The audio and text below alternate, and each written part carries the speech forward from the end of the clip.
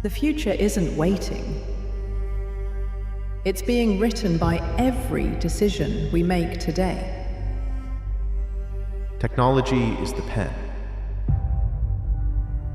Humanity is the author. The story is still ours to write. And that story can be a positive one of a brighter future.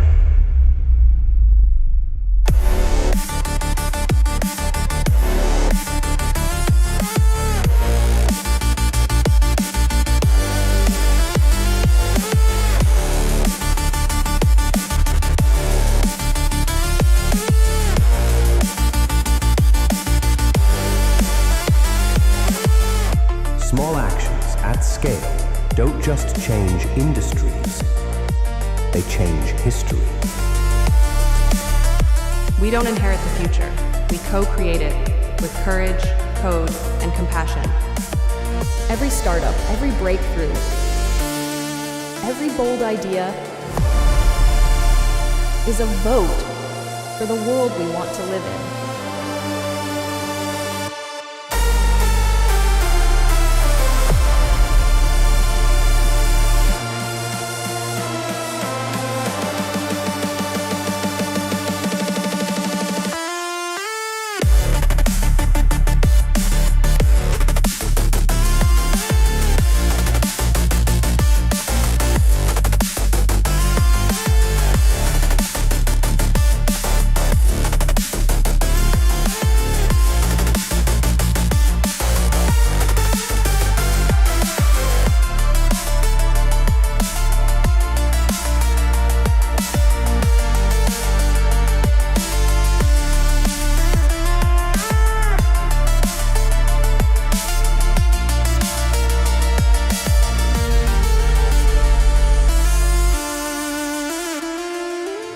The greatest disruption of this century won't be in technology. It will be in how we choose to treat each other.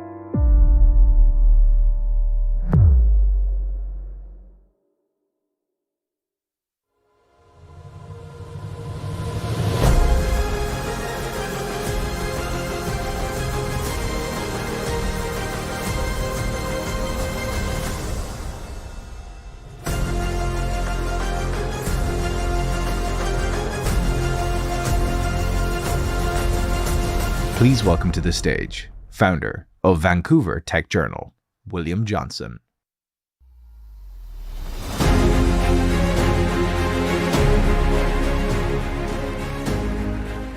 Good morning, Vancouver. Looking at the room right now, feels like a few of our colleagues were partying a bit too hard tonight, or last night, but it's good to see you. I can't believe it. We've already made it to the third and final day of Web Summit Vancouver 2026. I'm your host, and I've had the absolute best time with all of you here at the Convention Center. I hope you've had an incredible week in my hometown. Whether you caught a game-changing talk, survived the night summit crowds, or finally met that one co-founder at a meetup, we want to thank you for showing up and getting involved. Web Summit is all about that one connection, that one piece of advice, or that one investment that changes the trajectory of your life.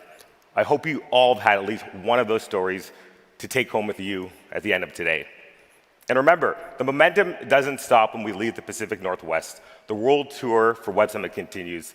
We'll be seeing you in Rio in June, Lisbon in November, Qatar in January, before we head right back here to Vancouver next year. We have saved some of the absolute best for last today on center stage. Our lineup is designed to keep that energy sky high right until the final curtain. Coming up, we'll discuss the latest innovations in gaming engines, how VC's middle ground is surviving today, and we're going to highlight some of the most exciting startups right here in British Columbia. And of course, the big one, make sure you're back here at 12:20 for the pitch finale. This is where the next unicorn is born, and the energy in this room is going to be electric. Of course, after lunch, we have a heavy-hitting afternoon to see us out of Web Summit Vancouver with a bang. Now, I know we don't have everyone here, but I want to know, are you ready to make the most of this final day? Woo! So let's get into the content. Our first session starts right now. For the next generation, the internet isn't just a tool or place they visit. It is the environment they're growing up in. It's where they play, where they socialize, and most importantly, where they are building their identities. Platforms like Roblox blending gaming and the social connection into a completely new reality. But that shift comes with massive questions about safety, influence, and digital well-being. Here to unpack what this evolution means for how we connect, create, and grow up online, please welcome Jenny Ito, Senior Product Policy Manager at Roblox, Carla Martin, President of Common Sense Media, and our moderator, Omar Sachedina from CTV News.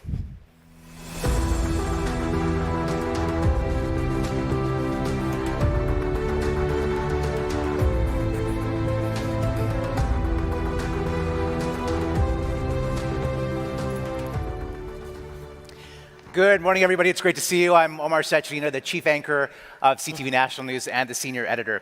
If you are a parent these days, you understand the internal clash that a lot of parents are facing across the world. You want your kids to be able to take advantage of technology and all that it has to offer. And on the other hand, there are legitimate concerns or fears that you might be feeling as well. So we're going to unpack some of that today.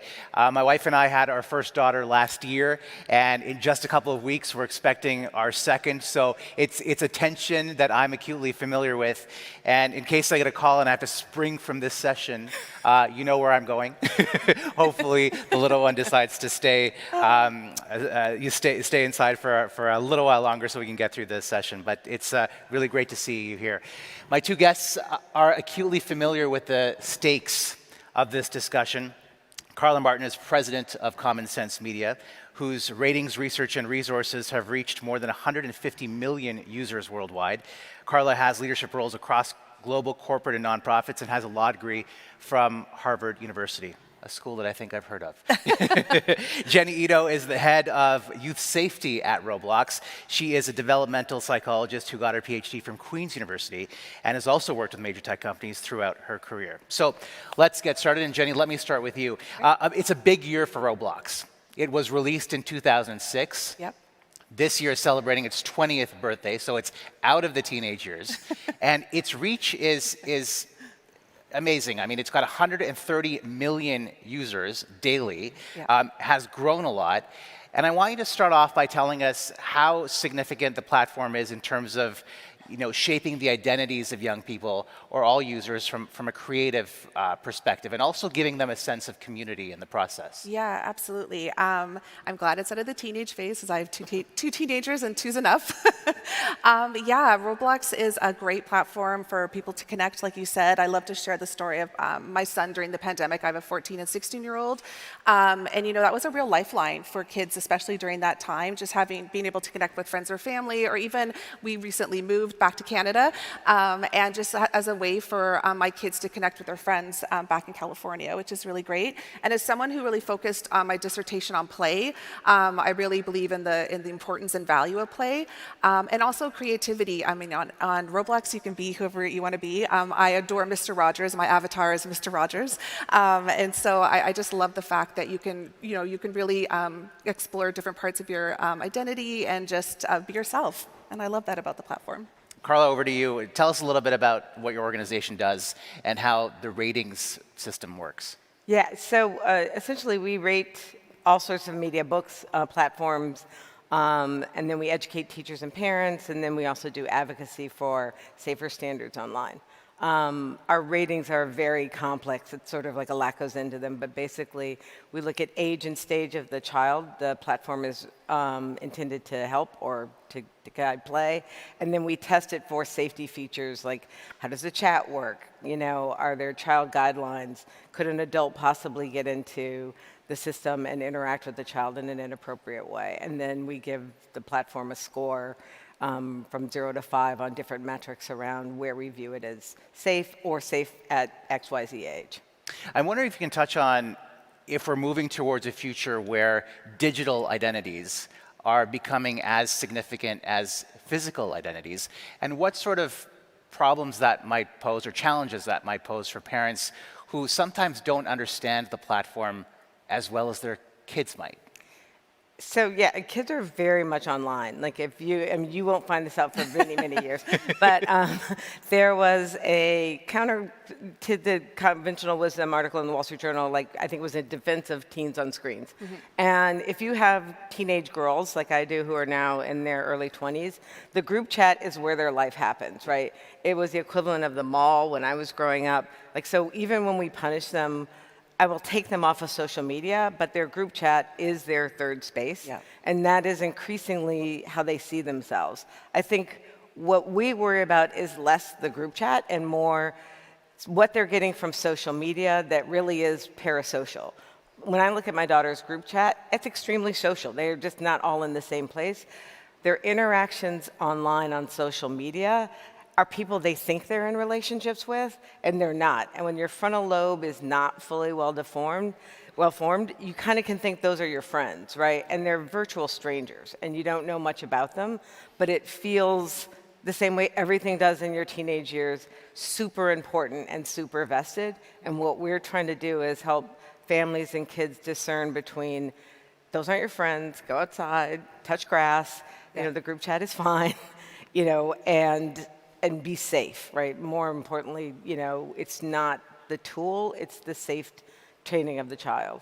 And from a company standpoint or a platform standpoint, what responsibility does the platform have in terms of making sure children, you know, are aware of the fact that sometimes these relationships are illusory? Yeah, definitely. We're finding the same thing from talking to our younger users, that they don't differentiate necessarily between offline and online friends. And so I think some of the things that we put in place now, where you have to a facial age estimate before you can actually talk to a peer group that's similar to your age group. And so I think that those measures have really helped in terms of, you know, kids communicating with people who they shouldn't be communicating with. But yeah, it's definitely something that's difficult with this age group because they don't necessarily differentiate between the two. Yeah. I want to touch on some of the concerns that we have been hearing about recently. We are in British Columbia. Our CTV News, our national newscast, did a piece. We spoke to a father from British Columbia whose daughter, he alleges, was groomed by an online terrorist network that she met on Roblox. There are dozens of lawsuits against the company. There have been thousands of instances of child exploitation, or allegations at least. Roblox has responded to 1,300 of those requests.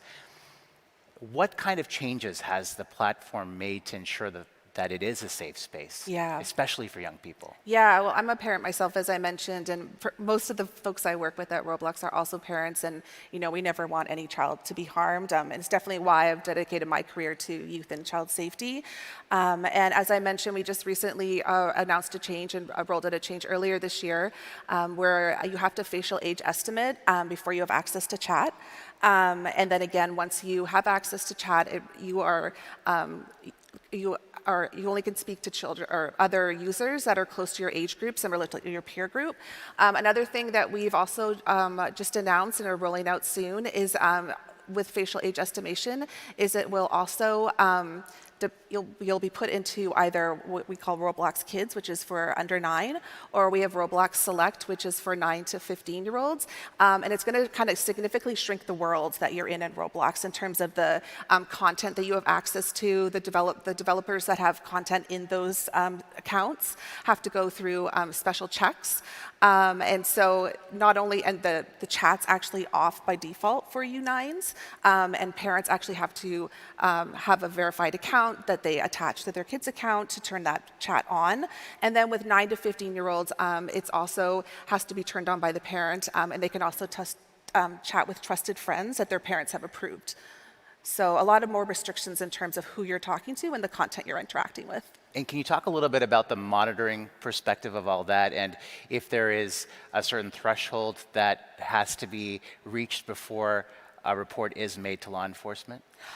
So any type of, if there's intimate harm to a child, it would definitely be automatically reported to law enforcement. We also work very closely with the National Center for Missing and Exploited Children, like all tech companies do. In fact, I was in DC 2 weeks ago meeting with them. And so, of course, any child that would be in danger, we would automatically report, and we work very closely. We actually have law enforcement teams in at Roblox as well do the other tech companies. Carla, Jenny mentioned some of the tools that Roblox has come forward with. Facial estimation, obviously, it appears that it's a step in the right direction, but not 100%. You know, you can still put on makeup and appear older, and the AI may not detect that tool. But generally speaking, talk to me a little bit about the direction you think Roblox is taking. Yeah, so it's not we rated Roblox about 2.5 years ago. We gave them a pretty mediocre grade. I think they've done everything in the right direction, right? And there's only so much they can do, but I think they're moving in the right direction. We haven't rated them since, but the things that we like to see are, age-related accounts, having a parent co-verify before you can log on, having facial recognition that is trying to get through to like what a child's face is. You can do that 1,000 times over. There's no substitute, I think, for what we would say an adult who's paying attention. It doesn't have to be a parent. It can be a teacher, a trusted friend, right? Children, I don't know about your kids, they're natural hackers. Like, they can get around any child safe. They can put your face in. And what we really stress is teaching your kids digital literacy, understanding like what interactions make them feel good, what doesn't, time gating the time they're spending on any platform, right? Because if they're just doing it over and over and over, it's not good for their brain development. And then paying attention, having an adult who's actually watching and just looking over and making sure that the interactions are right. And that would be the same if you build a park in your neighborhood, no matter how safe you try to keep it, you're going to attract people who want to do kids harm. And so I think they're doing all the right things, and we are not anti-technology, we're rooting for them. We want kids to have the joy of creation in a place that's safe for them to do it. Yeah. And one thing to note with the facial age estimation is that it's really just the first step. And so once you've facial age estimated, we also have behavioral AI that's looking at what you're saying, what you're doing, for any kind of signs that this might actually not be the correct age that the facial age estimation put out. And if that happens, we actually automatically put back the restrictions, and they have to ID verify to prove their age. So we do have the behavioral AI in the background as well. So it's just kind of a first step. What do you think is the biggest challenge? Is it that bad actors are really intent on wanting to act badly, or is it that the tools haven't caught up to the platform? I think that, with technology, and as you mentioned, especially we have a lot of kids on our platform, and yes, they are natural hackers. I have one at home. It always amazes me at what he can figure out. And so I think, my experience working in tech is when new technology comes out, there's always going to be a way that people are going to figure out a way to hack it. And so we just try to keep on top of it. And like I said, it's not our only line of defense. It's kind of the first check. And then we have other tools to make sure that it's as accurate as possible. Carla, from a big picture perspective, I mean, Roblox is not, you're here today, and it's great that you're part of the conversation, but it's bigger than just Roblox, the issue. When you look at it from a macro point of view, do you think that there is perhaps a culture of being too reactive rather than proactive when it comes to these issues? I think you could say yes and no. Like, AI came faster than any other technology in at least my lifetime, right? We kind of saw the internet coming. We saw social media coming. We didn't probably see how fast social media would become so dominant across all platforms. I think AI was the most downloaded app ever in history in one day. And so I think it's that velocity of the change. And when we think about safety, it really is, they're intended to be large language models, right? So they're tools, and they're intended to, help you with your homework. And they're not built expecting children to be on there, as much as they are looking for homework help or interacting. And so what we want to do is say, like, take a step back. Do children really need to be in these spaces, first of all? And if so, at what age? And if so, in what level of interaction? And how can we make them safe? But they're just tools, right? Every day, you let a plumber in your house with a bag of things that could kill you. And he fixes your sink and leaves. So we don't give babies power tools. We need to teach them how to use them. But we're prepare and protect. And I think the prepare part is what we're starting to lose a little in this conversation around zero tech in schools and no phones anywhere, because the world they're growing into is a digital AI world, and if we don't prepare them for that, they're not going to be digital savvy adults. They're not going to be prepared for the workforce. If you have children like I do who are on the spectrum and need learning differences, they're not going to get some of the help they need, which is the joy of AI. And so it sounds like what you're saying is deal with it.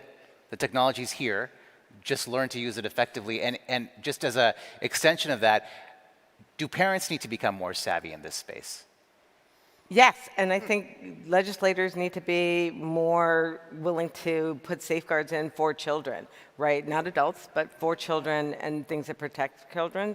But a lot of the messaging that we give our kids are actually using AI more, but they're using it differently than their parents think they are. They're mainly using it for homework help and information, and not as much chat.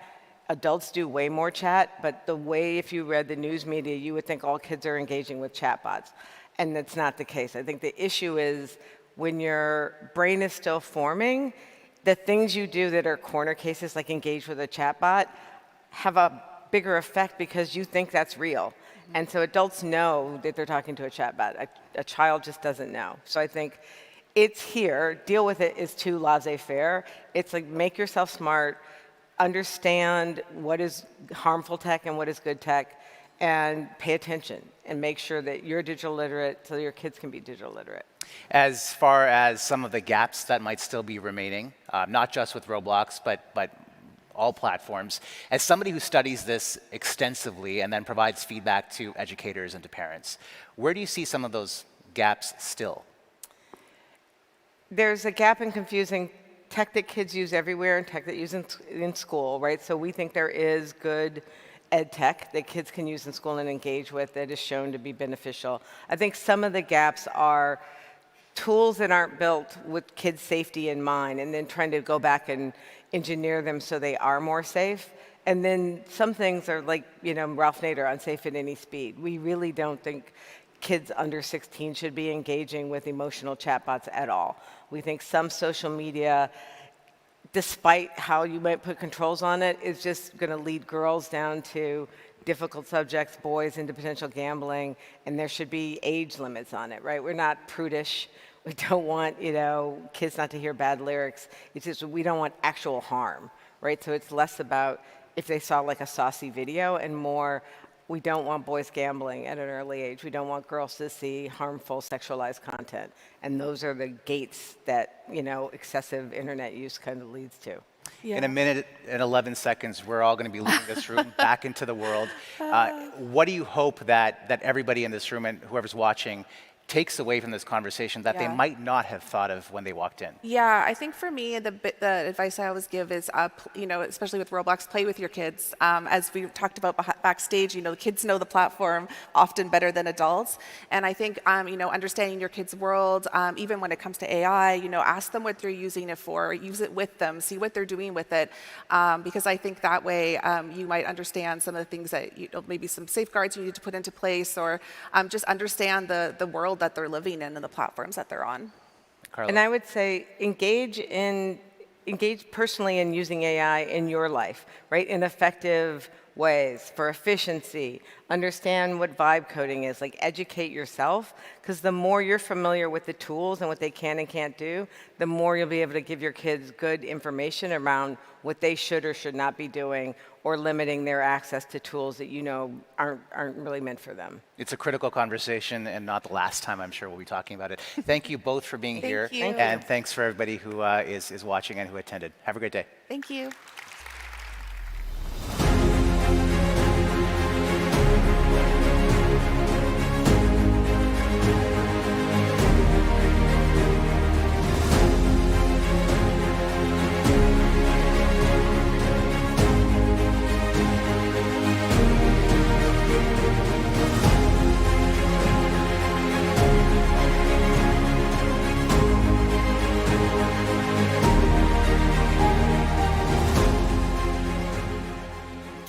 Our next session will highlight the best of British Columbia.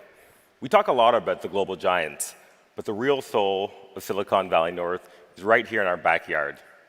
This is the Innovate BC Startup Showcase. Look at the companies proving that Vancouver is a global powerhouse for everything from bioinnovation to robotics. Please welcome our MCs, Hive co-founder Sarah Huggins and Innovate BC President Peter Cowan.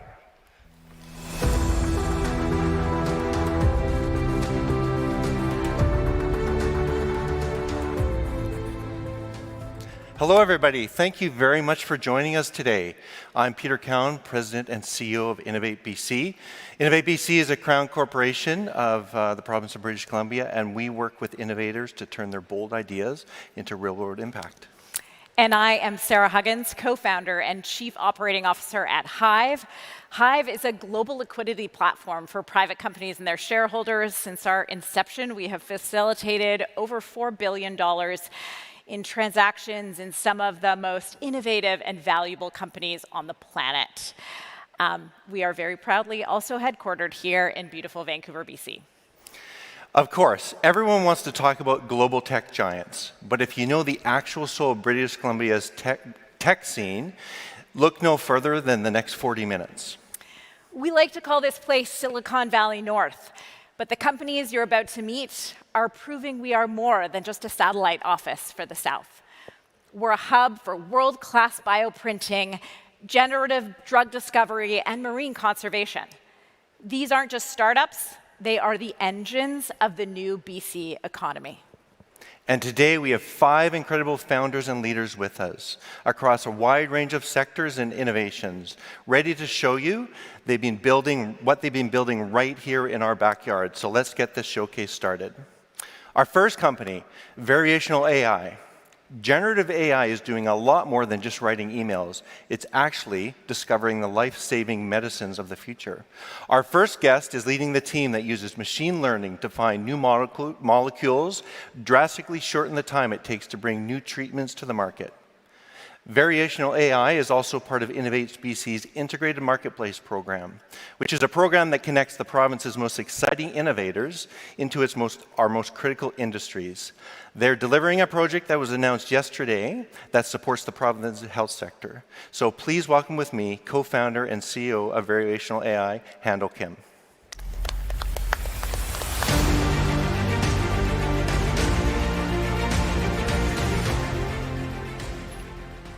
All right, good morning, Web Summit. Oh, my voice cracked. I need more coffee. How are you all this morning?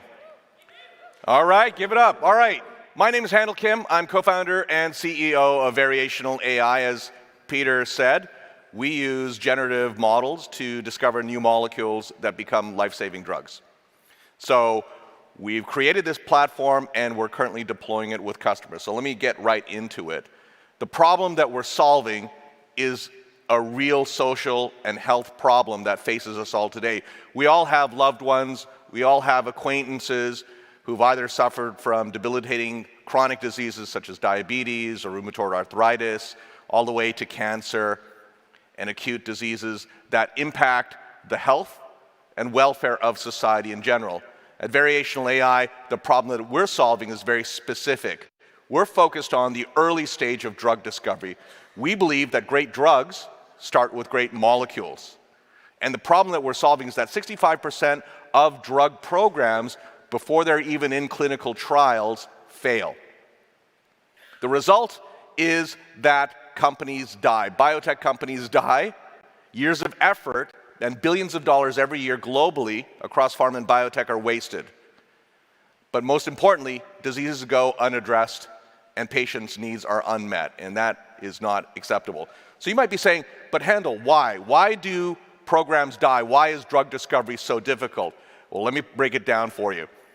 You could ask, Daddy, where do drug molecules come from? Well, Virginia, they come from chemical space. And chemical space is a space of 10 to the 60 possible drug-like molecules that exist in the universe today.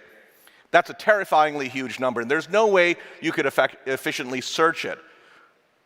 But that's what we do, and today science knows the structure and property relationship for a few hundred million of these. That's effectively 0%. We could trillion X that and it would still be 0%. So drug discovery begins where companies look to explore. They're trying to find new molecules that can become drugs because you also have to patent it. So you can't use a molecule someone's already used, but that's where people start, and then they try and change it. They explore by finding other molecules, and they try and exploit it by making small changes iteratively and experimentally. What that means is that they design a molecule on a piece of paper or on a computer, they send it over to these chemists, and the chemists take about a few weeks to a month, and they make a bunch of molecules, they test them, and then they send the data back to the chemists. And then they go, and then they do it all over again. Each cycle can be a month or longer. There are often hundreds of these cycles, okay? And the reason is because it's experimental. If we can break this cycle and do drug discovery more efficiently using AI, then we can dramatically increase the speed, pace, and quality of drugs that go into development, and that's what we're all about. And today we've proven it already across multiple engagements with both leading biotechs as well as the world's biggest pharma. We are 100 times more efficient than the status quo. We find higher quality drug molecules that are novel, that are new. And instead of just showing you hits that have some activity against a protein, which is what you need in the first signal for a drug molecule, we are optimizing multiple parameters that you need in a drug. That's safety, toxicity, physicochemical properties, pharmacokinetic properties to make sure that the drug is metabolized, cleared, and excreted from your body, otherwise it'll build up in the liver, and also won't lead to nasty side effects or off-target effects. These are all of these things that you need to optimize in a drug, which is the reason why it costs on average about $2.8 billion on a capitalized basis and 10 to 12 years to get to a drug. Those are expensive numbers. What we do is we take that initial preclinical part, about 4.5 years, and we shrink it to less than a year. But more importantly, we make it far more efficient, which means drug companies with the same budget can go after multiple programs at the same time, reduce risk, and get medicines into patients who need them a lot faster. So how does it work? What's the AI in this? Well, it's a proprietary algorithm that we developed at Variational AI. We're staffed by leading machine learning scientists. We came from a quantum computing company called D-Wave, but we were doing machine learning, and we developed the model ourselves. It's called Enki. And what we do is we're basically applying principles that are already revolutionizing industries in AI, such as in image generation models. You're probably all familiar with various models like Midjourney or Stable Diffusion, where basically you're prompting the model to create an image, and you prompt it using text. And it does so. A smiling girl with short black hair riding a red bicycle over a bridge. Boom, and it creates these images that never existed before. And it does that because it's been trained on a lot of images with the labels smile, black bicycle, red bridge, etc., etc. Well, we're doing the same thing, except instead of words and images, we use a language of chemistry, and we're trained on molecules. All the molecules that have ever been approved, that have been patented, and that have been published, that forms the basis of our training, and only those that have been actually made instead of these potential virtual molecules. We're able to do that and optimize for all of these properties simultaneously, thereby giving our customers, biotechs and pharma, the ability to dramatically accelerate their programs, go into lead optimization a lot quicker. And the traction is growing. We've been around for a number of years now, but we signed a deal with Merck, or MSD as it's called outside of North America, a $349 million BioBucks collaboration on 2 programs. We're currently supporting 7 concurrent programs. We're only 18 people, and we're doing it, and we still have room to grow. We've 10x revenue in 2025 versus 2024, and 2026 is looking really good right now. Our offerings are fit to the type of customer where we come in and we do lead generation, we also do lead optimization, and then Enki Enterprise is what we do with pharma. Our team is experienced, both on the machine learning side and on the chemistry side, where we've taken 11 programs from early discovery into clinical phase 2 development. And we're raising a $20 million Series A right now that'll double the team, expand our market into adjacent modalities such as antibody-drug conjugates, as well as degraders, and also fund a new proto-asset strategy. At the end of the day, we're here to make chemists happy and to get more medicines into patients who need them as quickly as possible. Thank you.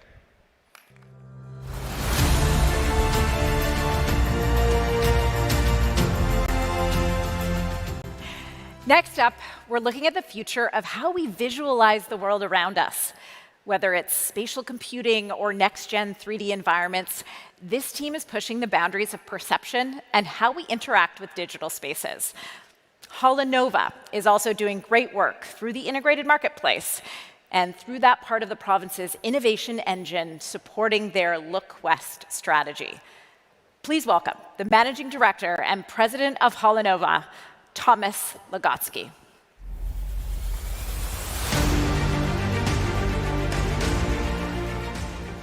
Thank you, Sarah. Thank you, everybody, for being here. I think Peter said it right. Vancouver, British Columbia, this is Silicon Valley North. There's a lot of innovation that has taken place here, and some of the ones to mention that are relevant to what these companies behind me on the screen that you see here are pursuing is specifically in the clean tech space, in the energy space that is transforming the world. Let me give you a couple numbers. One of the numbers is that in the next 5 years, $1.5 trillion will be spent in North America on upgrading the power grid. And I'm not talking about AI data center investments. I'm just talking about the power grid itself. Those are the kinds of changes that are going to take place. What about EVs? 250 million EVs throughout the world will exist in the next 5 years. So what companies do we need to incubate here and around the world in order to be able to serve this new future, a future that will be filled with innovative new alternative energy sources, not just solar, not just battery storage, not just wind, but many different innovations. These companies that you see here are sister companies that work together collaboratively on a number of difficult problems. We have, on the EV side, lots of you know about EVs, but Tap and Go EV did a joint solution with Innovate BC, and what they created was the highest standard of EV readiness. This was used for the airport at YVR and met and exceeded the standards that were required. But not just innovation and standards and security, but also innovation in how the cable management, in this case, is being handled. You can put this on a power pole. No one else does that. No one else provides that. You can put that in a open parking lot at a shopping mall. You can put that anywhere. The cable will come up and then dispense itself as well. There's also both YVR and Abbotsford Airport are now embarking upon these mobile batteries. So what's so innovative about that? Well, just think about this.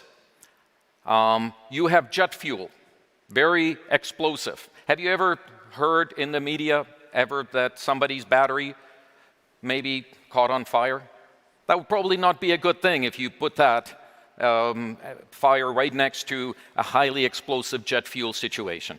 This is why industrial strength solutions like this type of a battery and ruggedized solutions that are for commercial use are needed. And these companies, such as Tap and Go, GridX, Holonova, and GridVici are providing these solutions and bringing them to you. So let's talk about GridX. Did you know that there are cities, and I have talked to cities in North America, I've talked to cities globally, that will be without power.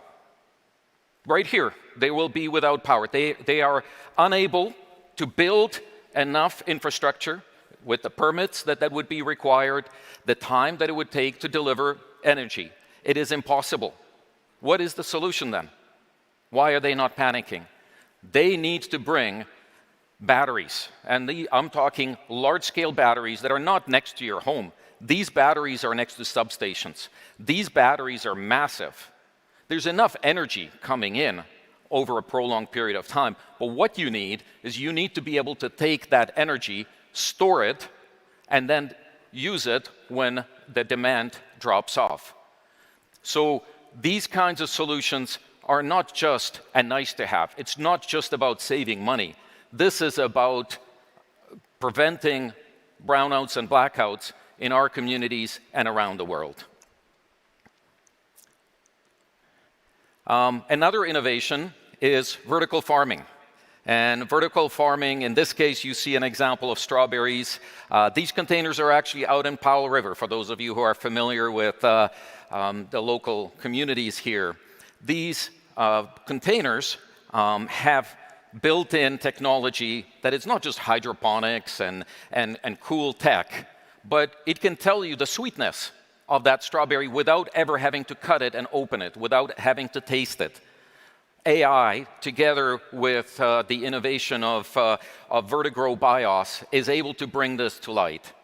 And bringing it to light is a bit of a pun because the lighting that is used inside these containers is specific. The spectrum of the light is specific to the type of produce that you're growing, whether it be strawberries, lettuce, basil, or something else. So in closing, I would invite you to contact me if any of these areas interest you. We have had success, and we're going to have success. I have come from a company, I was a founder and CEO of Clevist, which we successfully sold to a UK-based business. Subsequently, as part of that business, we locally acquired another startup for $1 billion called Copperleaf. That was just a couple of years ago. This is the kind of innovation that happens in BC. We're going to create thousands of jobs. We have created thousands of jobs, tens of thousands, in fact. And I want to thank Innovate BC and our government for supporting us in the growth and the future that we have together. Let's build this community strong. Let's build the world a better place. And let's start right here. Thank you very much.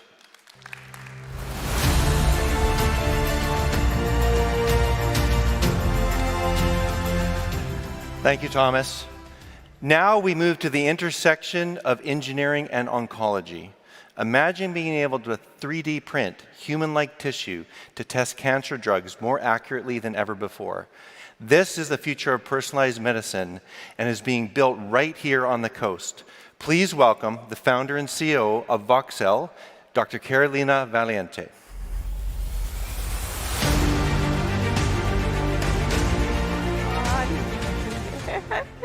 Hello, everyone. Thank you for joining us today. Do you remember the last time you took a pill or a medication? Well, we call them drugs. So just so you can think about that path to take a drug from the idea all the way to the market, to the point where you can buy, that takes a long time, and that drug is tested multiple times.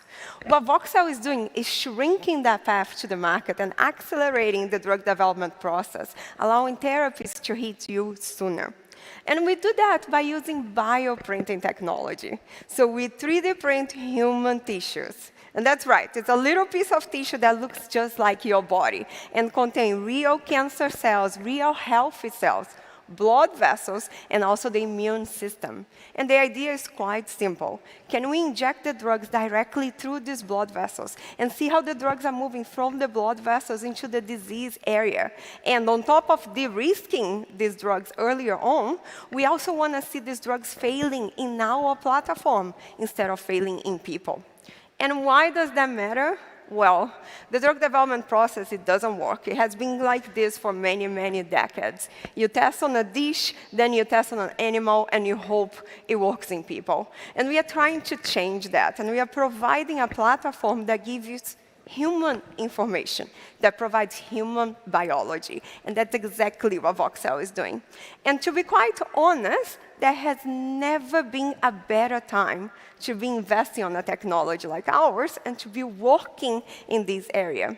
The global regulatory is changing. The way that drugs are being tested is changing. We see the animal models are not effective, and on top of that, we need to find alternatives. So right now, we see the pharmaceutical companies and contract research organizations, based on the FDA guidance that you see there, need to find alternatives to animal models, and Voxel is ready to support them. Let's take a look on our tissues. As you can see, they're beautiful blood vessels, real human cells. And our answer is basically three main questions that we are aiming to answer. Is your drug safe? Is your drug working, or is it just killing the cancer, but perhaps also killing the healthy cells? And the third one, can we provide that translation into what is going to happen in humans? And this is how we create these tissue models. So this tissue model is a 3D printed in our own bioprinter and created by me and my amazing team. And to give you an idea of the resolution, that is the pixel size of our printer, which we call a voxel, that pixel size is 200 times smaller than one strand of your hair. So that's what gives us the ability to create a very complex blood vessel network. So I want to take a deep dive into how our tissues look like inside of our plates. So what you see is this beautiful blood vessel network together with these cancer spheroids. And we are doing that in a very simplistic platform, so all of us can use this. And the idea is quite simple. Inject the drug into these tissues. The drugs are going to move through the blood vessels, just like in your arm, just like as an injection. And whatever is moving from the blood vessel into the disease area, that is real biology. What voxel is providing is the platform for biology to happen. And everything else that is happening there, we are tracking in different ways and informing the drug developers about the effect of that drug. And of course, because we want to make sure that we can make a real impact with this technology, we are also thinking about increasing the throughput. What is very important is, one of the things that we want to make sure is that we catch those failures earlier on, many years earlier before being tested in people during clinical trials. So these are two drugs that actually failed in clinical trial due to toxicity, and one of them has actually comes on the box due to vascular toxicity. And we showed that failure in our platform many years earlier on. So what voxel is offering is this platform to provide better data and earlier decisions. And we are doing that across different types of tissues and many different therapeutic modalities.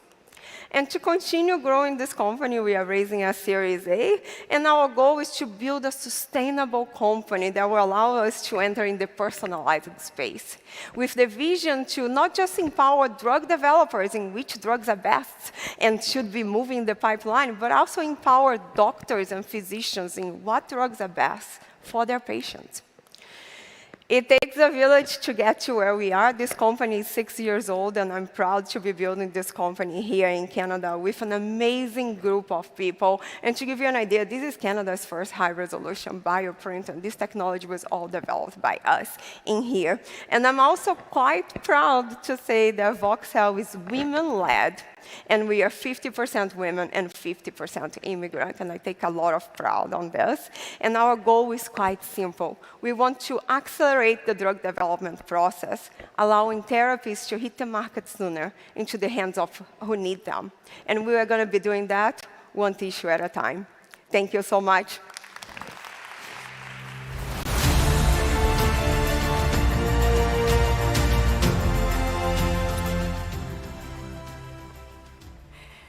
Living here in Vancouver, the ocean is part of our DNA. But keeping it healthy requires more than just good intentions. It requires high-tech detection. Our next speaker is using AI to identify and remove marine debris, protecting our coastlines for the next generation. Please welcome the co-founder and CEO of OceanAid, Andrew Polani.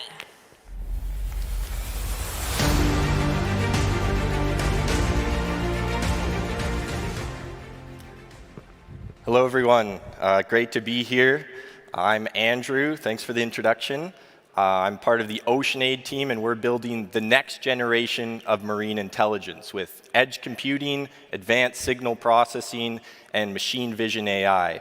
And a little bit about myself. I grew up in the city of Toronto, but each summer I'd fly out to Vancouver Island to go fishing with my grandparents. It was really my favorite 2 weeks of each summer, and I learned a ton from being on the ocean and also fell in love with the ocean. So I decided to move out to Vancouver Island to study software engineering at UVic. And when I graduated, I wanted to bring my software skills to help solve ocean problems.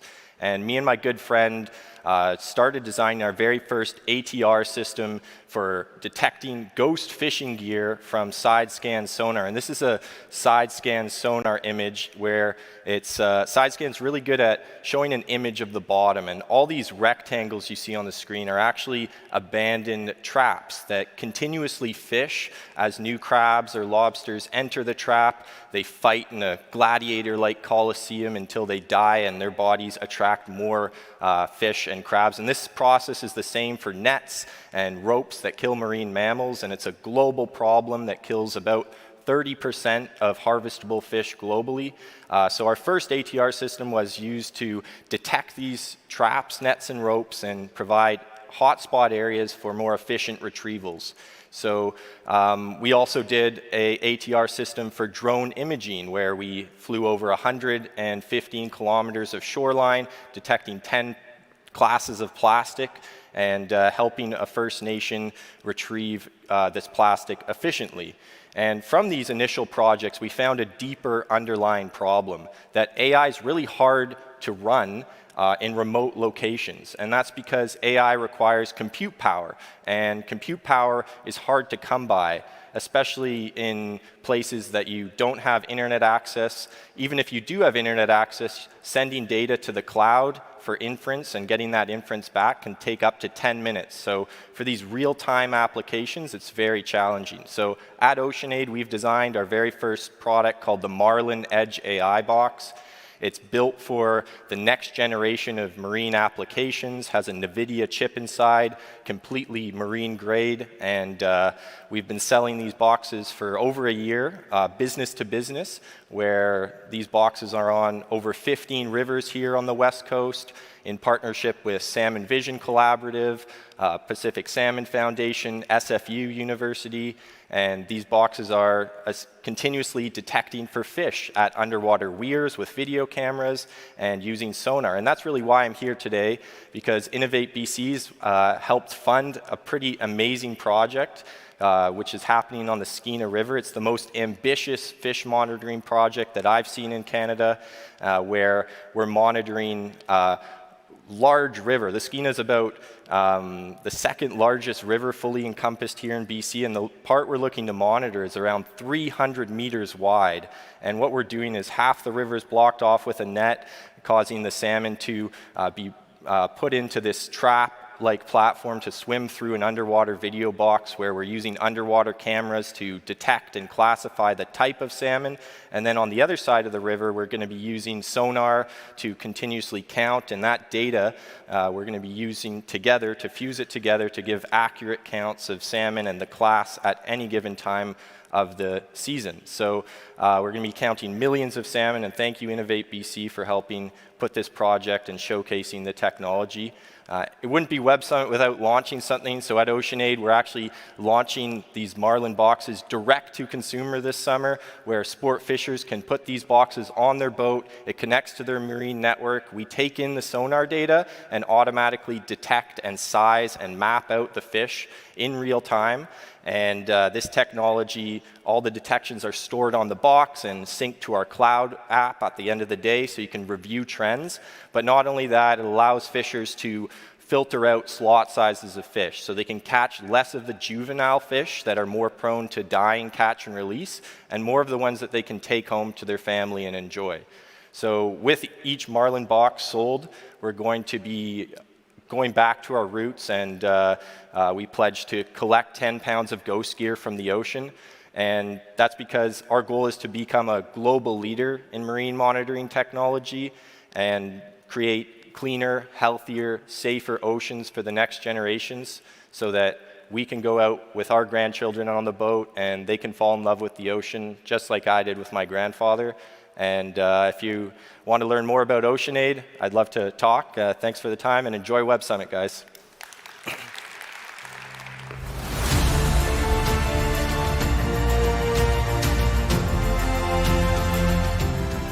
Thank you very much. To wrap up our showcase, we are looking at the creative heart of the city. Vancouver is a global titan for film and digital production, and the team is rethinking how we produce and collaborate on content in the image of AI. So please welcome the head of production of Buffalo Labs, Jacqueline Wong.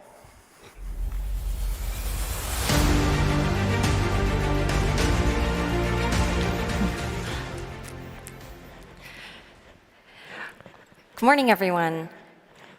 Buffalo, buffalo, buffalo, buffalo, buffalo, buffalo, buffalo, buffalo. No, that's not nervous gibberish. It's actually a coherent sentence, and it means something along the lines of bison from Buffalo who are bullied by other bison from Buffalo, in turn bully other bison from Buffalo. And this sentence serves as the inspiration for our studio, Buffalo Labs, where we strive to create unique games with unexpected depth and meaning. So my name is Jacqueline Wong. I'm head of production at Buffalo, and we are a team of about 20 people based right here in Vancouver with proven experience across AAA games, as you can see here. But our passion is exploring the more innovative and experimental space that is indie games. Our debut title, Fresh Tracks, is a great example of this. It combines rhythm-based action with a continuous song-after-song adventure through a rich, Nordic-inspired story world.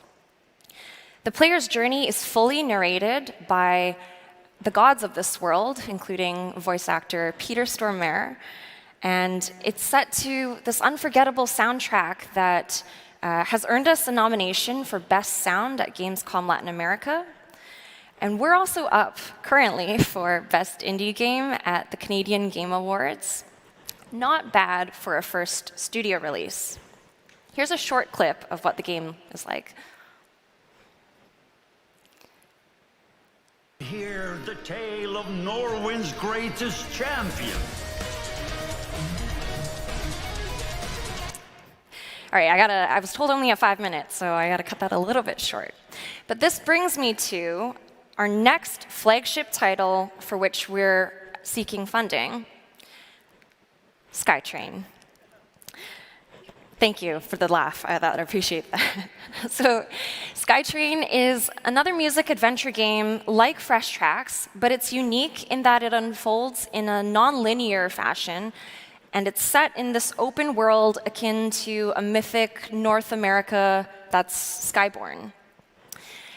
In SkyTrain, you play as a conductor, which is part cowboy, part musician, leading a literal band of outlaws operating a flying locomotive. Let's take a look at the demo. So early stages, don't mind, if you can imagine that gray box there is a train car. The player controls that engine as they navigate this expansive world in search of stations, characters, resources. Here we've discovered a station, which would be the entrance to an area with a longer story song like in Fresh Tracks. But this station requires us to be a passenger class train in order to access it. So off we go to build our train car. Here you'll see the train cars can be wrangled from the wild like wild horses. Notice that these tracks appear magically in front of your train with those colored crossbars indicating where the player must press to the beat. So now we've entered this mini rhythm encounter with our train car. And if we've successfully hit this beat pattern, we'll be able to lasso the train car and add it to our train. And you'll see in the top right corner that this actually added a buff for our train. And we could continue on into this world to find more train cars, and they would grant other buffs and create some synergies between them. So by exploring this world, building and upgrading your train, meeting a colorful cast of characters, including different train cars and musicians with their own personalities and musical flair, you'll be able to expand your rail network into the frontier. We are currently in early concepting and pre-production stages for this game, targeting September 2028 launch. Our ask is for $2.25 to $3.75 million to fund the full 2+ multi-platform development and global launch of SkyTrain. Based on competitor research, we are confident, even in the most moderate scenario, that we can achieve a sales target of 600,000 copies of this game, which would gross $11 million in revenue, netting about $8 million, and allowing a full recoup of the full initial investment, plus additional rev share. So, in closing, we want to take the best parts of Fresh Tracks, it's as a cult favorite and critically acclaimed game, but evolve and iterate on aspects of the game to make it more appealing to a broader gaming audience with our next title, SkyTrain. Thank you.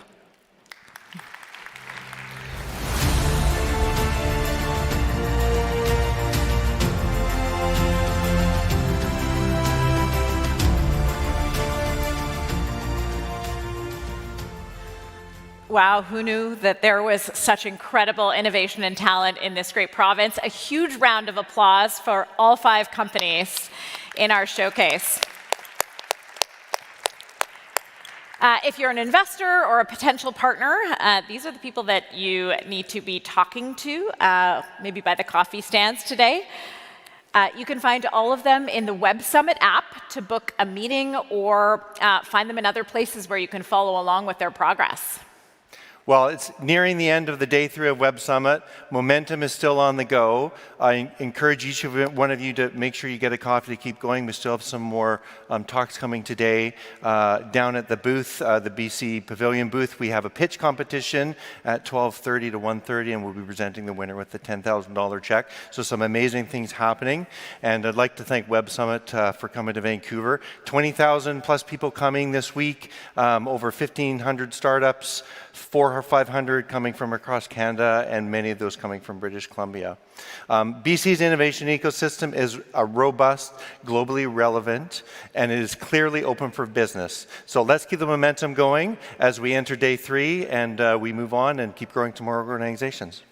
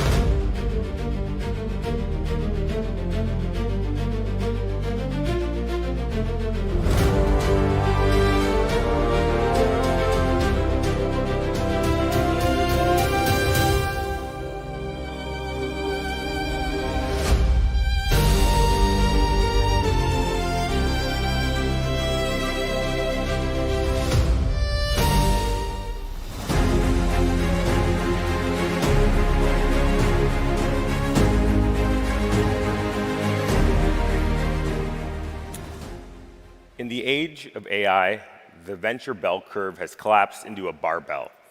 At one end, you have the mega fund giants and sovereign wealth. At the other, the hyper-focused specialist.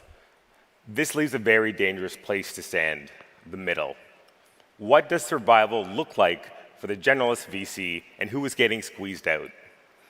Please welcome Everett Randall, General Partner of Benchmark, Joanne Chen, General Partner of Foundation Capital, Tengbo Li, General Partner of Iconic, and our moderator, Lucinda Shen, Deals Reporter for Axios.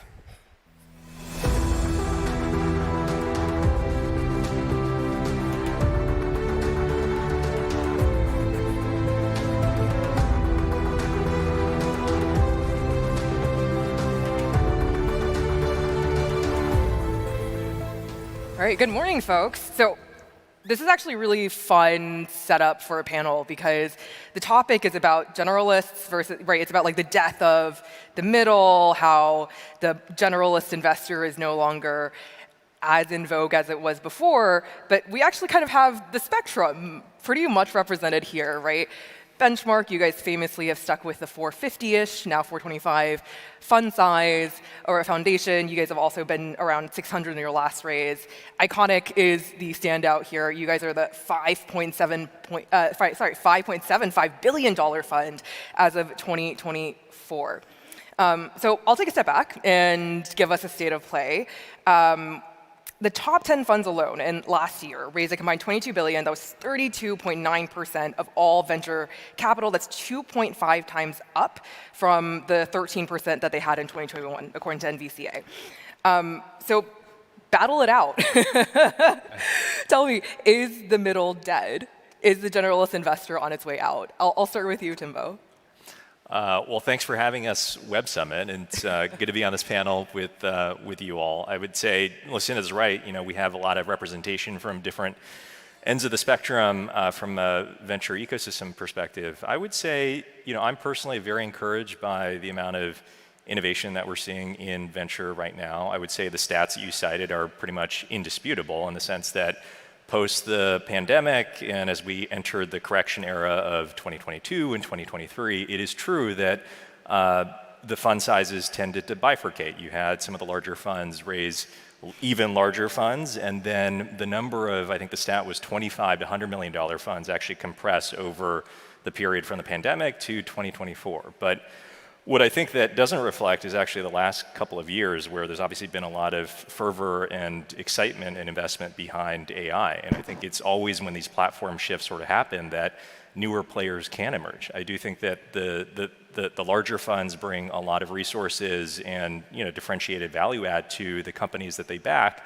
I think a lot of the smaller specialist funds can do the same, but in this sort of messy middle, I think there's always opportunity for innovation. And you know, when I reflect on Iconic, you know, our founding principles were that we were built around a family office that supported some of the best entrepreneurs within technology. That's how we started, was actually as a family office. And then we built a tech investment firm on top of that to support founders from the earliest stages, from seed, Series A. And you know, one of the things that we thought about very seriously from early on is what is our differentiated value proposition to founders? And I think that's sort of the question that's incumbent on any VC, whether you have a $200 million fund or a $1 billion fund or a $10 billion fund, to sort of ask yourselves in this age where companies are growing in new, sort of arguably different ways from the mobile and cloud era.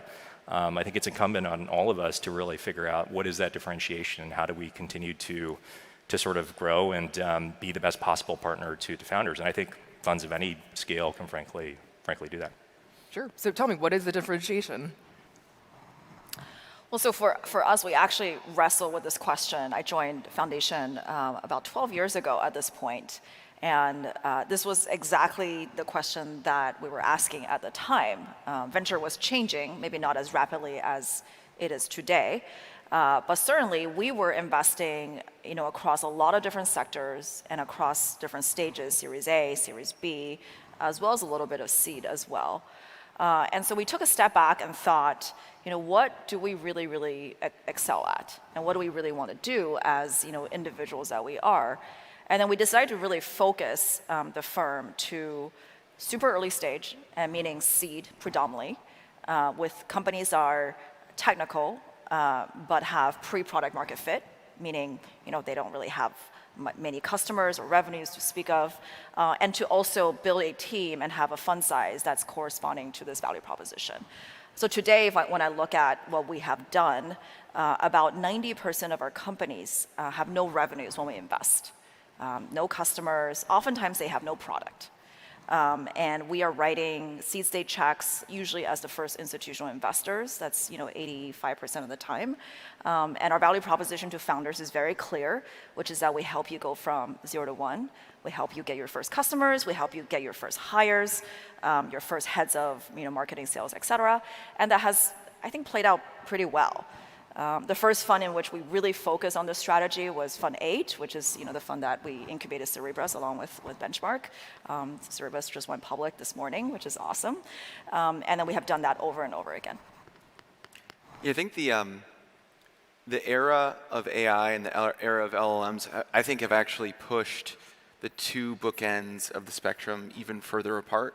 And I think it's even harder today than it was, call it 5 or 6 years ago, to do both well. And what I mean by both is either being a platform that primarily focuses on growth investing, or being a specialist investor that focuses on either investing in a particular sector or a particular stage, typically early stage. Mm-hmm. And the reason I say that, if you look at the Anthropic, even if you looked at the just the Anthropic $380 billion valuation round, the last round that they announced of funding, and you assume that Anthropic at some point in the next 4 years will IPO at a $1.5 trillion valuation.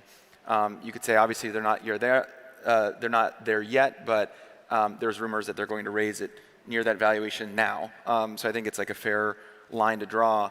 The amount that the investors in the $380 billion round would make as a whole is 35 times higher than the investors in the Snowflake pre-IPO round.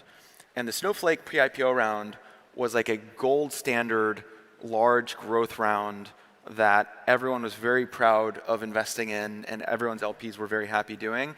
And the Anthropic single round at $380 billion will produce, an order of magnitude and then some more returns for its investors. And when you think about the sort of capital intensive rounds that folks like the LLM providers are raising, that was a $30 billion round. That's a mega IPO just in one round. Obviously OpenAI raised an even larger round before that. You can only really do that, and you're only set up to do that if you're a large platform that has a ton of capital to deploy. And at the same time, I think if you are one of those large platforms putting $1 billion into an Anthropic, it is really, really, really hard to get up in the morning and convince yourself that you care about a $10 million seed check. And I find that firms like to either lie to themselves or their LPs and say, no, we do still really care about doing seed and Series A. But I think beyond the brand and the history of Benchmark, our differentiator today that I think is as strong as ever is that we can go to an entrepreneur and say, we genuinely care about you, your company, and we will deeply be involved with you and care deeply about what you're doing, even if we're only investing $5 to $10 million, which I don't think that if you're at a large platform, you can say with a straight face, because if 90% of your P&L is coming from Anthropic, you're just not going to care about the small company. Yeah. Well, I think, how do you feel about, because I've heard this argument before too from both sides, right? And from the large funds that have multi-billions, and then they create kind of subcategories within those funds. The organization becomes much larger, right? They say, okay, we do have time for you, seed stage investor, because the growth investors, the Anthropic investor, he's over there. We have 5 seed stage investors here. They've definitely got time for you, right? Do you think that's a fair argument for that kind of a structure? I think that people, entrepreneurs and founders, the best ones, want to work with the principals of the firm that they're working with. They want to work with the people that matter most to the firm and the investment firm that they're working with typically. And I think it's very hard when you have a seed room and a growth room, and in the CEO of whatever firm that is, they're going to go to the growth room and talk about making billions of dollars in a very short amount of time, and then in the seed room, it's like, well, if this goes really, really, really well, maybe we can make $1 billion in 15 years. Again, I think it's just very hard mentally to keep both in your mind at the same time. And I don't think that's a bad thing whatsoever. I think it's just a natural human instinct of focus on the thing that you're best at and where the greatest returns in dollars will come given your setup. I definitely, a little biased, but definitely agree with that. For us, every single general partner is very much incentivized to make sure that each company that doesn't have any revenues and doesn't have any customers is going to be successful, right? Like, our jobs are on the line for this to happen. I think at multi-stage firms, that may not be the case because you can make capital in other ways. I might jump in and just say that I agree with the principle in concept. I do think that venture is hard to scale. I think that both Benchmark and Foundation are artisans of the craft, and individually as GPs practice this craft as artisans and genuinely want to be the best possible partners to founders. And I do think it gets hard when you become a multi-stage fund, $4, $5, $6 billion, when you end up trying to invest in many numerous companies, when you're an investor that thinks about companies more as call options than true partnerships. And while I can't speak to the philosophy of other funds, I can say that Iconic, having been here for over a decade, we treat each partnership, whether it's Anthropic, where we've invested several billions of dollars and where we're one of the largest financial investors, or some of the companies that we've incubated recently or done seed investments in, as equal partnerships, in the sense that this is an incredibly hard journey to be a business builder, to be a founder.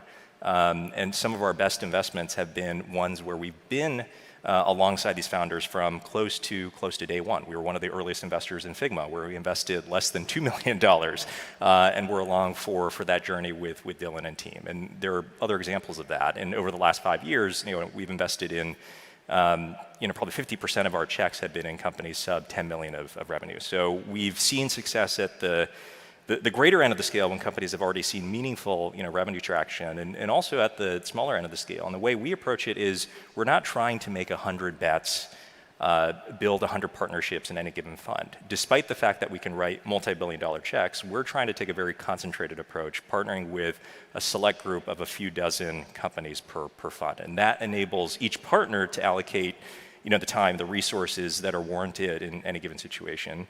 And then on top of that, what we built is a sort of team that's actually bigger than the investment team. So we actually have 50 professionals solely dedicated to supporting our portfolio companies across data science, across leadership introductions and talent, across portfolio commercial introductions, helping our companies get connected to the Global 2000, a lot of buyers that they were closely connected to. And so we actually layer on more individuals to support our companies than just the partner who's spearheading that deal. And in a lot of instances, the founders that we work with, they have 10 or 12 different relationships with different people on our team. And so that's how we try to solve the structural issue that I think exists in principle, that we know can create issues, but we try to work past that in a meaningful way. It's part of the thinking there too, right? Because I think seed stage in general, it sounds like you're taking a concentrated approach to it, but some funds are taking kind of seed stage and early, you're writing more checks per fund than you are at the later stage.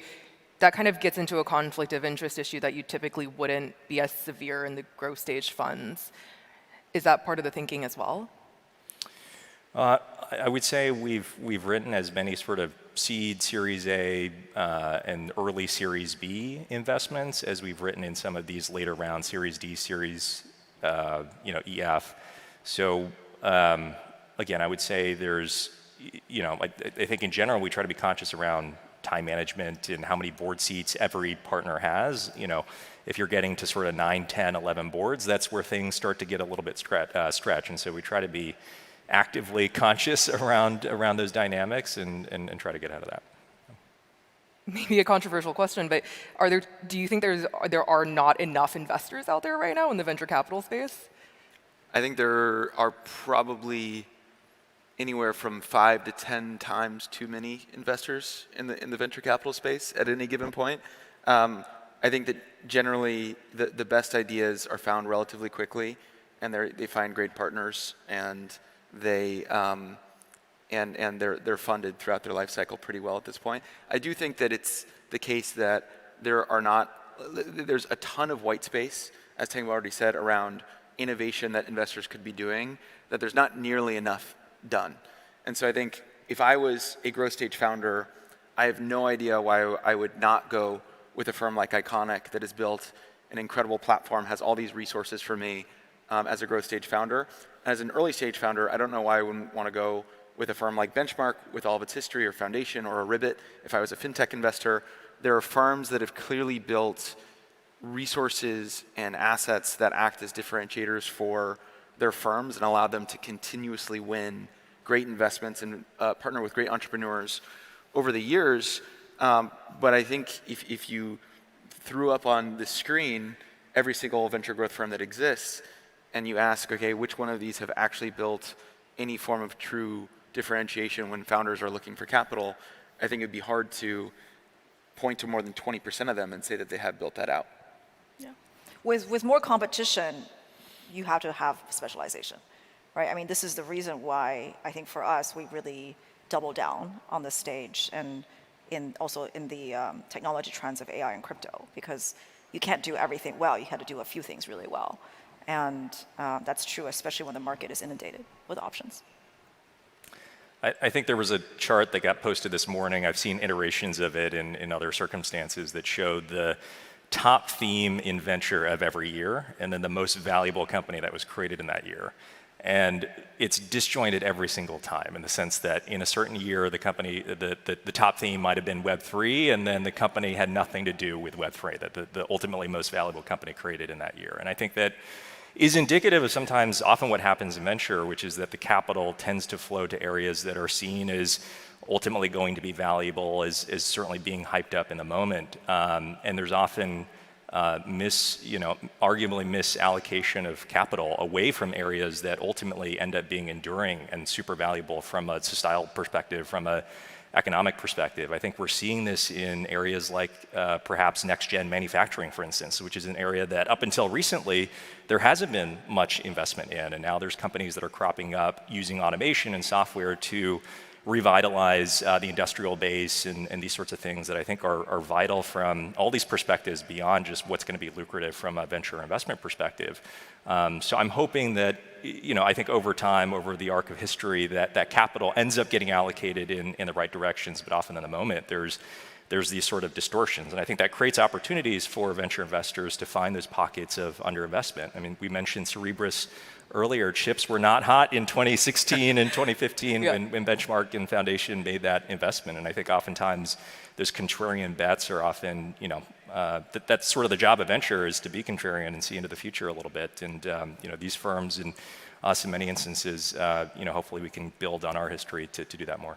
Yeah, so I think this is you guys beat me to it already by talking about Cerebras, because I do want to talk about that for a second, because the underlying theme of all of this, right, I think you're getting bigger and bigger funds, but the bigger and bigger funds are coming because you have, in theory, bigger and bigger outcomes.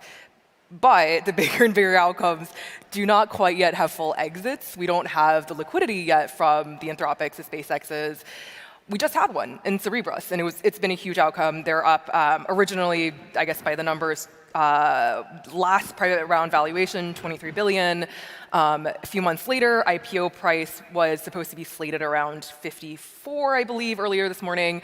And first trading, it's now supposed to be over 100 billion. So for Foundation and Benchmark, who were early investors, this has been going from kind of a couple $100 million for Benchmark and tens of millions for Foundation, is now 6-7 billion in returns. I'm kind of curious, right? Is this going to be, does this Cerebras IPO mean that we're about to have far more companies IPOing in the AI space on an accelerated basis? And I'll ask you, I'm going to make you answer first, because you're the unbiased one in this particular question. I think that the bar for going public has gone up by maybe an order of magnitude in the last 4 or 5 years. I think we saw a flood of traditional software companies, mobile companies that went public in the pandemic era, and some of them have performed extraordinarily well over the past 4 or 5 years. I think sometimes the public markets haven't fully recognized a lot of the value creation that those companies have generated, but I think the bar has gone up much higher since that period of time.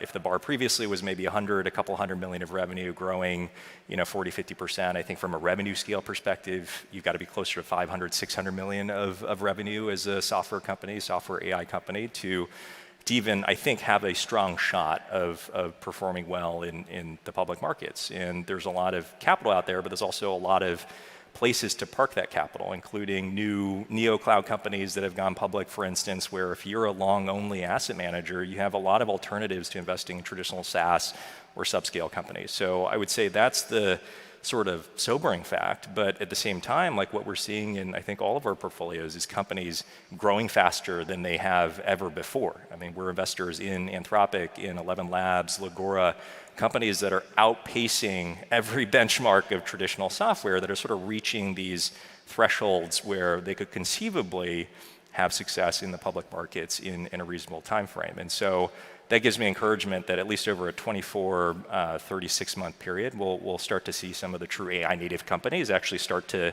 emerge into the public markets and have strong showings, hopefully. I think in the next, I think, knock on wood, and then we'll see, I think, in the next 12 months. But I think the flavor of companies that you're starting to see go out in this AI era, it's different. It's not traditional software companies. It's the Cerebruses, it's the CoreWeaves. I think especially in this stage of the AI build-out, often more infrastructure-y sort of companies versus application. That'll probably change over time, but that's what we're seeing. I don't opine on the public markets that much, but from our experience, it does seem like the market is open for special companies, as Tambo said. Usually ones that have the kind of demand and growth that we haven't experienced before because of a new technology. And I'm hoping that we see more of that so that the dollars can be sent back to our LPs, and then that can be reinvested into venture funds. I think that's good for everybody. But one thing that you mentioned earlier, which was kind of something that I wanted to underscore, which is that when we're doing early stage investing, oftentimes the trends and the problems are not obvious. It has to be that way. Because if it's obvious, then a lot more founders are working on it, a lot more capital is going to it. I think a lot more competition will also happen, so the dynamics will be very different. And I think it takes a special kind of investor to be like, okay, I don't believe what the market is saying. I'm going to believe something that no one else believes, and to make investments based on that. And I think that's like a very different mindset than, say, a growth stage investor who's more investing in momentum and who's more investing in the macro, right? And I think we try to hire for people who are more like that, which is maybe more like the entrepreneurial founder types. And I think Cerebras was a great example of it, because when Andrew came and pitched, I had just joined Foundation 18 months. He was painting a picture of the future that most people didn't really believe in. Right? And the future, happened much later, and it happened maybe in a different way, but it happened, and the direction was a point of high conviction for both him and also our team. Yeah, I think very practically, I think this is going to be the year, or it could at least be the year of like the true mega special company IPO. Obviously, there's reports of SpaceX going out, and one or both of the main foundation model companies could go out. I think that would make it almost very hard for anyone else to go out. Like it'll take the capital out of the... Yeah, or just the attention. Like you need people, I think that's the Tango's point around it being the bar to IPO is so much higher than it's ever been. It's because you need analysts, you need investors, you need people to care about what you're doing. You need analysts to follow your stock. You need people to care about the story of your stock.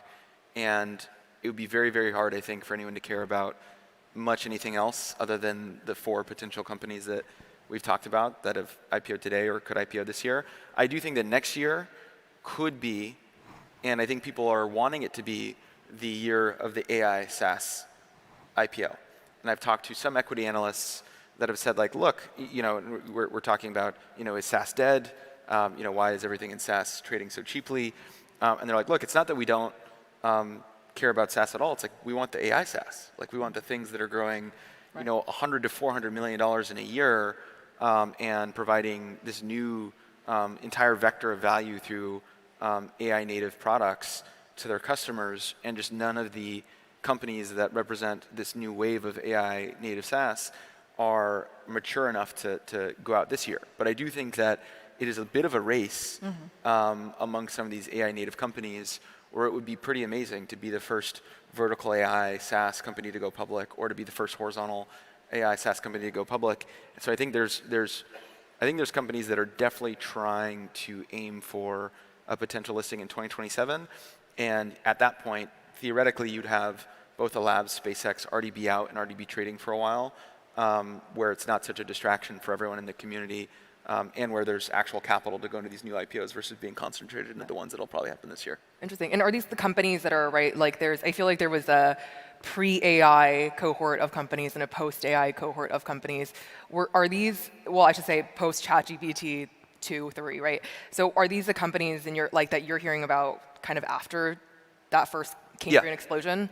Yeah, exactly. Because it's like I've been somewhat surprised by the market's reception to companies that you could argue are AI winners. Like I would say that there's a pretty cogent argument around Figma being an AI winner, and I think some of the market sentiment around, or the narrative that you hear around it being a potential AI loser was somewhat surprising, at least personally for me. But I think that the line that a lot of people are drawing is like, is the company maybe not even founded pre or post ChatGPT, but was it developed and was the core product built in an era of post ChatGPT, where the first product that hit customers' hands was built around the idea of LLMs versus having LLMs bolted on as a secondary product or as an add-on product later. And some of the growth that at least we've seen with these companies is that they're just targeting labor spend, right? Instead of going after existing software, they're saying we can almost fully automate what someone can do. Not terribly politically popular, unfortunately. Yeah. Not the most politically popular opinion, but I think that's what's happening. And that labor spend is much, much, much bigger than software spend, and also the ROI for it is very clear. And hence, I think some of the growth that we're seeing is happening. So very much excited to see some of these companies graduate to the public markets in the coming years. Yeah. What does this all mean for founders, right? I think because we've talked a lot about the fund, what this all means, like venture capital is heading towards this barbell effect. What does it mean for the founder who's trying to raise, the Series A, B? Like, is there the ones who are trying to raise that are perhaps looking for a more generalist investor? Like, what does this mean for those folks? Yeah. I tend to be a little bit traditional around this, but I think for any founder that's building at any stage, it is an incredibly hard journey. It doesn't matter whether you're an AI native founder building, starting this year or a couple of years ago, or 10 years ago, and you're a traditional SaaS founder that's trying to navigate this new AI era and perhaps navigating through technical debt and a team that maybe wants to work for an AI native company. It's hard no matter what stage, when you started the company or what have you, and we have a lot of empathy around that. But I'm a little bit traditional just in the sense that I think if you're a founder, don't build a business for us on stage. Like, build the business with, focused on, some of the basic sort of business building principles that actually creates value. Like, what is going to drive value to your customers? What is the best way to navigate and win and outcompete in a particular market? And I think if you can sort of nail those basic building blocks, there is venture capital out there, and it might be from a more specialist fund, it might be from a larger fund or what have you, but there's a lot of great capital out there of all flavors. But I think it really has to start with the basic principles of just building a durable, valuable company and product that customers love. To me, it's that fundamental. It is. It's hard to think that it's not the best time to be a founder or entrepreneur in the last quarter century. And I'm going to butcher the quote or not remember it specifically, but there's an F1 quote around, you can't pass 10 cars in the sun, but you can pass 10 cars in the rain. And I think the paradigm shift that we're seeing with LLMs and how uncertain everything is, no one knows what the models are going to be able to do in 6 months, no one knows what they're going to be able to do in 2 years.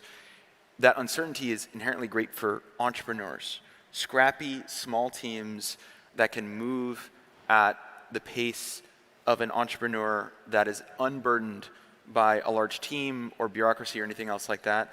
That is going to be the people that are able to overtake incumbents and create a ton of value because it's raining out. It's not, we're not in the sun.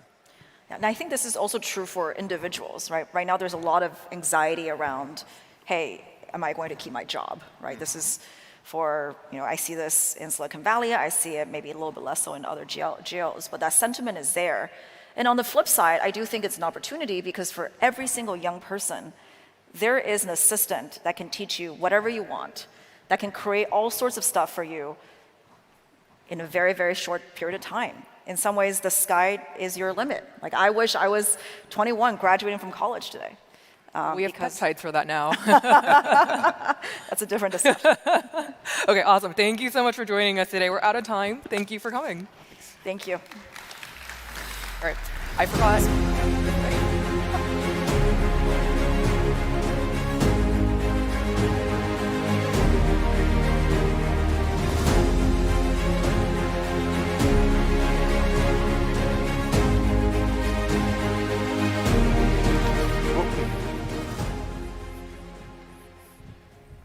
So we live in a time where audiences are more selective and more, sorry, I actually left my glasses out in the back. So I'm looking at the teleprompter and I forgot my glasses. I'm gonna let you guys in on a secret. So I literally can't read it. Who's this? I don't think this has ever happened. Oh no, these are worse, way worse. Good thing I know everyone.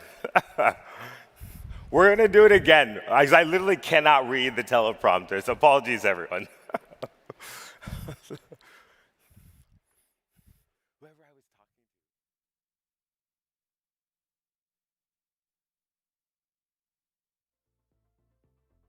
Let's do it again.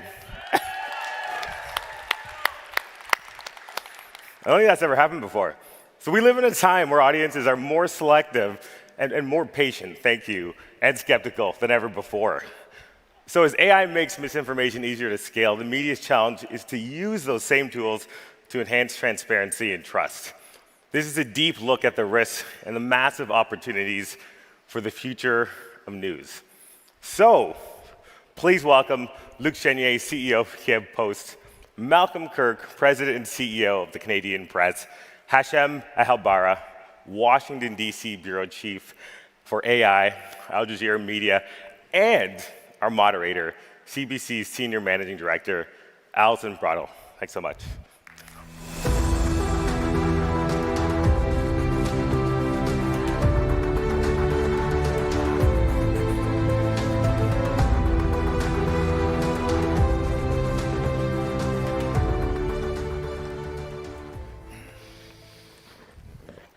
Hello, good morning. Nice to see all of you, and welcome to all of our panelists today.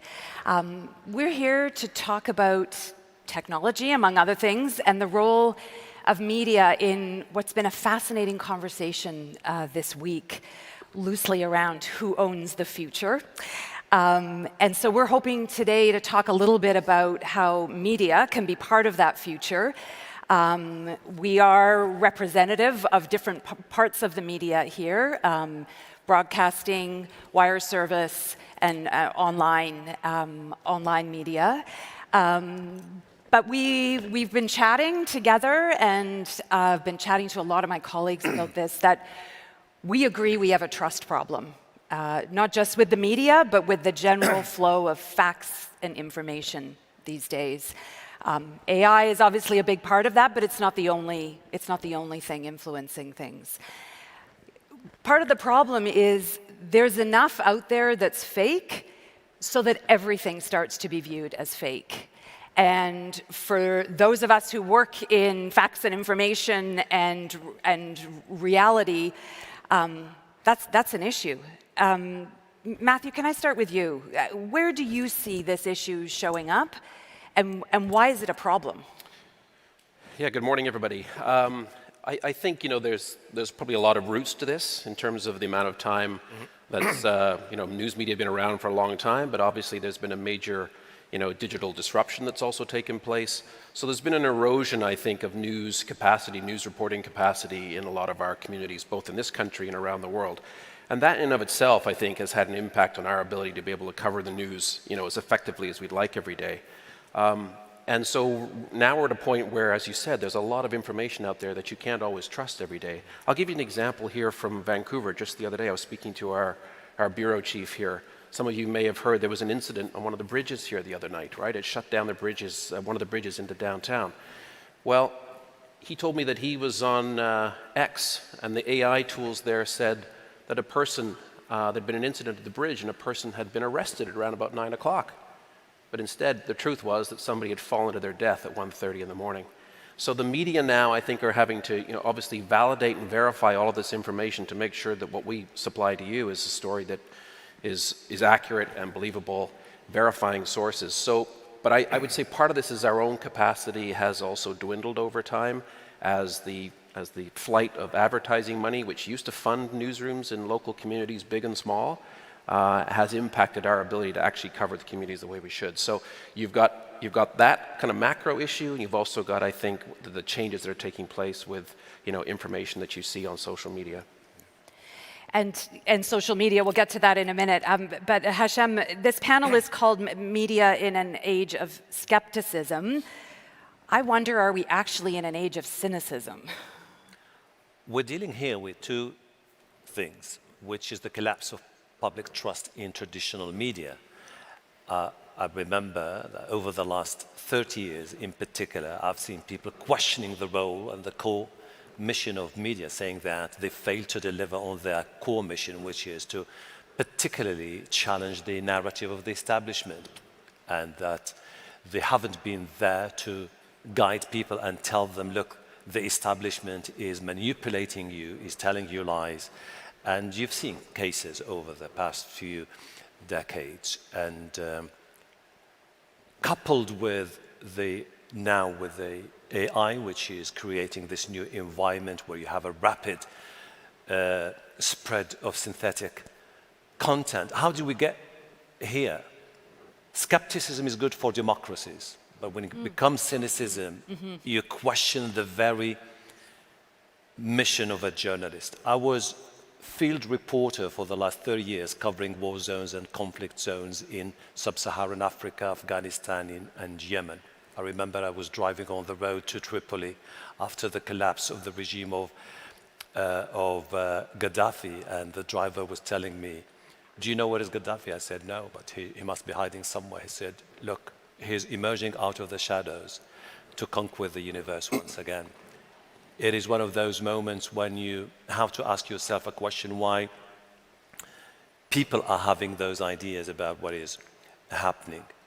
Unfortunately, with the technological advances, we are now rewarding engagement over accuracy, numbers over context. We're trying in a way to mimic social media platforms to focus more on numbers instead of context. And it has created this new environment where people have been saying, you know what? It's about time to question the entire presence of media. One last thing that I would like to share with you. About a few months ago, I took over as bureau chief for the Al Jazeera's across the Americas. We have Al Jazeera English, Arabic, and digital platforms. Our global audience reach today is the highest since the start of the Al Jazeera almost 30 years ago. What does it tell us?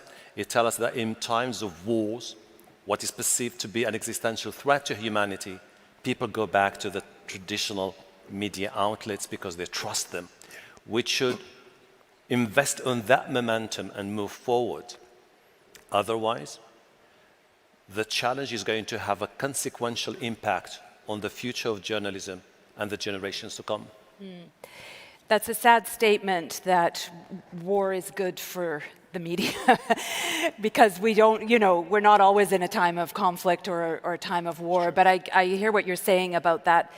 Those moments, there are certain moments and events that happen that do draw people back to wanting that collective experience, wanting to come back to the source of truth and of facts. Luke, I'll just ask you a similar question about how we got here, how we got to this place of having lost some of the trust that maybe the media had in the past. First of all, I want to make it crystal clear. I'm not a journalist. I'm from the other side, but my job is to protect journalists so that they can do their work. There's three pillars on what we're looking at. There's journalism, then there's social media, and then there's the boogeyman AI that everyone is afraid of, but I view it more as a tool, basically, on what they could be doing. What I was saying doesn't make me exactly too popular with the journalistic side, but I feel that the more technology is advancing, and the more the political tensions and war and everything is going on, we're getting more and more, not more, but there are certain journalists that are losing what they said that they were going to be trusting and they were going to be doing, like when they became journalists. And what's happening now is that not all, but there are certain journalists that are trying to get the clicks, they're trying to get the clickbait, they're trying to make their owners or their governments more happy on what they're doing. And rather than just blaming social media immediately and AI, I think that as a collective inside, as journalism, I think we need to have a hard look in the mirror into what are we doing, because it all starts with us and people want to trust us. So we need to raise our standards even higher than before, because now we're fighting against this disinformation, what's going on. I should know, in Ukraine, we're constantly fighting disinformation from Russia, and some of that information is sprinkling into the Western media, and fact-checking is not 100%, or their views on what they want to do. So yeah, there's a very big challenge internally into the journalism world itself to keeping a straight line. Yeah.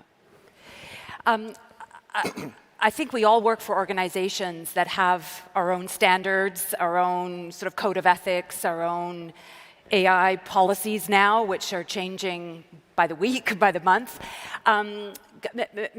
Matthew, what are some of the things you see media organizations doing and your organization doing to try to push back a little bit? Yeah, I mean, you raise a great point, and I think it is, for us, coming back to trust is really what we have, right? That's our calling card. I think if people now in this age of confusing information that's out there, that's got to be what everybody wants to rely upon to be able to ensure that you can trust what you read. So standards become very, very important. You know, it's funny, we've been publishing a book since 1940, Alison, that talks about practices and ethical standards for the news business. It's a book we actually sell to news companies, journalism schools for training, corporate communicators, everybody who has an interest in trying to figure out how to operate in a news and information environment. But it sets the policies and the standards and the guidelines under which journalists must operate, sourcing, things of that nature, where it's fundamental to the kind of output ultimately that a journalist would create every day that you can rely upon. So it's I think without those sorts of standards, you really in the end have to question whether you're in this for all the right reasons, right? I think I think we all do. We have a public mission here, even if we work for commercial companies, to make sure that we're putting out information that you can believe in. The other thing we were talking about is the importance of admitting when we make a mistake. Publishing corrections, being really upfront about it. You see most major media organizations doing that now as another way of building trust, because nobody's perfect. There are going to be mistakes along the way. I'm also thinking a little bit about how the public maybe doesn't understand how the media works. Is there more we could be doing to explain how we report stories, how we tackle things? Hashem? We will have to have the courage to say, it's about time to reinvent who we are, what we do. Otherwise, we're going to be taken over by a new sort of digital Big Brother Animal Farm. When I was a student, my perception to reality was shaped by two guys, Marshall McLuhan in his research about media and Ray Kurzweil in his Singularity is Near. And I thought back then that maybe that wouldn't be something I would have to deal with. And today I'm grappling with this new reality to the point where you have the liar's dividend, which is becoming one of the massive challenges that we are facing. You catch somebody lying to his own people. You put the video on TV, he comes out and he says, it's deep fake. And people trust him. And then you ask yourself the question, if I am to put together a task force to debunk deep fake, so on Al Jazeera, as with many other media outlets, we are one of the only major news organization with a headquarters in the Middle East. We have 400 million households globally for Al Jazeera English, 150 million households for Al Jazeera Arabic. And our digital platforms have been picking up in the United States of America in particular. But then you ask yourself the question, and we're teaming up with different organizations in terms of introducing a strong, verifiable provenance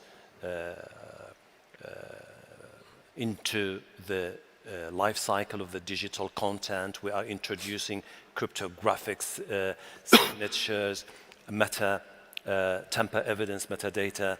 We're teaming up with new enterprises, particularly like the C2PA, when it comes to the Coalition for Content Provenance and Authenticity. But you can't just keep working on the detection aspect of it. You have to also try to figure out a way to introduce media literacy into school curriculum so that you would tell people as you navigate.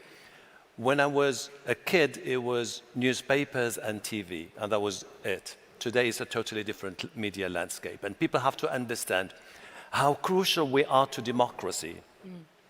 But also they have to understand that as they navigate this, they have a right to understand, to be informed and entertained about the dangers they face, the challenges that humanity faces, but also to be able to detect or to spot the difference between what is real and what is fake. I am concerned as a human being when I see the impact that these big organizations are trying to have. They're more driven by marketing considerations. I am more driven by an editorial sense, a moral compass, which is basically the legacy that I would like to see all journalists leave behind, is to inform, educate people so that the world is a much better place to live in. Lofty goal, yeah. Luke, you mentioned propaganda, specifically Russian propaganda earlier, being distributed on social media. So platforms that we do not own, we do not control, we are merely players on those platforms. What do you see as the future of working with those platforms? That's a tough question. I believe, look, the propaganda, especially the Russian propaganda, I mean, they're the masters. They created it from a long decades ago, and they've been perfecting it more and more, and they've actually been keeping ahead of everything to a point that we see the playbook of propaganda, and we see all of their talking points, and we understand it being in Kiev, and then sometimes we see it somehow sprinkled into mainstream media and reputable news organizations, that somehow we see that bouncing back, and then we have to defend our news that's on the ground, that's truthful, because it collides a bit with what's going on. So this is becoming harder and harder. But I think we shouldn't be pushing away social media and teams and people. There's some really good reporters that I've seen that are they may not be classically trained as reporters, but I like their aim, and they want the truth, and they're debunking. There's a lot of debunkers, because Ukraine has to debunk consistently conspiracy theories and fake news and what's going on. So it's identifying who are the good guys, excuse me, he, she, or whatever, but we need to identify who are the good people that we want to work with, and instead of pushing them away, we need to somehow try and find a collaboration on how can we work. Hey, we have a tip, we'd like you to actually, like for Ukraine, we're very open at working with other news sources, because as one major news organization told me, why are you helping me? Why are you giving me this? Like, why are you giving me office space? I said, look, we're this big, but we punch well above our belt. But what we would like is that, what you guys have 100 million, like Al Jazeera, I would love to work and give you whatever info we have, because you can reach more info and let the world know about what's really happening in Ukraine. I don't see you as competition. I see you as a partner that we can do. It's the same thing with social media, is identifying who are the good people and who are that, and actually bringing them in to the fold in a proper way. The minute they veer off course, we can call them out, but at the same time, or we can just stop working with them. But I don't think we should see, it shouldn't be a black and white game, like a zero-sum game. It should be working together. I love the networking that's happening right here on the stage. No, but it's true, and I'm saying that we need to talk after on how we can do more stuff, because there's a lot of disinformation in the Middle East, and all that about Russian propaganda is extremely massive, and Al Jazeera has been really, really good for Ukraine, so thank you. I want to talk a little bit more about that relationship with the big tech companies and these platforms, because I think we can all think of examples where it's been somewhat adversarial. Here in Canada, we've certainly, had some back and forth with Google, with OpenAI. Matthew, how do you see a more productive relationship with some of those platforms going forward? Yeah, I mean, I think, first of all, we've already said this, like the platforms really are the distribution channels now for news and information, and that's where it's all moving to. And these new AI platforms that exist are going to be the tools with which consumers are going to be accessing and searching for news. So they're going to be wanting quality news. Quality news is expensive to create, right? And the verification that goes into all of that work, as you were just talking about, Luke, is pivotal. These are the skills with which qualified journalists bring to the table. For AI solutions to be competitive, for them to be delivering the right kind of high-quality outputs, you need good quality inputs. And journalism done properly, that adheres to ethical codes and standards, this is the type of news information that should be in these systems and coming out the other side when you're going and using your prompts. We need to work together, I think, with the big technology companies for fair compensation for content like this, right? You want high quality in to get high quality out.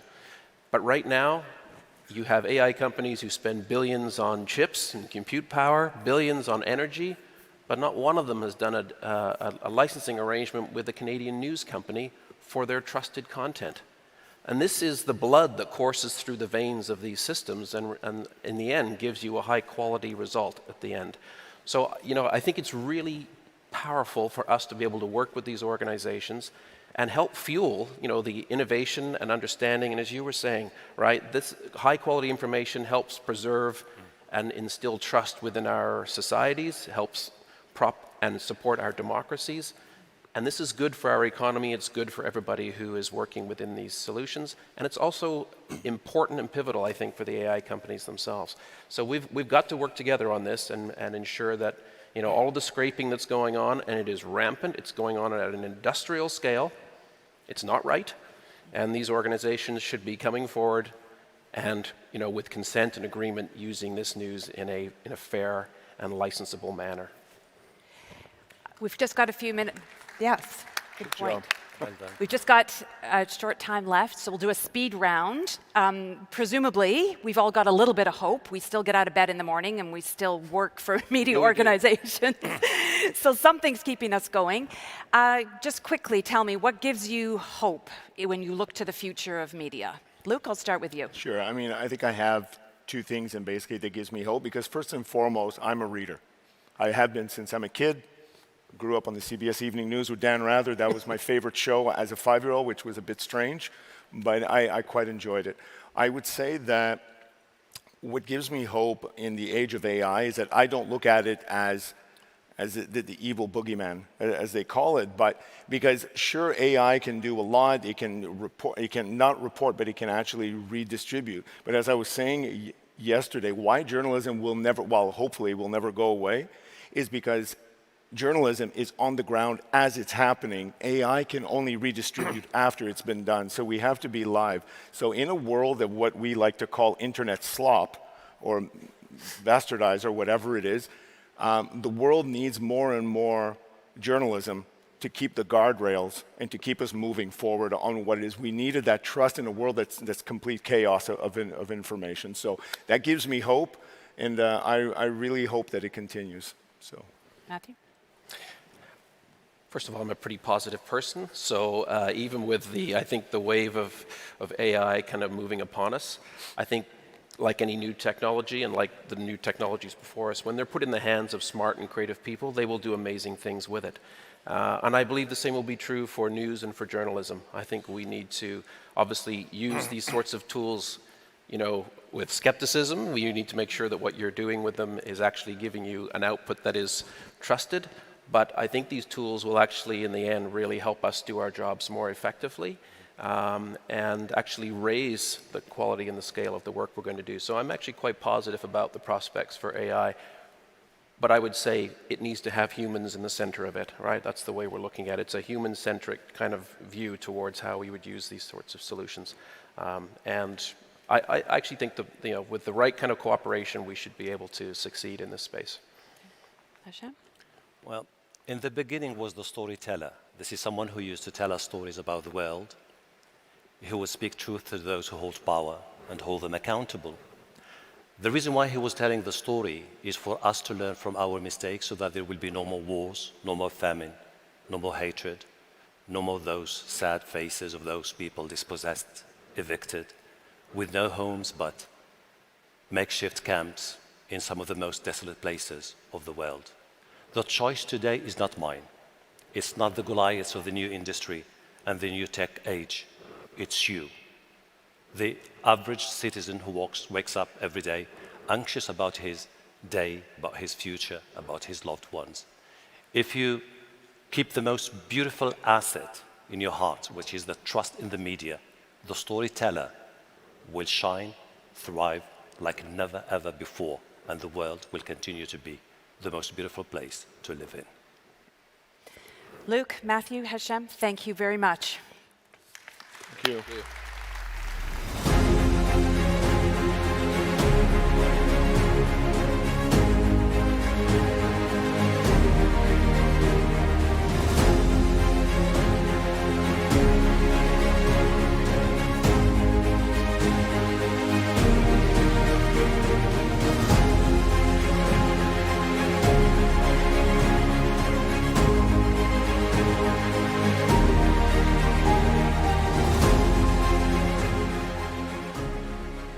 If you've played a sports game lately, you know the line between the digital and the physical is almost gone. From real-world data to digital humans, we're exploring how the tech behind games is creating the most immersive environments for fans in history. Please welcome Andrew Pojar, VP Head of Technology at EA Sports, in conversation with Nathan Downer, anchor for CTV Toronto.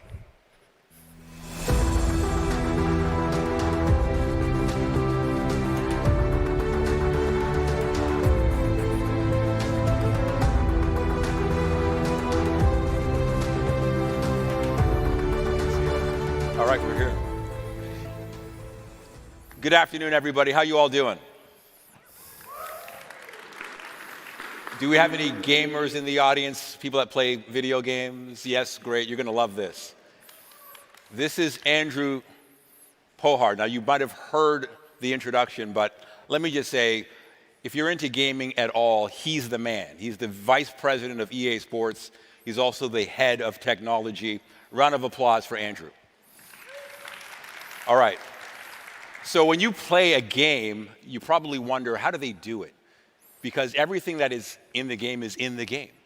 So what we're going to talk about is the advancements in digital technology, and we're also going to look at data, how we use that to enhance the gaming experience or the gameplay experience. So let's start, Andrew, with you got a video game. You've got players. You know, let's say it's hockey. You've got McKinnon or McDavid or Matthews or Martin, whoever the player is.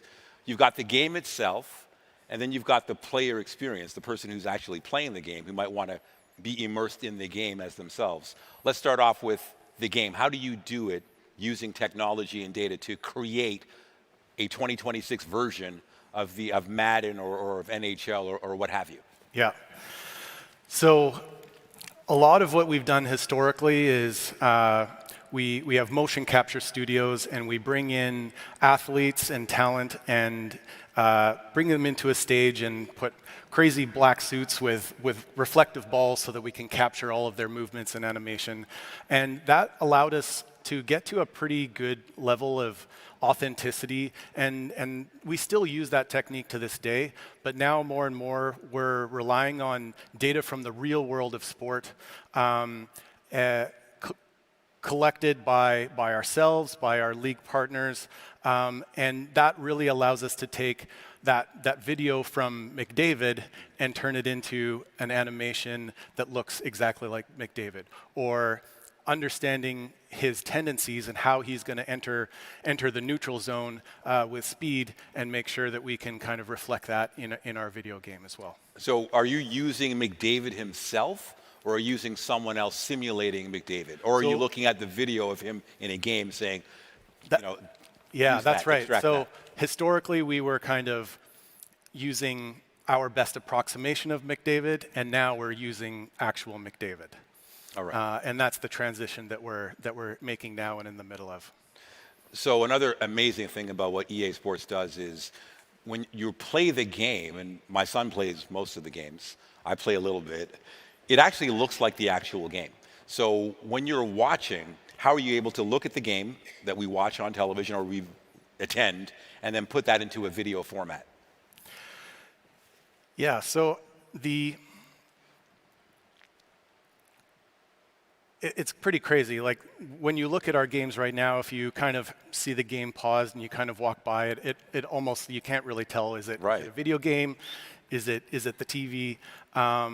And we put a lot of time and care into recreating the digital versions of whether it's an athlete themselves or the stadium environment that they're playing in, and so the visual fidelity and the rendering techniques of today on these consoles and PCs that are super high powered, we can create extremely photorealistic images. Then the trick is, once it's moving, once it's interactive, how do you kind of maintain that high quality and authenticity of the real world of sport? And again, that's kind of coming back to the innovations that we're working on in respect to taking all of this data from the real world of sport and translating that into the motion and the decision making, so that we can have McDavid play exactly like McDavid, have the coach like the real coach, and have all of these kind of team by team strategies. So are you all sports fans? No? Yes? So what I love about sports is there are little things that make it special. So if you're a fan of, let's say, soccer, you'll see the players walk onto the field with kids to start the game. Or if you're a fan of hockey, you know when the series is over, they do the handshaking. You know, like little things that just or in tennis, they warm up, opponents warming up with each other, which is unheard of. So when you're watching, are you observing all those little things thinking, that's got to be a part of this game? Absolutely. If it's in the game, it's in the game. Right. We need to kind of be creating these digital worlds that kind of bring you in and immerse you. And so it's as much important that we are capturing kind of the on ice, on field, on track aspects of that interactive experience. But more and more, we need to kind of be capturing the world of sport around it, all of the storytelling, the pageantry. This is as much part of the interactive, immersive experience, and so we need to get those things right. And we spend a lot of time and research to make sure that we get all of those little things. So that when you're loading up your favorite, college football game, it feels like that experience when you're there on game day. Right. So another big aspect of video games, and it's quite controversial, hope you don't mind going there, but it's the ranking of the players themselves, which players themselves pay attention to, and they might even give you feedback, positive or even negative. So how do you decide how you're going to rank the players in the game?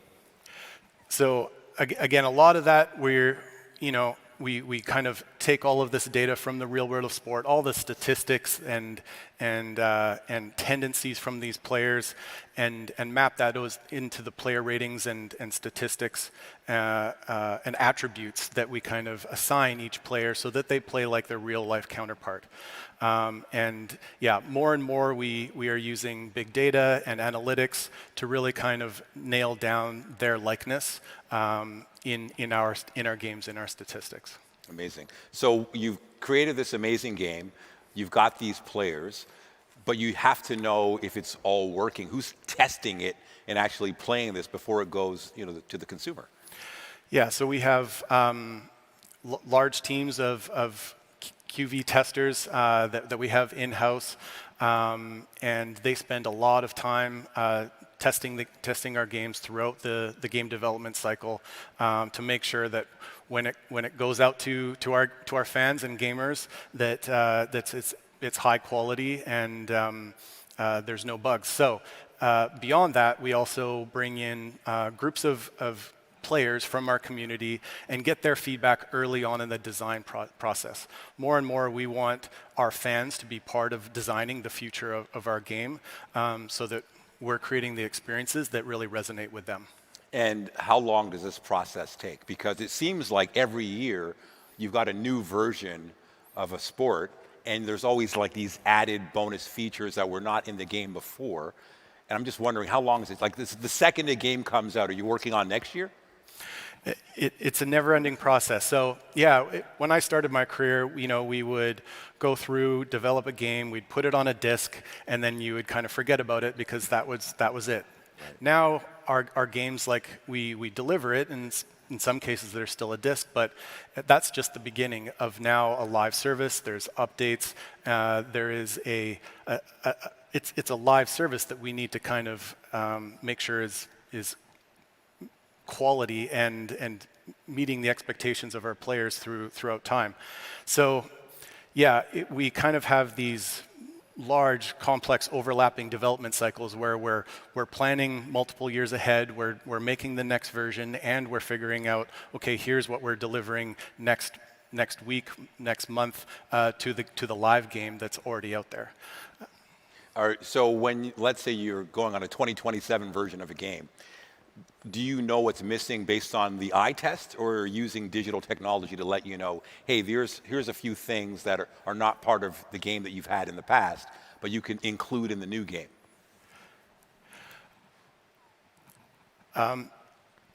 Yeah, so I'm going to take it slightly differently. I think a lot of what we're trying to do, I'm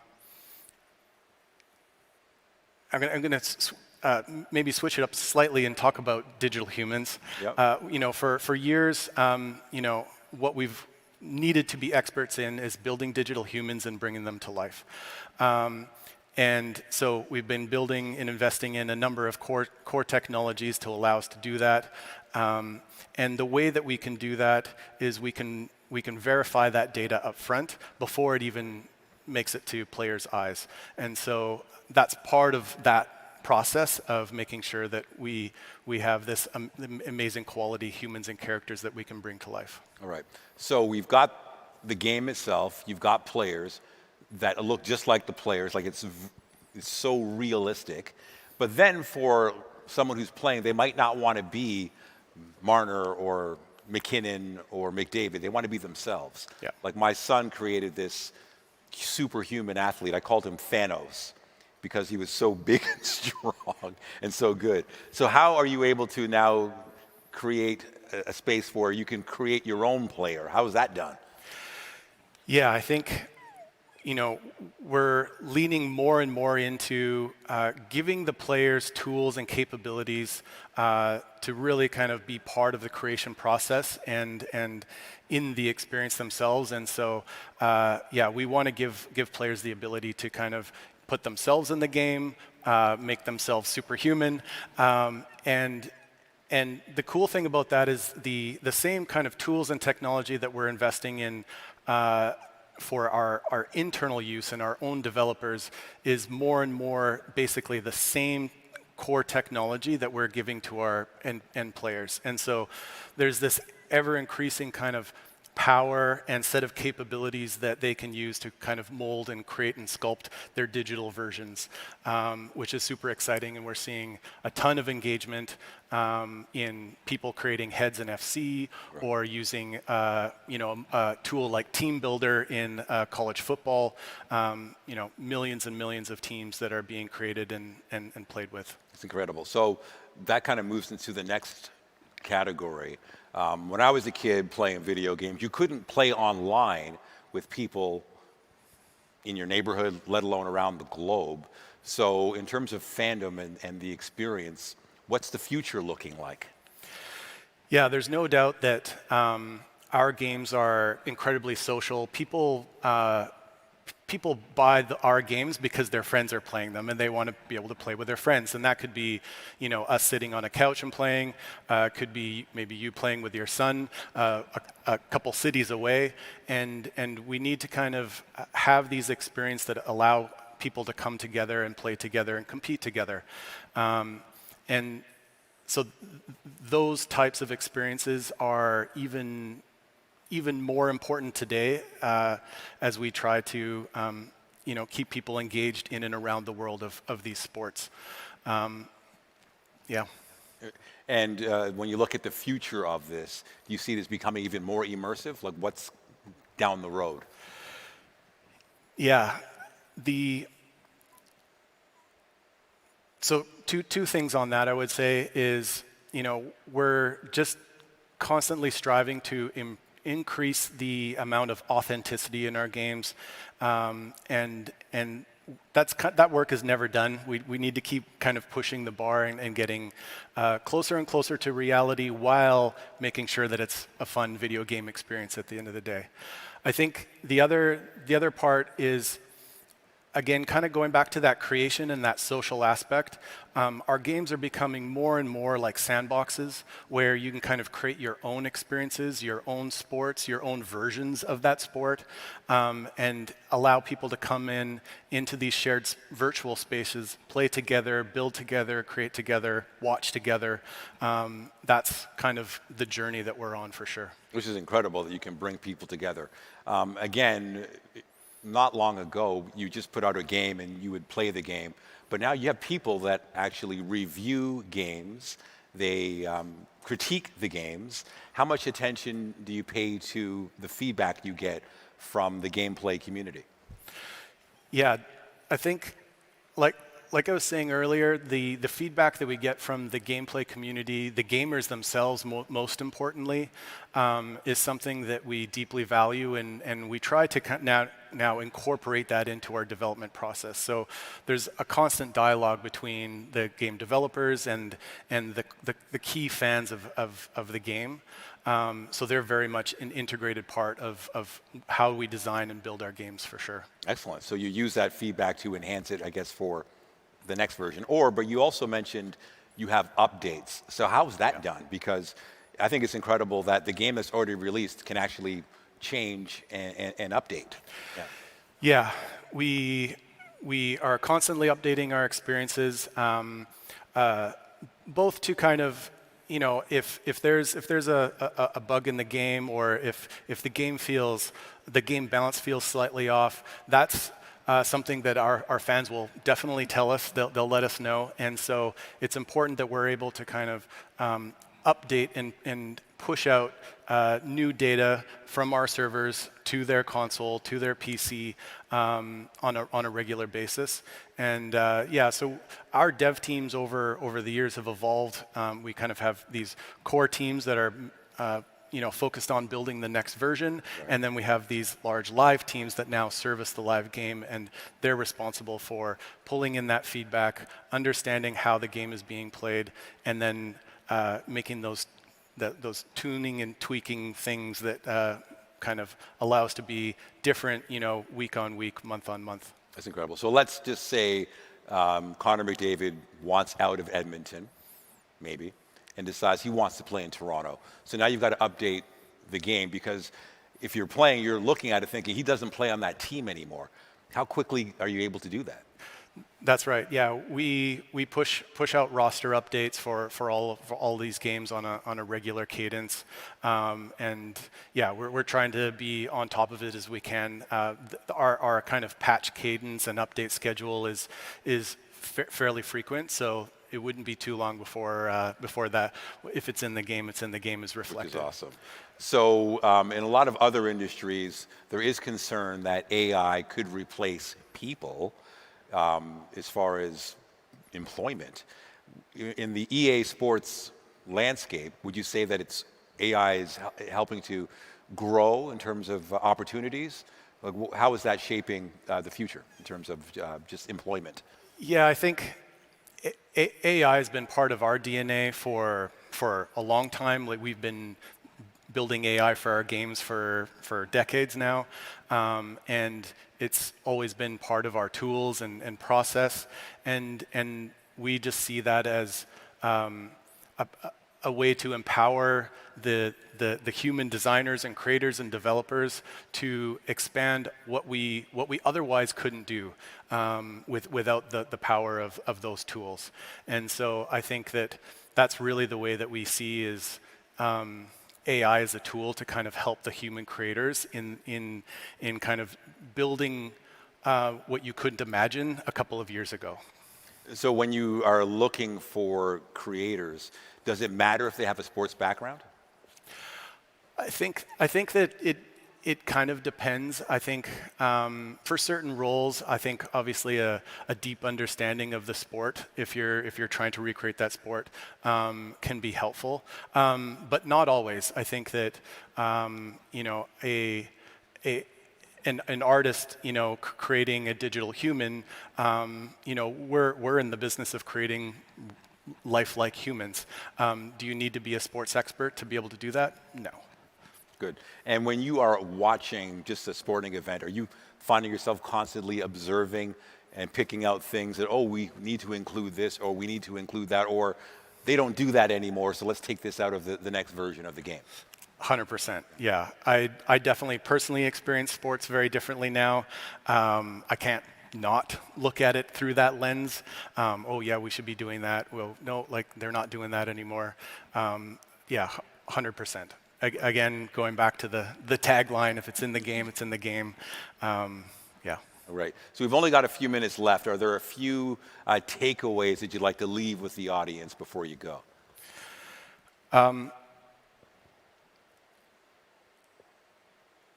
I think that, it's interesting. I've been at EA for 25 years. My career is kind of, my job has changed greatly over that time. Part of 25 years is a long time to be anywhere.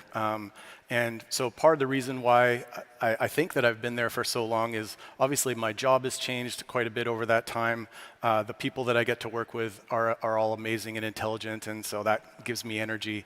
But also kind of the scope and scale of what we do in EA Sports allows us to really invest in the future. And that's, I think, I'm a bit biased here, obviously, but I think that's a bit unique in the video game industry. A lot of game studios, they make one kind of game, and they don't have a roadmap necessarily of what's next 5, 10 years down the road.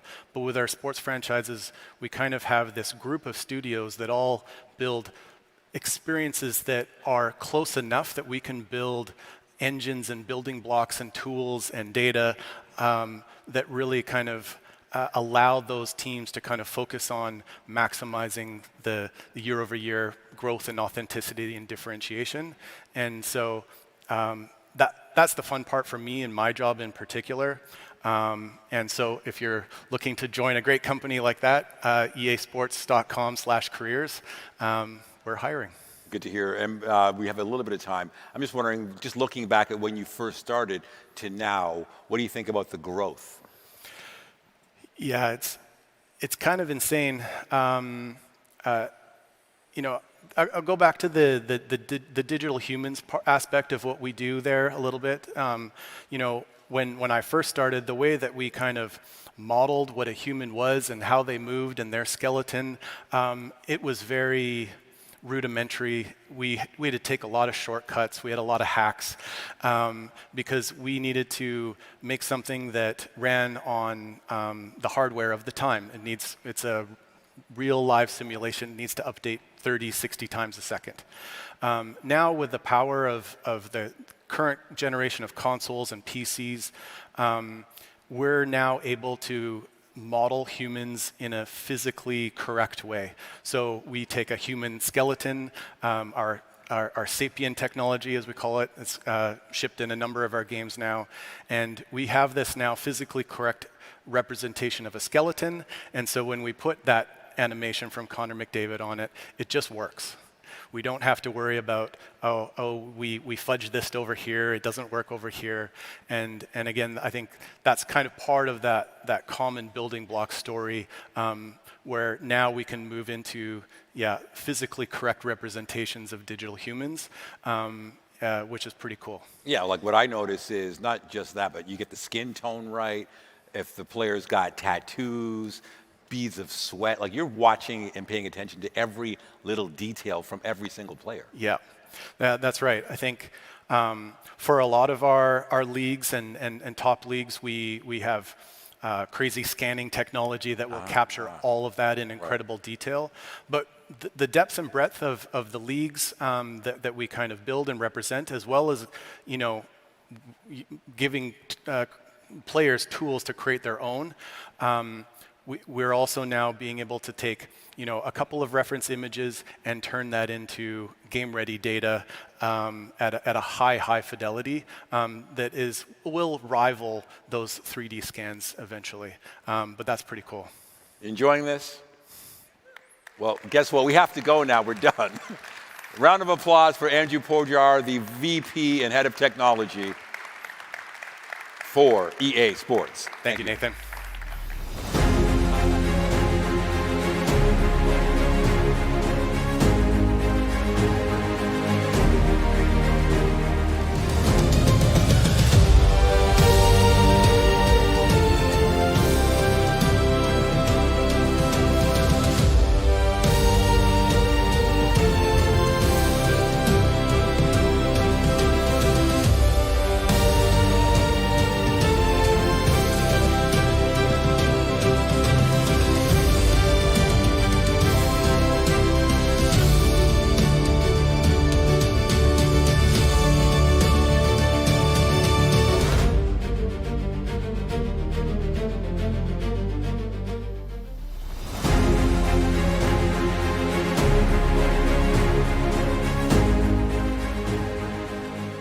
All right.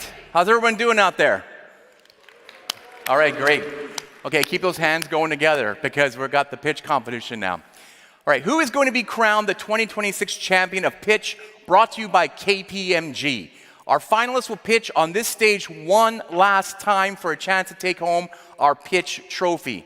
Over the past 2 days, 35 of the most exciting startups at Web Summit Vancouver have pitched their hearts out, first on our pitch stage and then here on center stage in our semifinals yesterday.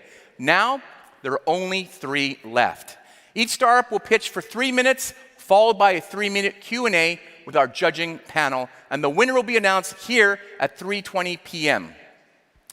Playing a huge role in deciding who the winner will be is our panel of top-level judges. Let's welcome them out.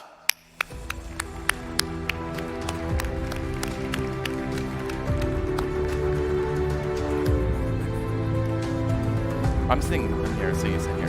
Yeah, right there. Okay, cool. All right, why don't you introduce yourself to the audience, starting with you. Perfect. Thanks, Casey. My name is George Hayes, everyone. I'm the leader of KPMG Private down in the United States. Really excited to be here. Thank you so much for allowing this significant honor to be sponsoring Web Summit's pitch series. I'm a fellow Vancouverite, live down in San Francisco, but really excited to be here. It gets an applause every time. Joe.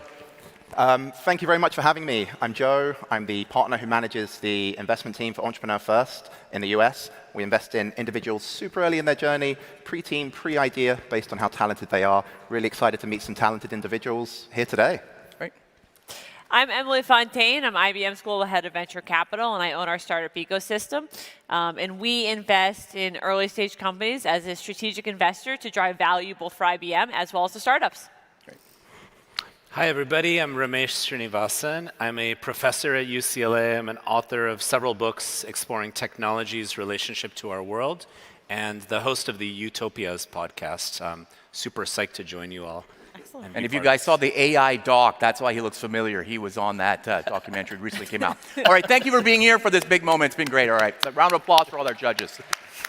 But there's another judge today. We have 4 right here on stage, and the other one is you, the audience. So you guys will be our 5th judge, which means you can vote for your favorite startup via the Web Summit Vancouver mobile app using Slido. There. Your votes will count for 20% of the total voting. After the 3 pitches, a banner will show up on the top of your home screen. You just need to tap it to access the poll. The voting will open right after the last pitcher leaves the stage and will remain open for 15 minutes. If you want to have your say on who the winner is, please cast your vote. Okay, now that you know the rules, we're ready to kick this final off. Are you ready, Vancouver? All right.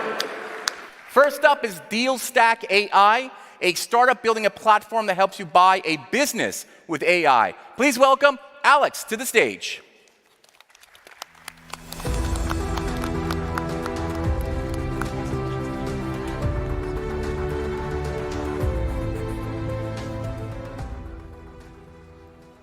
Hello, hello.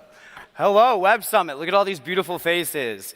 So, how many of you know a small business owner? I'm sure like most everybody in here, right? Well, I have some disappointing news. Over 470,000 small businesses close in the US alone every single year. And this is causing a massive problem. These businesses close, and the people who built these businesses never capture the wealth that they spent decades building. And this is the backbone. These businesses are the backbone of our communities, and they are employing nearly half of the US workforce. Picture this. You spent nearly 35 years building a tree removal company that's a critical component of every single community, whether it's boring or not. And when it came time to retire, you just packed up and your business disappeared after nearly 35 years. I want you to meet Tim, my stepfather. Apologies for the photo that happened to go upside down. He built a tree removal company over nearly 4 decades, and when it came time to retire, his business just disappeared. Not because there weren't buyers and not because it wasn't sellable or profitable, but because the infrastructure is broken. According to McKinsey, $5 trillion in small businesses will change hands by 2035. And Tim's story will repeat itself 5 million more times if we do not solve the problem, the broken analog system of buying a business. So, what does it feel like today? Well, it's like 2005. Searchers who are looking to acquire a business are spending $25,000 a year, 8 hours per deal just to find out it's not very good, and they're paying for 10 plus disconnected point tools equaling one very broken workflow. At DealStack, we are replacing the entire acquisition lifecycle with agentic workflows. I'm Alex, I'm the CEO and co-founder of DealStack, and we are building one platform to buy a business every step of the journey. So how are we different? Are we just a glorified marketplace, another biz, buy, sell? Well, we are not. We are the only platform that's vertically integrated, capturing structured demand data about who's searching, what's actually closing, and what do people want to buy and what is selling. So it's working. We have over 25,000 buyers on our platform today, and since launching in September 2025, we have reached 600,000 in subscription revenue, and tomorrow, that's just the wedge, we unlock the future with 318 million in buying power on our platform, unlocking 35,000 ARPU per customer. And buying is just the beginning. Once you've bought a business, most competitors end their relationship at close. We are creating a business ownership platform with an agentic proprietary suite of tools for post-acquisition growth. And we are a stack team, no pun intended. I'm a 7-time founder who recently built and sold a deal evaluation platform in under 10 months. My co-founder, James, built and sold a deal sourcing platform and has over 500 million in deal experience as an investment banker. And our resident in-house genius, Nikhil, is our CTO who spent 5 years building and deploying AI at AWS. If you believe that the next generation of wealth creation is not building a business from scratch, but rather buying one that already works, let's talk. Thank you, Web Summit. All right, judges, questions for Alex. Alex, I love this idea. Yep. But the issue is I've been pitched this idea probably 5 times in the last month. Okay. What's your moat? What's our moat is data. The data, okay? So there's a lot of this going on, and I think that's actually great validation for the space, is there's a lot of rounds happening, and no particular one I'll mention, but there's a lot going on, and it's the tailwinds of the ETA space, entrepreneurship through acquisition, if anybody is wondering. And this industry has just absolutely blown up and become viral. So for us, the way we're approaching it is what our moat is. Of course, some of that is proprietary that I can't get into, but we are looking to solve things like right now, the businesses that are closing, McKinsey, according to them, between 6 to 13% of the businesses that close and don't sell can actually get recaptured. How we're going to do that, we're not sure yet, but we're going to do it. Got it. I have a quick question. Yeah. So, we've seen examples of larger businesses, including big tech companies, buying lots of small, and medium-sized businesses. We also know small and medium-sized businesses employ more people than often bigger corporations. But they're often buying these smaller companies and then shuttering them. How do you ensure that the vitality of those small businesses and what they contribute to society is protected? The legacy, right? I think that's a big part of it. And there are some great people out there working on those legacy aspects where, let's just call it out, private equity is coming in and stripping a lot of these companies to their bones, maybe even flipping them. And obviously that's damaging to the communities that I was just speaking about. And damaging to people like my stepfather who could have sold their business and the legacy could have continued. How we change that, I don't have the answers to quite yet, but that's what my team and I believe we can solve. You mentioned you have 600,000 in subscription revenue. Awesome. Can you talk me through who actually is the customer? Who's using this right now? And maybe just like a quick representative transaction, something that's happened on this platform that otherwise wouldn't have happened. Yeah, absolutely. So right now, our ICP is self-funded searchers and some lower middle market PE, but that's a very small fraction. And typically, the lower middle market PE are operating more as self-funded searchers in the concept of they are not stripping these businesses. They're looking for more of a search fund model. And then, so you mentioned, what was the question about a transaction that's happened? Just love an example of a representative transaction, something that's happened on this market because you exist. Yeah, absolutely. So, I mean, a great example of it is a friend of mine. His father was going to sell his business. Well, he wanted to sell his business, but then he thought it was just too difficult, similar to my stepfather. And so what he did was he listed it through a broker, and ultimately it took months and months and months, and it didn't end up selling. And it was because the infrastructure for it just didn't work. It was so broken. There's a lot of gatekeeping going on. And so what we are trying to solve for, again, some proprietary stuff going on here, but we're trying to solve for that broken layer. If that's helpful.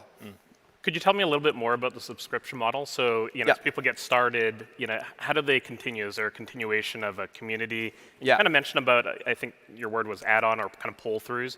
Maybe go a little bit more into detail about that, please. Yeah, absolutely. So the subscription model right now, the way it works is basically when you start out on your search journey, we have a free plan as well as we have 2 paid plans. And those paid plans offer a different suite of tools, agents that basically help you go through the journey. And so the newest one is the capital path side of things, which is helping people get funded. So the journey begins when you decide you want to acquire a business. You're going to sign up for the platform.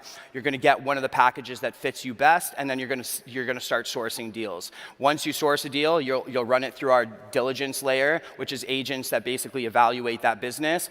And you're not going to rely on that to go buy the business, but it's going to help you pass or pursue quicker, which is a huge problem. I myself was a searcher. I spent months looking at really bad deals, and it was probably 12 to 24 hours on one deal. Not good. And after a deal's completed, do you see that people stay in the ecosystem, they stay connected to the community? Like, does the subscriptions fall off, and how's retention's been? That's a great question. So that's where, on the slide I was talking about with the competitors ending at close, the way we're looking at it is we can extend our LTV through that post-acquisition cycle. Typically, when a business closes, they lose revenue of 10 to 30% for the first 6 months. We believe, I've actually experienced that, and we believe we can capture them as lifetime customers by offering this proprietary agentic suite to help them grow and stabilize the business. How much are you raising? How much are we raising right now? Yeah. So we just 2 weeks ago opened a $5 million seed round, and we're midstream with some great investors, and we really think that this is what's going to accelerate us to get to about $100 million in facilitated loan volume within 18 months. And you're raising that for sales, for more tech? Like, what are you going to use the $5 million for? Yeah, so we're using it to expand that whole life cycle aspect of it. So product development, marketing, and sales is a big part of it, but it's really the capital lending side of things that's really going to make this accelerate to the next level. And where do you see the company, let's say 5 to 10 years from now? Yeah, I see the company becoming that default layer where it's like we can capture all of these businesses like my stepfather's and help them actually transfer that wealth that they've built over nearly 40 years instead of it disappearing. And it's actually quite sad, as we all know, when you see somebody just decide to close their business and they could have captured it. There are buyers out there. It's just the infrastructure is broken. All right, let's go with it. Thank you very much, Alex. That was amazing. What a great way to start this final. I don't know if he was super nervous or really had to go to the bathroom. So apologies to our cameraman or to follow him around on that clip there. All right, our second finalist called Cura. They cut cement emissions by 85% with an electrified solution. Let's hear it for Sabrina.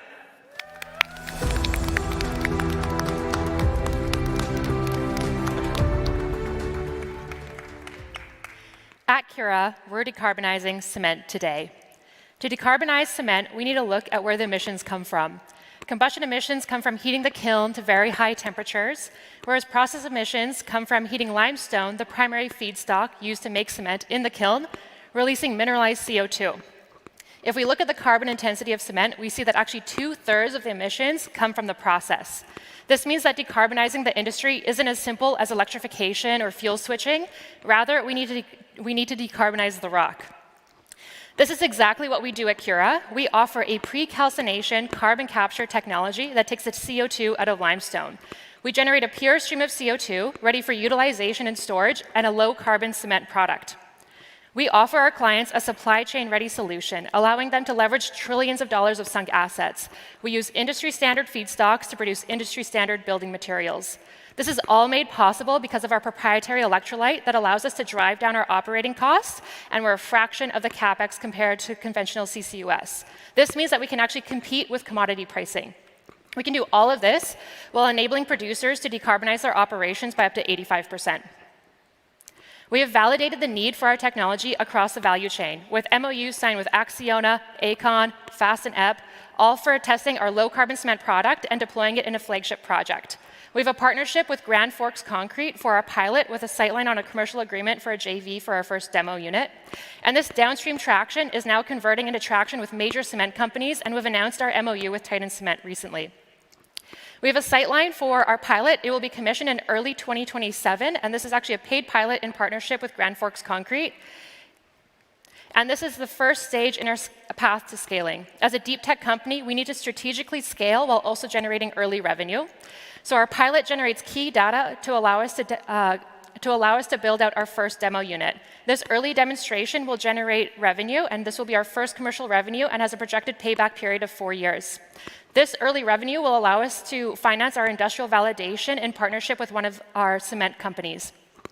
The industrial validation delivers bankability and full-scale de-risking of our technology to allow us to enter into a $500 billion global market as an OEM producer and licensor. This is made possible because of our all-star team. We have a combined over 50 years experience in scaling climate technologies for commercialization and impact, and have raised a combined over $200 million in venture capital. Our company has existed for 6 months. In 6 months, we have raised a $2.1 million pre-seed, nearly one-to-one matched that with non-dilutive funding, set up our headquarters in Calgary, Alberta, hired 12 FTEs, signed 6 MOUs with multiple multinational, multi-billion-dollar companies, and we're already hitting all of our technical milestones, and we're currently commissioning actually our mini pilot, which will produce 1 ton of cement per year. We're currently raising an $8 million seed. If you're interested in decarbonizing cement today, please let us know. All right, questions from the judges. Sabrina, what are you doing with the $8 million? With the $8 million, this will go towards building out our pilot in southern Alberta. In addition to beginning engineering on our demo unit, we'll be expanding our team to about 20 FTEs, building out our R&D capabilities, and pursuing our IP, or pursuing some of our initial provisionals to protect some of the IP that we've developed over the last 6 months. Got it. Are you considering building out this technology in this business to work with other types of materials, in addition to cement? Materials as in the input or the output? Both sides. Both? Yeah. Both sides, yeah. It's definitely a flexible technology. So we are targeting cement initially because for us, we're mission aligned with making the biggest climate impact as possible, and cement is the big fish to fry right now. But it's definitely compatible with a variety of feedstocks and can produce a variety of different cement products. We're targeting ordinary Portland cement as our output because this is an industry standard material and allows us to actually get to market faster by avoiding lengthy certification timelines of alternative cement products. The problem really resonates. I mean, cement is one of the biggest sources of carbon and emissions in the world. I'd love to know the story behind the tech. Where did this come from? Where did this originate from? Why now are you able to build this? This is a great question. So we're actually a UBC technology, so spun out of Curtis Burlingame Lab. Woo! Spun out of the lab there. So this technology really took 10 years of electrolyzer development to get to where it's at today. And a key breakthrough was really being able to drive down the operating voltage. So it does take quite a bit of development to get a technology ready to scale and make impact on industry. And driving down the operating voltage really allows us to compete with current commodity pricing, which is what you have to do nowadays in order to make impact on these manufacturing industries. So why now? took 10 years to really get here. Currently, we've seen that there's a lot of technologies out there for decarbonizing cement and concrete. Us as a company, we have taken a hard look at what's being developed and trying to learn the lessons from other companies out on the market today. What we've seen for key features is we need to work with the industry. We need to enable them to decarbonize rather than compete. We need to make the transition seamless for the end users, because ultimately it's the structural engineers putting their names on alternative cement products. So the best bet is continue using what we've been using for the last 200 years. Do you anticipate any concerns of regulatory hurdles, or maybe you could talk a little bit more about IP and patents? You mentioned you're going to secure them. Are any of them progressed so far? Have you secured them already? So we actually have a license for IP from UBC because it is a UBC technology. So the core technology is already protected. What we've been developing in the lab ourselves, since we've formed as a company in the last 6 months, we're currently pursuing our initial provisionals on those. And so this is what the seed financing ends up supporting as well. And when it comes to regulatory hurdles, certification, so this is all part of our strategy. So you can see we're a pretty aggressive team. We've been moving pretty fast, and this is really embedded also in our business model, where we're producing a product that we don't necessarily need to reinvent a building material, so that helps expedite us to be able to get to market. So it's simply just checking the box of ASTM testing, yes, our different process produces the same material, and the feedback that we've had from industry is it's a no-brainer that our process would obviously still make ordinary Portland cement. Great. Excellent. Thank you, Sabrina. A round of applause. Thank you. Another amazing pitch. Fun fact, Cura also got to the semifinals at Web Summit Qatar, which we had in February, so very exciting. Great from a show from Alberta. All right, next up is Drive Hockey Analytics, whose sensor-powered smart arenas fuel sports AI, bringing pro-level coaching and development to every hockey player. I wonder where they're from. Please put your hands together for our final pitcher of the day, Adam.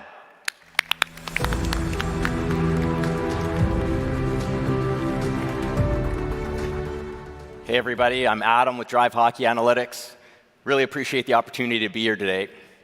Drive is a sports data company, and we are building the data infrastructure layer for amateur sports with our smart arena technology. So today in professional sports, every decision is driven by data. But below that, for youth and amateur athletes, data and analytics in sports is just out of reach. It's either too expensive or too complex, or it's just simply unusable, which means millions of athletes still rely on subjective feedback and gut instincts to support their athletic development, despite families spending thousands of dollars each and every year just on training alone. Every athlete wants to make it to the next level, they just don't know how to. And at Drive, we give them the insights to help them do just that. At Drive, we give amateur athletes something they've never really had before, a clear understanding of how they actually perform. Not opinions, not highlights, but reality. We're able to take the chaos of sport and turn it into clear, actionable insights, visualized through our mobile platform or through live in-arena displays, helping our athletes accelerate their development, helping coaches make better decisions, and helping spectators enjoy sports in new ways. Now, the magic behind Drive is our smart arena infrastructure. In simple terms, we can turn any ordinary sports facility into a connected, hyper-intelligent performance center. We place small sensors around the playing surface that interact with player wearables, tracking and evaluating every action, every decision, every movement in real time autonomously, with 10 times the data precision at 80% lower cost. And while we're starting with hockey, we see an easy transition into other sports because our sensor technology is sport agnostic. The same infrastructure can extend across ice rinks, basketball courts, soccer fields, baseball diamonds, and other sports facilities. And this infrastructure-first model is already gaining traction. We have a product in market today. We've generated nearly $1 million in revenue just through paid pilots alone. We have a growing user base exceeding 7,500 athletes. We have partnerships with top leagues across North America. We have an extensive IP portfolio. And we have LOIs from NHL teams who want our data for scouting. But most importantly, we signed a strategic partnership with Canland Sports, Canada's largest ice rink operator, to deploy Drive technology across their ecosystem of nearly 50 ice rinks, supporting over 100,000 athletes and generating a $5 million ARR opportunity. We're now closing on a $1.5 million seed round to deliver on this opportunity. Our round is currently half committed, expected to close in June. So if you're interested in learning more, we'd love to connect. Thank you very much. Again, I'm Adam with Drive. Happy to answer any questions you may have.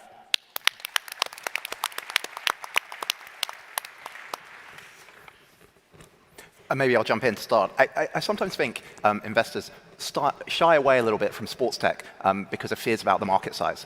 Tell me, how big could this be? You talked about some of the revenue numbers. Sure. What do you think this can get to? So there are a billion athletes in the world. TAM could be easily 150 billion ARR. Hockey alone is about 250 million ARR. Over 2 million athletes in hockey alone. Now, surprisingly, hockey is kind of seen as a smaller sport compared to maybe the soccers or the basketballs.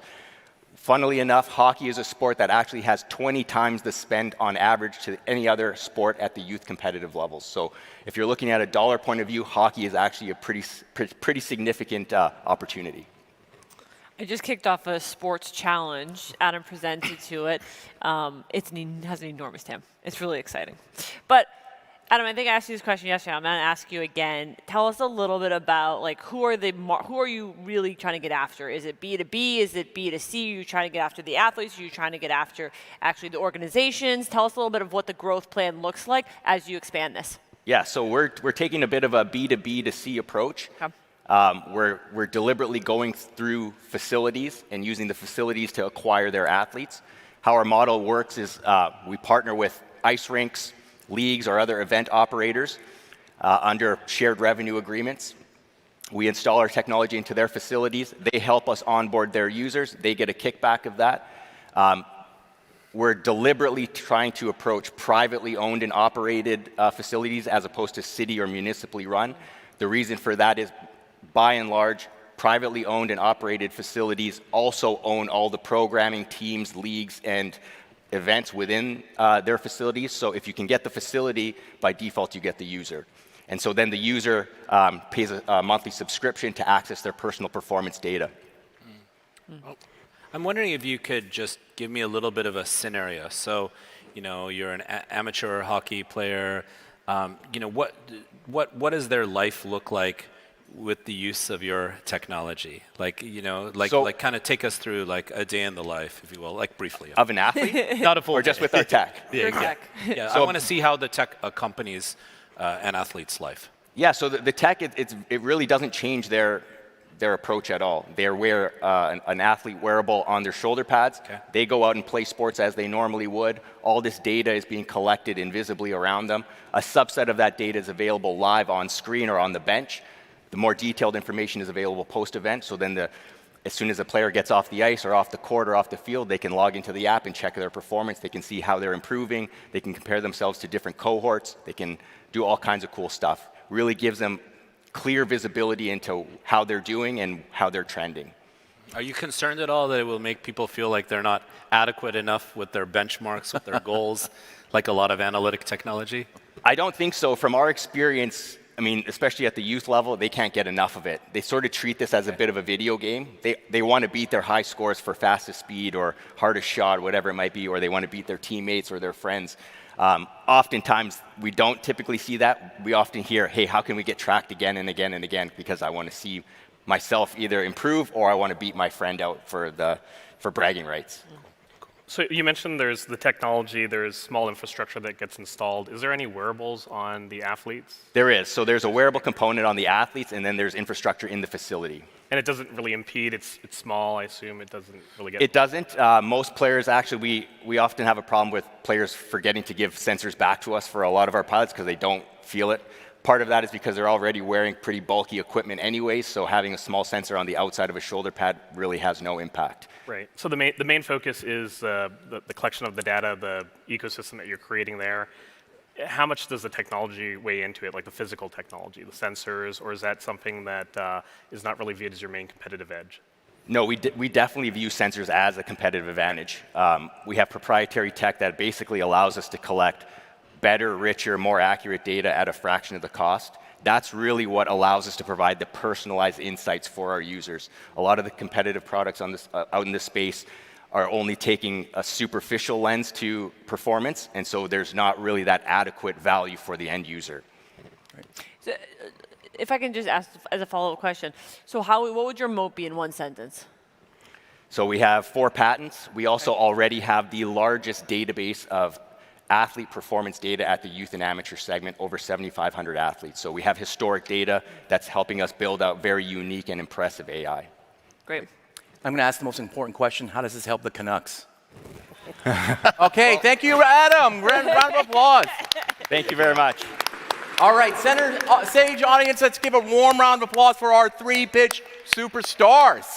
All right, remember that now it's time to have your say on who you think should be crowned the next pitch champion. The polls should now be open on your phones and will remain open for the next 15 minutes, so make sure to cast your vote. While we do that, let's go to the judges and get a little feedback on what they thought. Did you have a favorite star that pitched today? I mean, I'm really debating between them, just to be honest. I mean, I really like the idea of rethinking materials because they're the infrastructure of our lives. Like, you know, the kind of carbon capture technology is very appealing to me. I was trying to think a lot about how that might scale out as much as possible. It wasn't that clear to me how that would occur. That was interesting to me on that level. The other 2 are more standard for me, not standard, but they're more like common AI and analytic kinds of pitches, and both have their positives and some drawbacks, in my opinion. Good. Yeah, I kind of agree. I thought Alex did a great job with his pitch. Yeah. I'm excited to see where the business goes. Obviously, it is a very hot space right now. Everyone needs to figure out how do we capture these small businesses. I think Sabrina did such a good job of capturing a market that is desperate to be captured. But again, I have some questions about how you're going to scale that out. What market are they going to start with? What's the global expansion look like? How do they just get out just cement, right? Yep, right. And then Adam, I've seen a few times now pitching. He does a fantastic job pitching. A really exciting space, a hot space. But with the wearables, I just question, how do you get out of just hockey? How do you get into NBA, which is the bigger sport, or baseball, or such, right? So again, how do you expand that beyond? Yep, good points. Joe? I think amazing pitches all around. I think it's really interesting because each of them in some way touches on something that excites me. I think, you know, with DealStack, one of the first businesses that I bought was like one of these types of companies that was being passed on.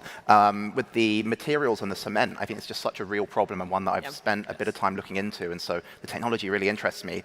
And then, you know, with Drive, I think I love underestimated and slightly misunderstood markets, and hence the question about the market size and how big this could be. I think there's something really interesting there. So really interesting all around. Great.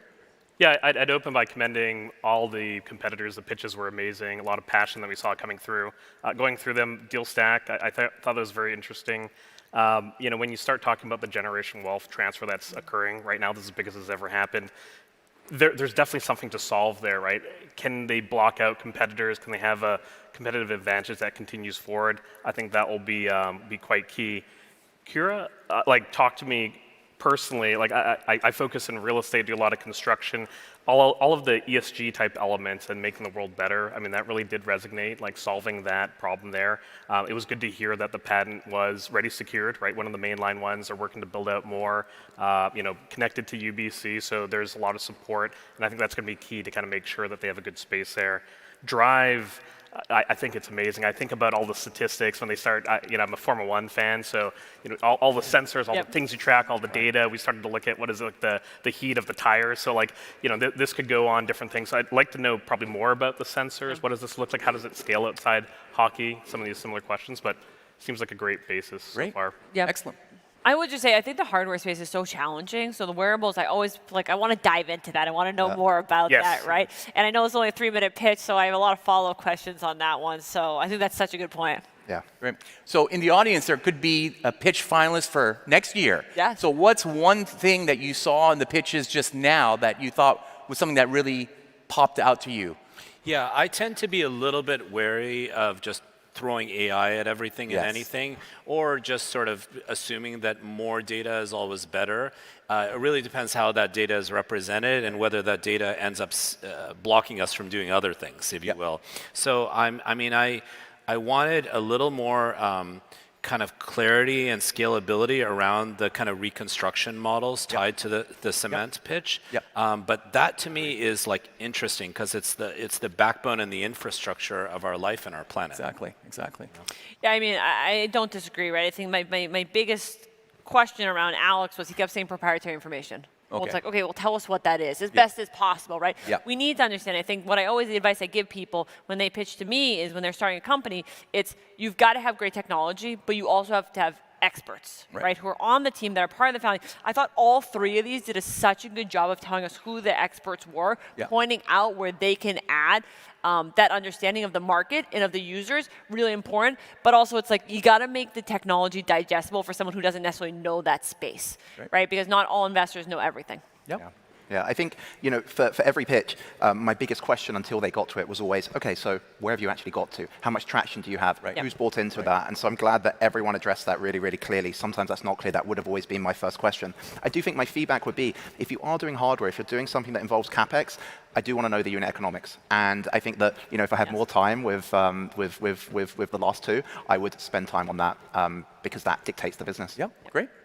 Yeah, I was coming back down to the competitive advantage, right? So looking at things, if it's IP patents, what kind of blocks it out? Are you just going to be the better marketer for the product, or will someone else come in and overjump you on that? So I think there was generally it's hard within 3 minutes, a lot to cover, right? But I think we got a lot of good answers. We still have a lot of good questions. I think would come out of it still, but the right direction overall. Great. Excellent, excellent. Okay.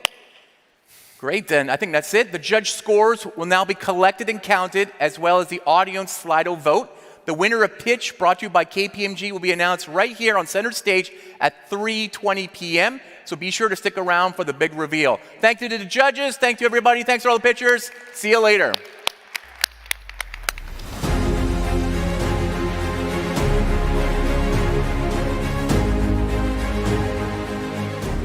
The stage will now break for lunch. Content will resume in 45 minutes. Please make sure to arrive in time to secure seating.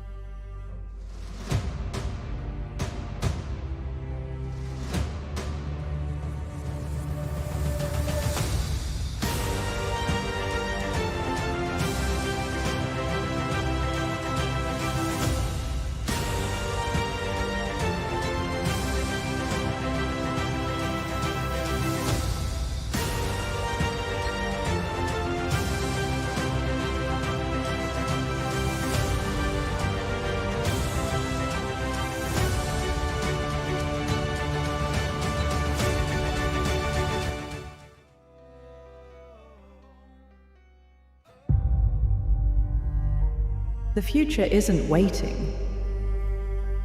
It's being written by every decision we make today. Technology is the pen. Humanity is the author. The story is still ours to write. And that story can be a positive one of a brighter future.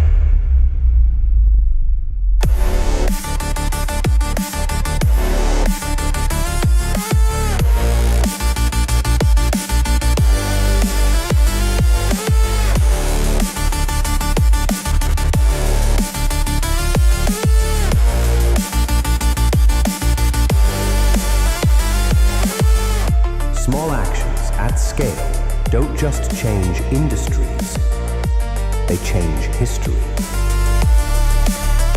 We don't inherit the future, we co-create it with courage, code, and compassion. Every startup, every breakthrough, every bold idea is a vote for the world we want to live in.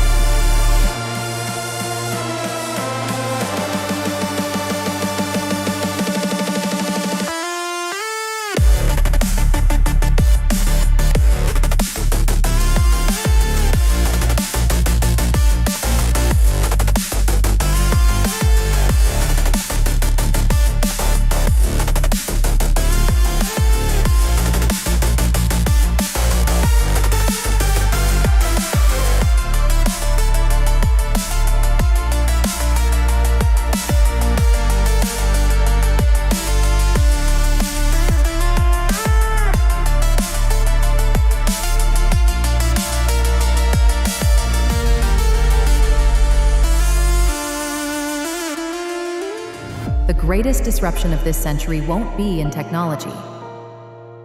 It will be in how we choose to treat each other.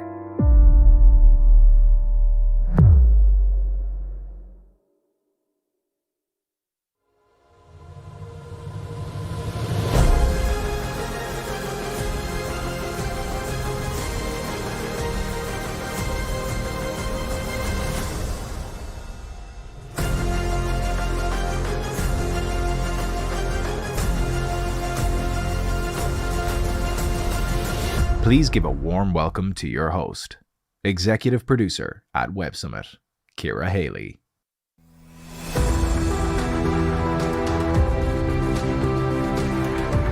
Hello, hello. Welcome back, everyone. I hope that you're feeling refueled. And we're starting off this afternoon with a massive conversation that gets to the very heart of current events and constitutional law.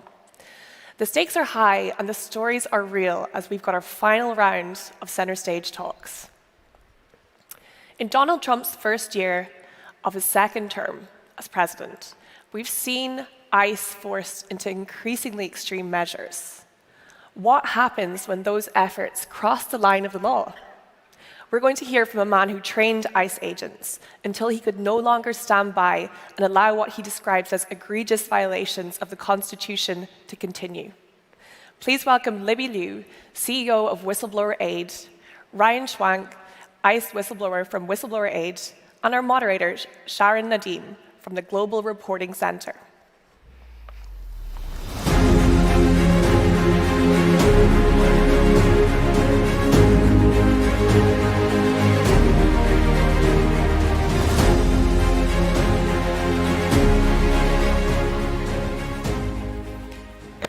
Hello, and welcome everyone to the third and final day of the Web Summit. I'm joined here today by two really remarkable people.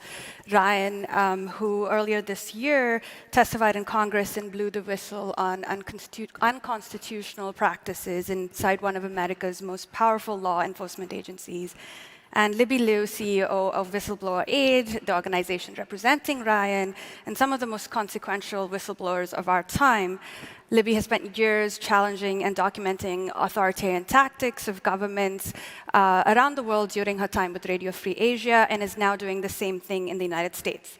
I'll start with Ryan, then speak about his specific experience with ICE before we zoom out, Libby, with you and what this means for erosion of democracy in the United States and the direction you think the country is heading in.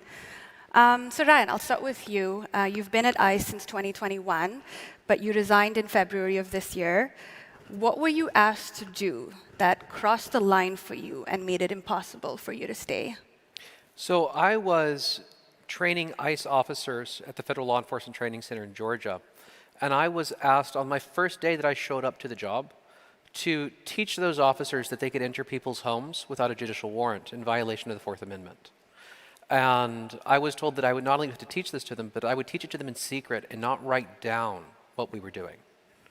On top of that, I witnessed massive violations of training. We were graduating cadets with minimal, if not any training, essentially. We weren't measuring the training to make sure they were actually compliant, that they were actually learning the material. And with everything that was happening, it didn't make sense not to say something, right? It was my duty to say something. Mm-hmm. You've been at the organization for a few years, so how have you seen it change and evolve under this administration with some of the practices you just outlined?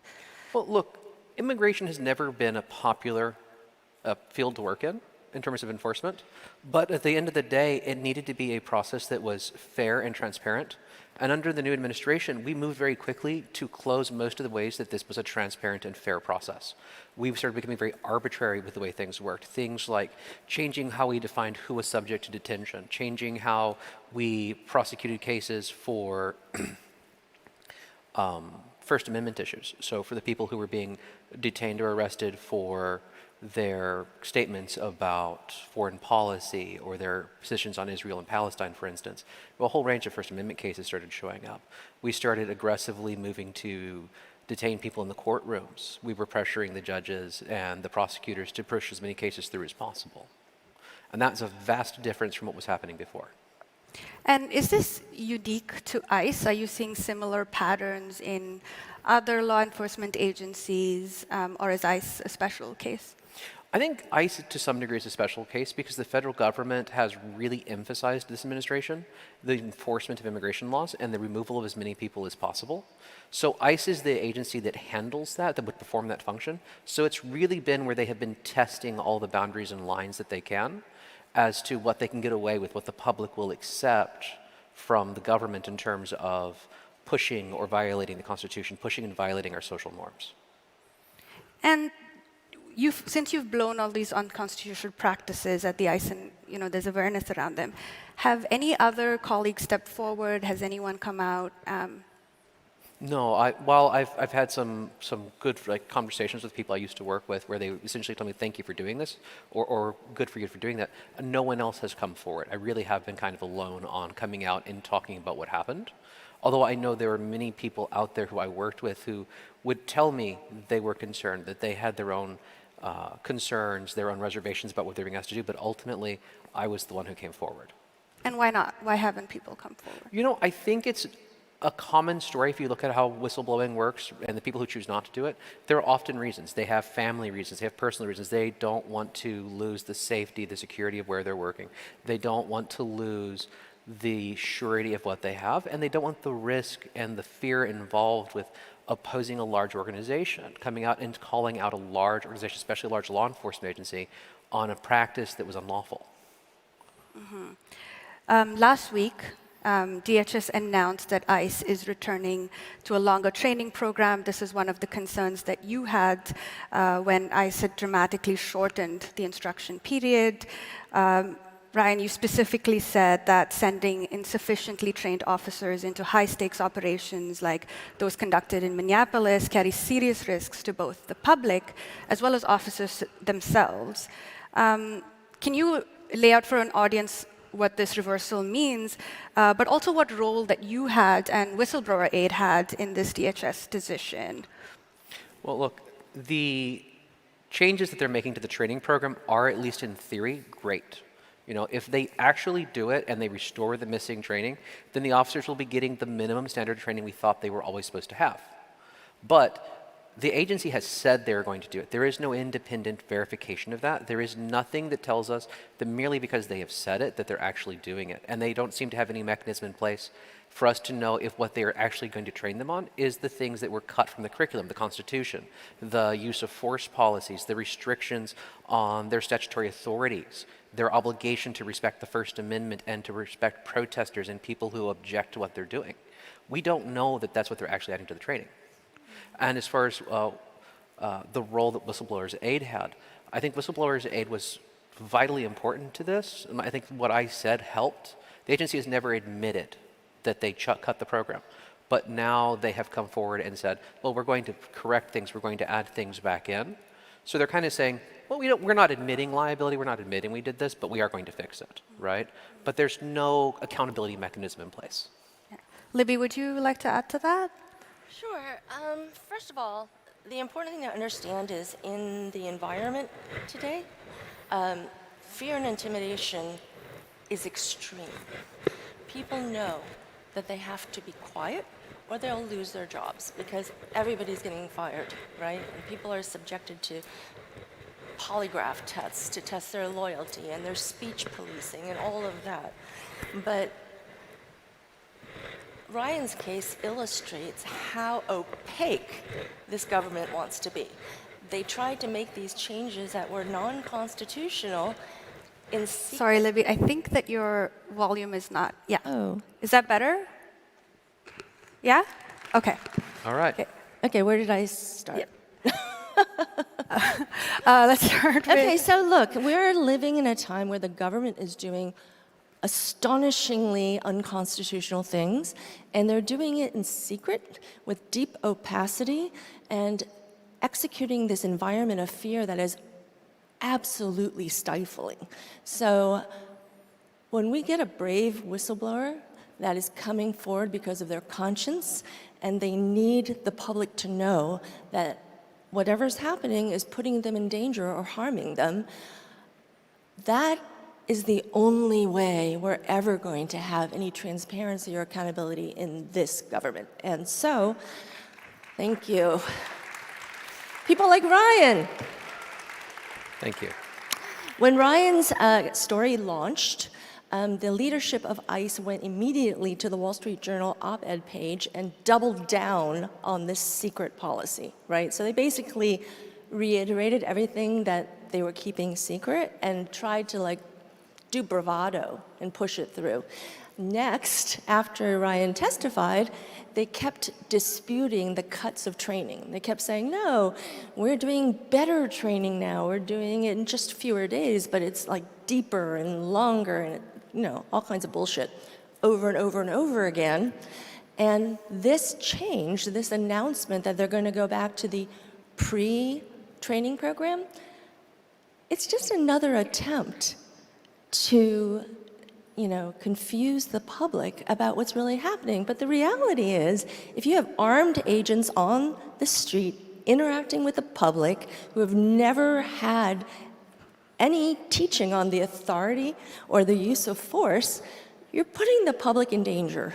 And especially when it comes to the Fourth Amendment, because there's a very good public awareness campaign to teach people that no one can come in their house unless they have a judicial warrant. Yeah. So these people are going in with weapons of war. They're going to the door and they're demanding to go in. They think they have the legal right. The people inside know they don't have the legal right, and you're setting up a violent confrontation. So that's why it was so important for Ryan to come forward, because things were not going right, and we've seen the evidence everywhere. Yeah. So what you're basically describing is the role of whistleblowers as critical checks when institutions failed.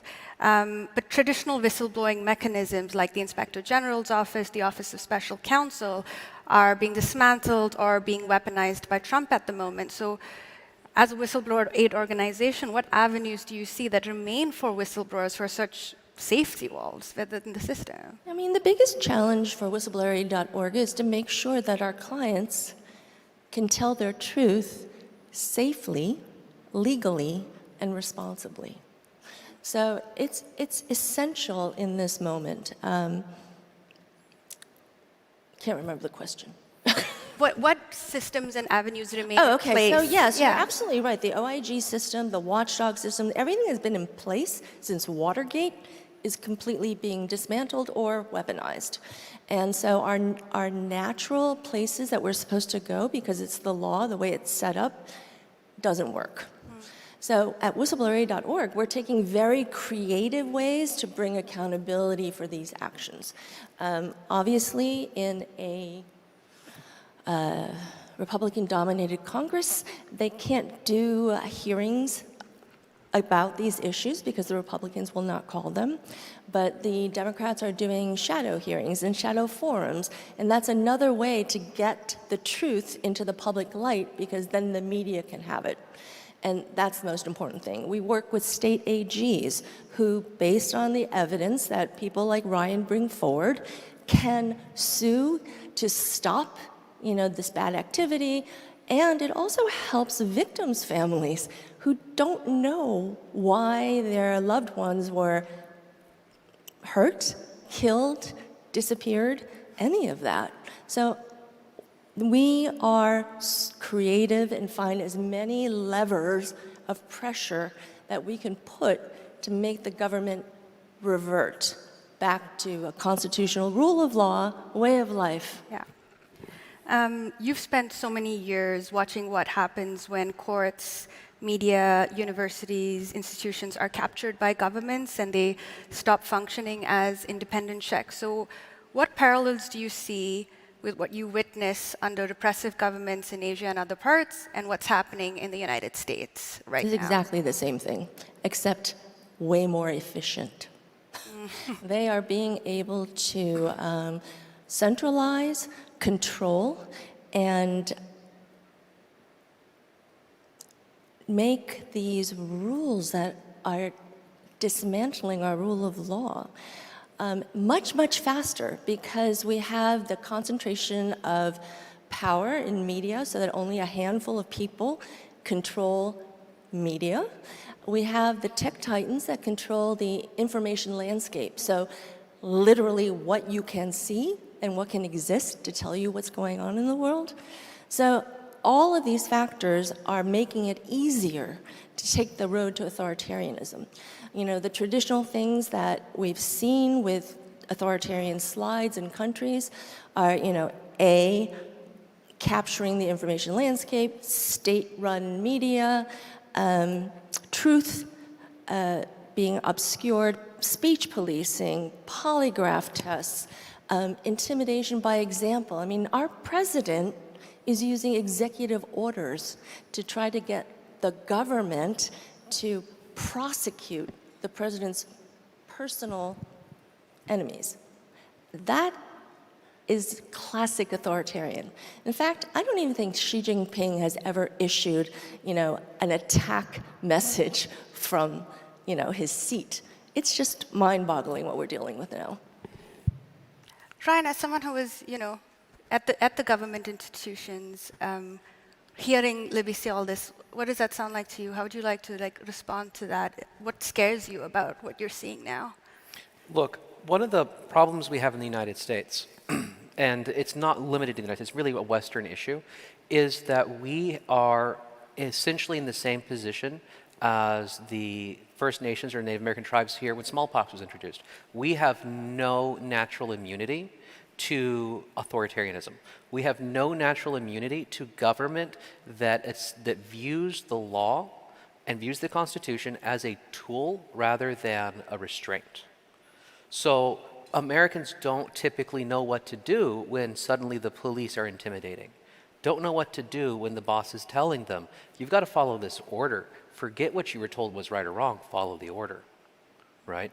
When I saw this with the cadets at the academy, we were bringing in cadets from all over the country, people typically coming in from backgrounds where they were getting a career that was not normally available to them. This was the best career they could get. They're talking a six-figure salary as a law enforcement officer working for the government. That's a prestigious job, right? Big bonuses.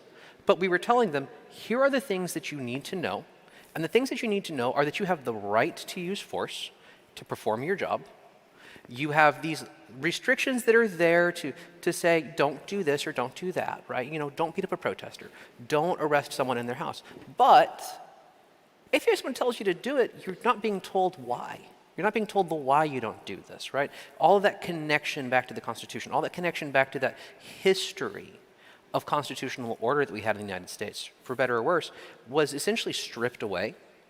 And these officers were being put in a position where the primary duty or the first duty was to their superiors, to the orders they were given, not to the Constitution. To the extent that one of the classes we taught at the academy before all of this involved going through the officer's oath to the Constitution to explain to them what that meant. And we took that out. We took out the training that orients them to their fundamental duty, that first duty to uphold the basic law. And we replaced it with a fundamental duty to follow orders. Right. Because you brought up the law and that this is being broken, what about the legal system? We know that there is a lawsuit in Minnesota for the actions of ICE. What can we expect for these cases and how to go through the legal system when officers are essentially, like you said, breaking the law? This was one of the things that kind of broke my heart with all of this. I worked with a lot of these students, and I don't think that for the majority of them that this was an attempt to be bad people or an attempt to be how they are characterized, you know, as thugs. That's not what they wanted to do, and that's not who they were individually when they showed up, right? But if you don't train them in the law, if you don't train them on what their limits are, then they go out and perform some action that hurts someone, right? They don't have the protection of what we call qualified immunity to protect them from the lawsuits that come. So cases like the one in Hennepin, cases that are going to come from people who were arrested or who were injured by these officers who were undertrained and weren't told what they weren't allowed to do, those cases are probably going to result in judgments and even possibly criminal convictions against some of these officers. And it's going to be because the agency and the government willingly and intentionally chose to deceive the officers it was training in a way that made those officers dangerous to the public. That's a really good point. Libby, your career has been kind of defined at the intersection of technology and freedom. You have supported apps like Signal, Tor, tools that millions of people use to communicate safely. But we also now know that DHS has increased use of technology. They have contracts with Palantir to significantly expand their surveillance system, data sharing. So what role do you think technology plays in this current system we see with ICE? And what should a room full of tech companies and tech workers be thinking about? What would you say to them? Well, I would say, first of all, yes, we've got a serious problem with technology being used against the people in the United States. And you've probably read about DOJ exfiltrating so much data from all the secure systems all around the government. All of that data is being weaponized against people living inside the US. I mean, you've probably seen reports of the app that ICE officers have. When they run into somebody, they go to this app, and the app tells them everything the government knows about a person. That was not ever intended to be the case. There were rules that were protecting the sensitive information, but if you have a transactional government and you have the technology that can be used, they're going to abuse it. I mean, that's just human nature. When you're a bully, you're going to take everything, right? And the tech companies are so complicit in a way we've never seen before. They're not acting as, a door trying to block abuses and penetration, but rather they're just working together. And what I would say to people in this audience is, please listen to your conscience when you decide who you want to work for.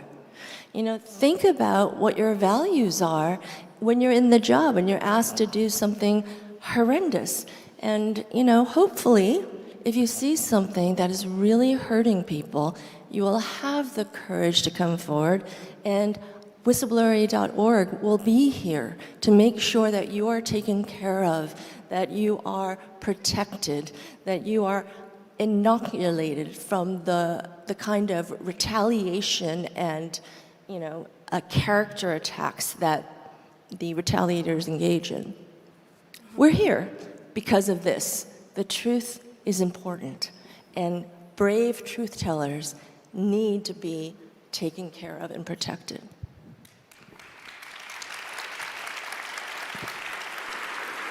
Ryan. Thank you. You have done something really brave. You walked away from your career and you went public. Libby, you run an organization that exists to support people making that choice. Similarly, for the people in these rooms, technologists, founders, people who work inside very large institutions, what can meaningful pushback, resistance look like? What can they do that matters? Can I address that one? Yeah. Okay. Okay. So the answer to that question is you need to do your due diligence, and you need to pay attention to the fundamental risks associated with what you're being asked to do.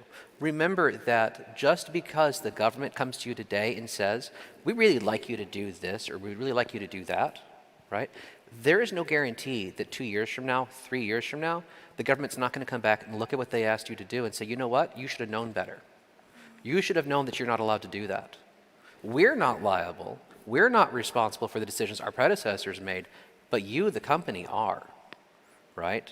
Don't think the government won't throw you under the bus when there's a reckoning in the future over some of the criminality that's happening. But beyond that, if you're a company working, or if you're a business or an organization working in the tech industry, inevitably American money comes into your business, whether it's at the initial investment stage, later on, or through consumers consuming your products. You're going to be taking in American money at some point, which means you're going to be subjecting yourself to American jurisdiction. And that means you need to be planning and accounting for these risks. And the best way to account for these risks is to politely decline those transactions, those decisions the federal government is pushing on you in the United States that make you go, that make you go, I don't think that's a good idea, or someone's going to get hurt if we do this, right? At the end of the day, power in government comes from people making the decision to do what they're told to do. And if you just say no, if you just say, I'm not going to do this, they have no capacity to compel you. That's a really good point. I want to bring it back to the elections, midterm elections coming up this year, the presidential elections in 2028. What are some of the concerns you both have, and what are you looking to for these elections? So one of the concerns, and I think this is one that's already out in the public, right, is we have all of these ICE officers that were trained in ways that were visibly inadequate and don't allow for constitutional knowledge to know when they're being told to do something unlawful, right? And we already had the administration talking about deploying ICE to polling stations. That's not an accident. That's not idle talk. That is the tester, the feeler for a campaign that they intend to do. I guarantee you they intend to do it. I have no personal knowledge, but I'm telling you that all the pieces put together say this is the plan, to send ICE to polling stations to selectively influence the outcome of the election in the United States. And it's very easy to do. All they have to do is send an ICE agent to Detroit, to Dearborn, Michigan, for instance, and it suppresses people showing up to the polls. It slows down polling. And as soon as you do that, as soon as you take a couple of percentages of votes away in a state election or a national election, it can swing the state election. It can swing a district election. When you combine that with everything they're doing right now on redistricting to remove minority-majority districts, what the end result is you take a city like Memphis, right? Majority black city. You cut it up into multiple districts in Tennessee. Then you deploy ICE or you deploy law enforcement there. And that law enforcement slows down voting, convinces certain people they don't want to go through the hassle of doing it. And then no matter how enthusiastic you are to vote, if you have to wait too long to vote and you have to go to work, or you're afraid to show up because you have a speeding ticket, which doesn't block you from voting, but could make them, fine you or arrest you on site, you're not going to show up. And now, all of a sudden, what could have been a competitive election or an election that would have reflected the will of the people becomes an election that reflects the will of the institutional structures that suppressed your right to vote. And this is exactly what we see globally in authoritarian countries, right? Many of them have elections, but they're not free and fair elections because the military is there. There's secret police there. There's a private military, basically, that is there to make sure the citizens do what the government wants them to do. And is this unique to this administration that we're seeing, or is this a structural problem with ICE, given your experience? It's a combination of the two. ICE is not meant to be used the way it's being used today. ICE was meant to be an agency that functionally operated to detain individuals who had already been arrested by their law enforcement agencies. So it's a federal law enforcement agency with this very powerful authority to arrest and detain people in a civil process, not a criminal process, a civil process. And that's almost unique. There's very few circumstances in which you can be detained and held for a civil violation, right? So now we have this system where you don't have the same protections you get in the criminal court system. You can be detained, you can be held for long periods of time, and you don't have access to the resources that you would get in a criminal proceeding. You don't get the same rights, right? So that's a functional, structural failure in ICE itself. But for most of American history, that hasn't mattered because structural issues are irrelevant as long as the people managing those structures operate in good faith. And the converse of that is, it almost wouldn't matter if it wasn't a problem. It wouldn't matter if the structure wasn't bad, if it was the perfect system.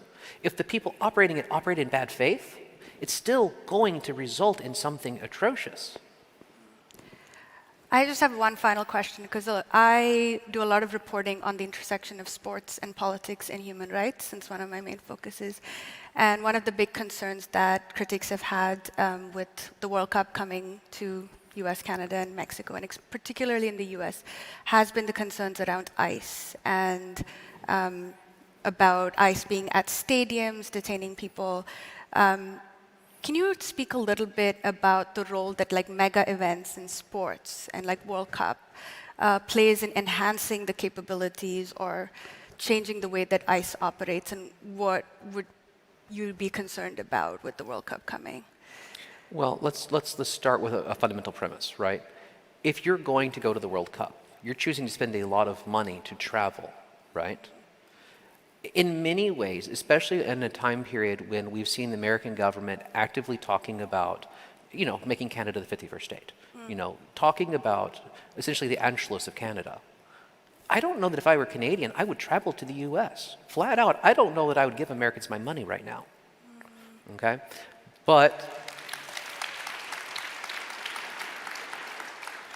if you do decide to go, just be aware that as a non-American citizen in the United States, you are subject to what's called examination and inspection.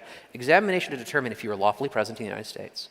And if you are lawfully present, the basis for that status. That allows them to detain you and hold you until that process is completed. Okay? If you do travel to the United States, I strongly recommend you make sure you have an immigration attorney ready to talk to, because you don't know what's going to happen when you encounter an officer who's improperly trained. I honestly don't know that if I were Canadian, I would travel to the United States right now. Libby, we don't have a lot of time left, but do you have anything to add to that?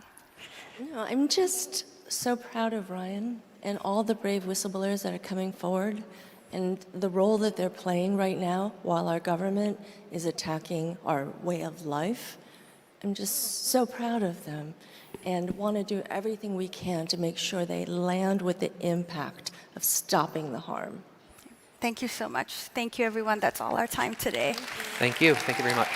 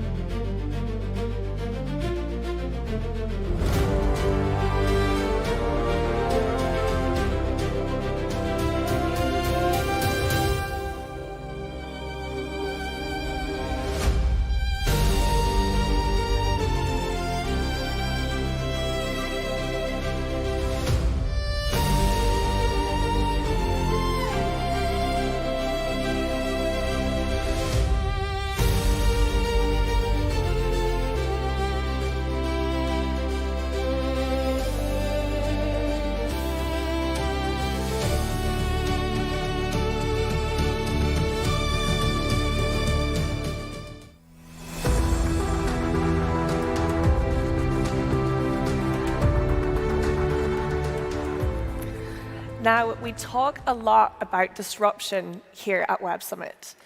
Usually we're talking about disrupting the taxi industry or the way we buy groceries. But this next session is about a different kind of disruption, one that gets to the very core of our global identity. As we look south of the border in 2026, the conversation has shifted. It's no longer about, who wins an election. It's about whether the democratic experiment itself is still viable. We are seeing a radical new ideological split. On one side, a move towards the techno-monarchy, led by a sovereign CEO, the ultimate disruption of the state. On the other, the belief that democracy hasn't failed, but simply hasn't reached its full potential yet. This is a definitive exploration of power, technology, and the ideologies that will define the next century. It's going to be provocative, it might be a little uncomfortable, but it is absolutely essential. Please welcome to the stage Curtis Yarvin, founder of Urbit, Ramesh Srinivasan, author and professor at UCLA, and our moderator for this debate, Cenk Uygur from the Young Turks.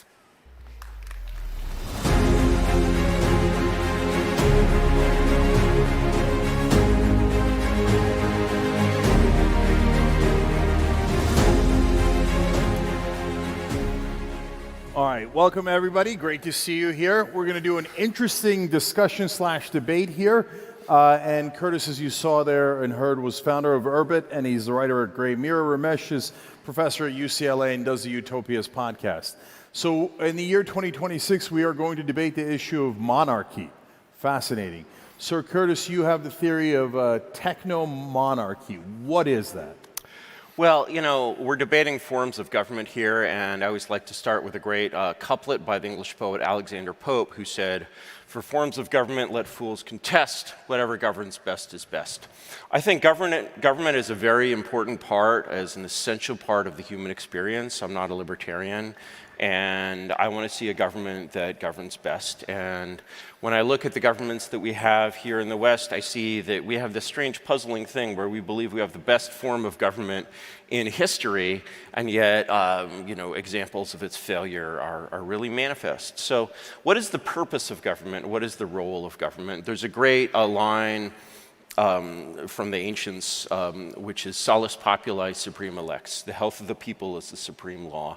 And that means health in the broadest sense. So I believe that we should be governed so that, all the people who are governed thrive. That's an interesting definition. It's hard to quantify. It's not really the same as GDP or anything, but when I walk around the streets of Vancouver, especially at night, I do not get the sense of universal thriving.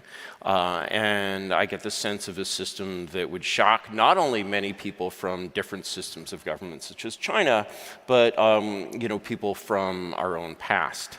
And so when I look at this kind of failed system, what I see is that we worship this word democracy. Democracy seems to me to mean two things. People are fighting over this term that is essentially a term for legitimacy.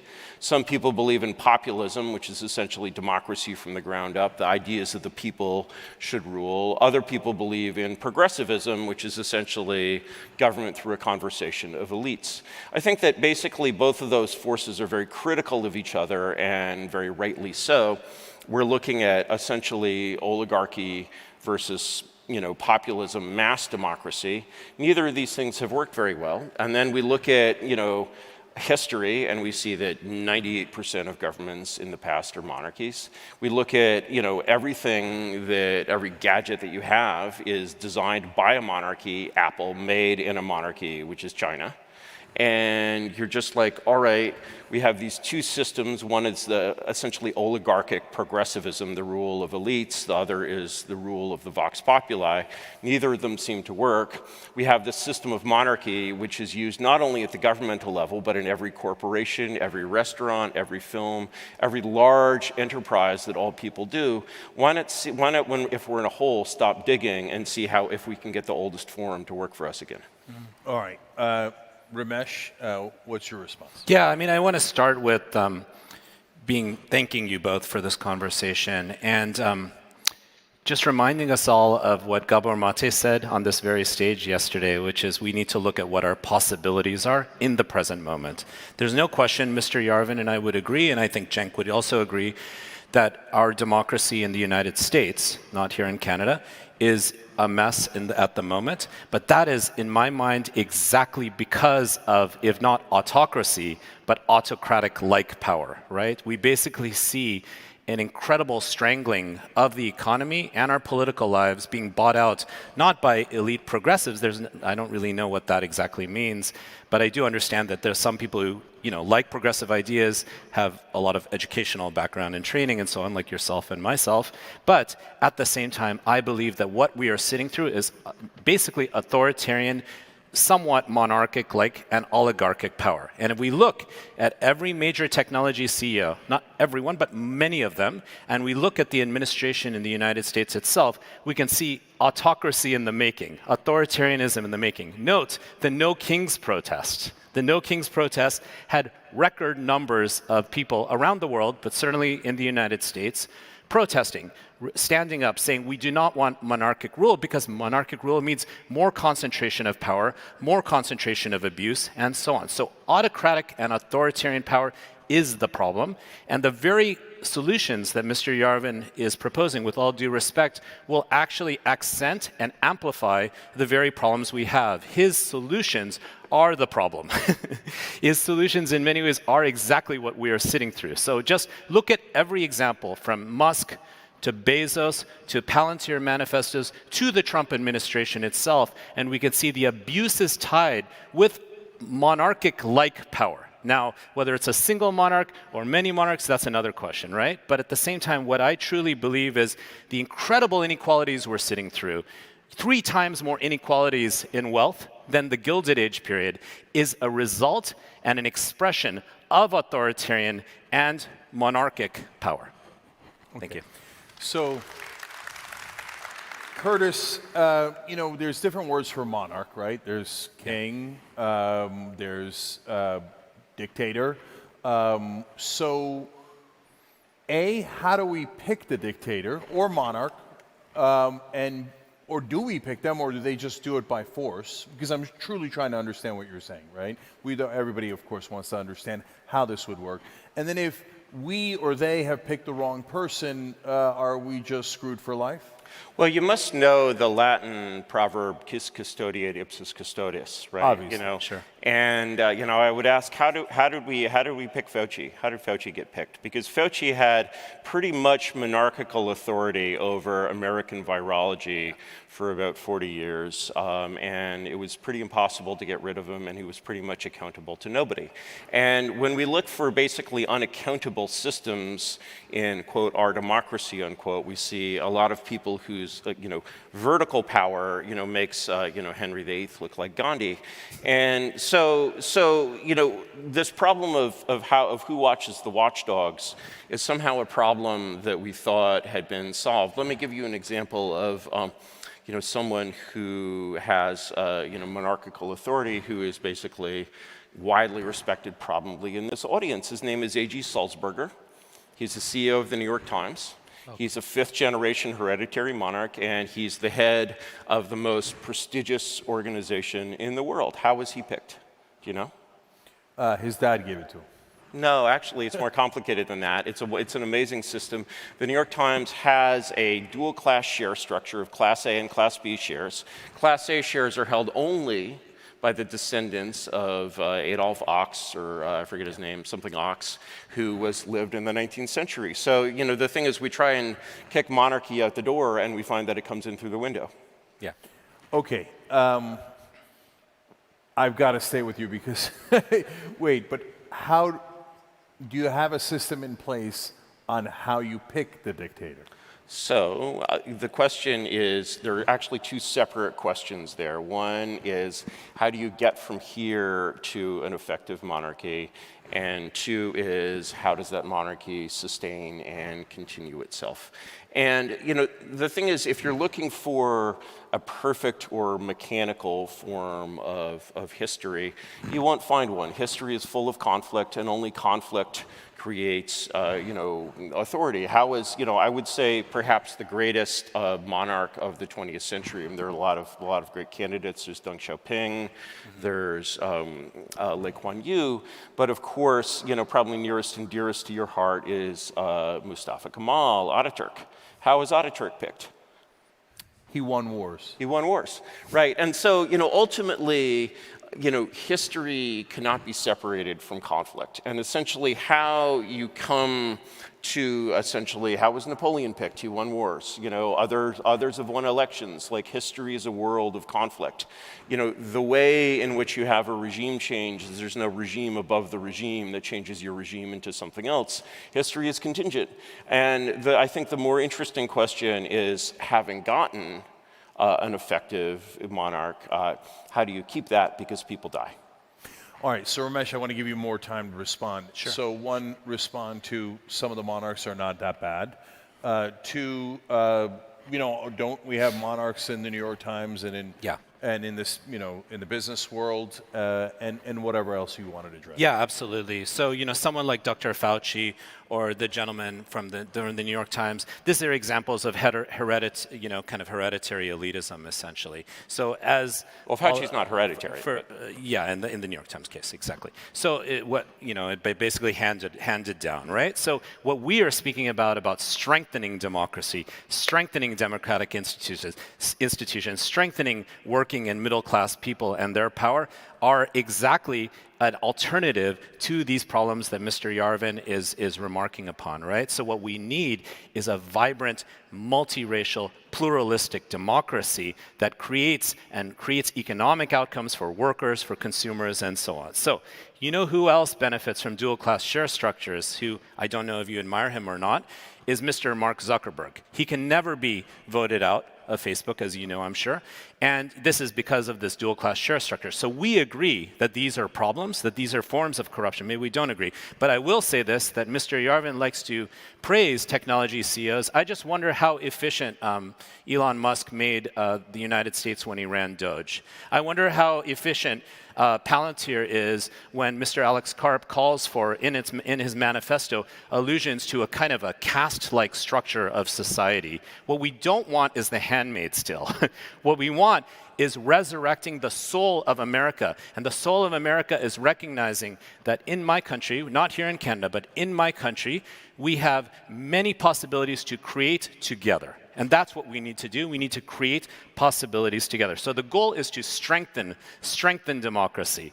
And it's very interesting when I look at your arguments in your work, sir, that you actually conflate elitism and progressivism. There's nothing less similar than those two. I understand there are some people who sympathize with progressive views, like Tom Steyer or whatever, who are elites, but most do not. In fact, it's elites and billionaires and oligarchs that are destroying democracy as we speak, and many of them are directly tied to the technology industry. So, Curtis, before you answer, I want to add a couple of questions there. So, I get to either buy an iPhone or not. I get to read the New York Times or not. But I don't get to leave this country. This is my country. So if I hand it off to a monarch, I don't have a choice. You don't have a choice, in the administration you have. You don't have a choice of Dr. Fauci. You don't have a choice of, let me give you a couple of anecdotes. So my father was a member of the deep state. He served the state very faithfully. When, he was nominally a member of the executive branch, but in fact, he was, like Dr. Fauci, not democratically accountable in any way, shape, or form. His father, Norman Yarvin, he always used the word progressive with me. In fact, he was a communist. And if you look at the history of the word progressive as used in the US, actually you have a very clear lineage going well back to the 1930s. And progressivism in America has always been sort of a sandwich of the high and the low. It's been a leadership class combined with a class of followers, or you might say clients. And absolutely, if you go see, if you're interested in the history of progressivism in America, go see the film Reds from the 1980s. All of those people would have called themselves progressive. Sure. And, they went back to the Harvard class of 1912. The elite tradition of progressivism is a very old and a very factual thing in America. And I have a question for you. Sure. Professor Srinivasan, which is that you've expressed a lot of interesting abstractions about coming together. How do we come together and build a high-speed train? How do we come together and build things that actually work? Okay. No, go ahead. Okay, sure. So first of all, this term progressive, let's not fixate on it. It doesn't matter how the term is used historically and how we understand it today. When I'm speaking about progressivism, I'm speaking about people like Bernie Sanders and others. $18 people paid an average donation for that campaign. That's completely different than some of the authoritarians and oligarchs that in many ways Mr. Yarvin praises, who actually benefit from the destruction of our democracy, the passage of Citizens United, and the buying out, essentially, of our democracy. So how do we strengthen things? This is a great question. Many aspects. You're an internet pioneer. I respect your work with Urbit. Many internet technologies were not created by monarchs. They were created by people like you, right? They were created by immigrants in many cases. Many of the web itself, as you know, the internet itself started at my university by Len Kleinrock, thanks to public funding, right? So the point I'm trying to make is that what we can do is strengthen small businesses, medium-sized businesses, other modes of actually creating jobs, which actually these are entities that create far more jobs than big corporations, because what we don't want to do, basically many of your arguments are critiquing this kind of fiefdom of handouts, and I agree with you with that. But what we need to do is actually strengthen the kinds of institutions and businesses and so on that actually can create value for our country. And that's what we need to do. So Curtis, please. Can I respond? Yes. Of course. Yeah. So let me break your brain a little bit. I think the most successful engineering project of all time, there's probably two examples. There's the Manhattan Project and the Apollo Project. Obviously, the Apollo Project, also created by immigrants, also a government project. Let's focus on the Manhattan Project for a moment, because it was absolutely a government project. It was publicly funded. It was created under the last great American dictator, FDR, who had essentially personal autocratic rule. And it was run like a startup, right down to the technical co-founder and the non-technical co-founder, Oppenheimer and Gross. And probably at least half of the people working on the project, if we've seen that film, were communists. Or as they often would have said, even at that time, progressives. And so, where does that fit in a way? Would you accept building a high-speed train that was run in the same way that the Manhattan Project was run? Because the Manhattan Project was absolutely run like a startup.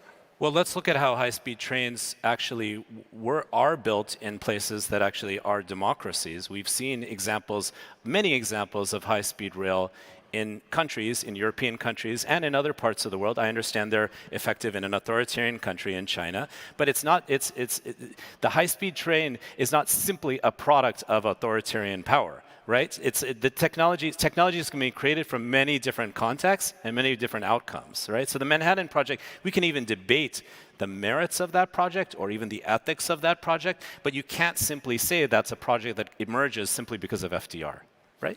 Okay, so Curtis, how do we know the monarch's not going to shoot us in the head? So there's two, basically, how do we know that Dr. Fauci isn't going to invent a pandemic that kills 20 million people?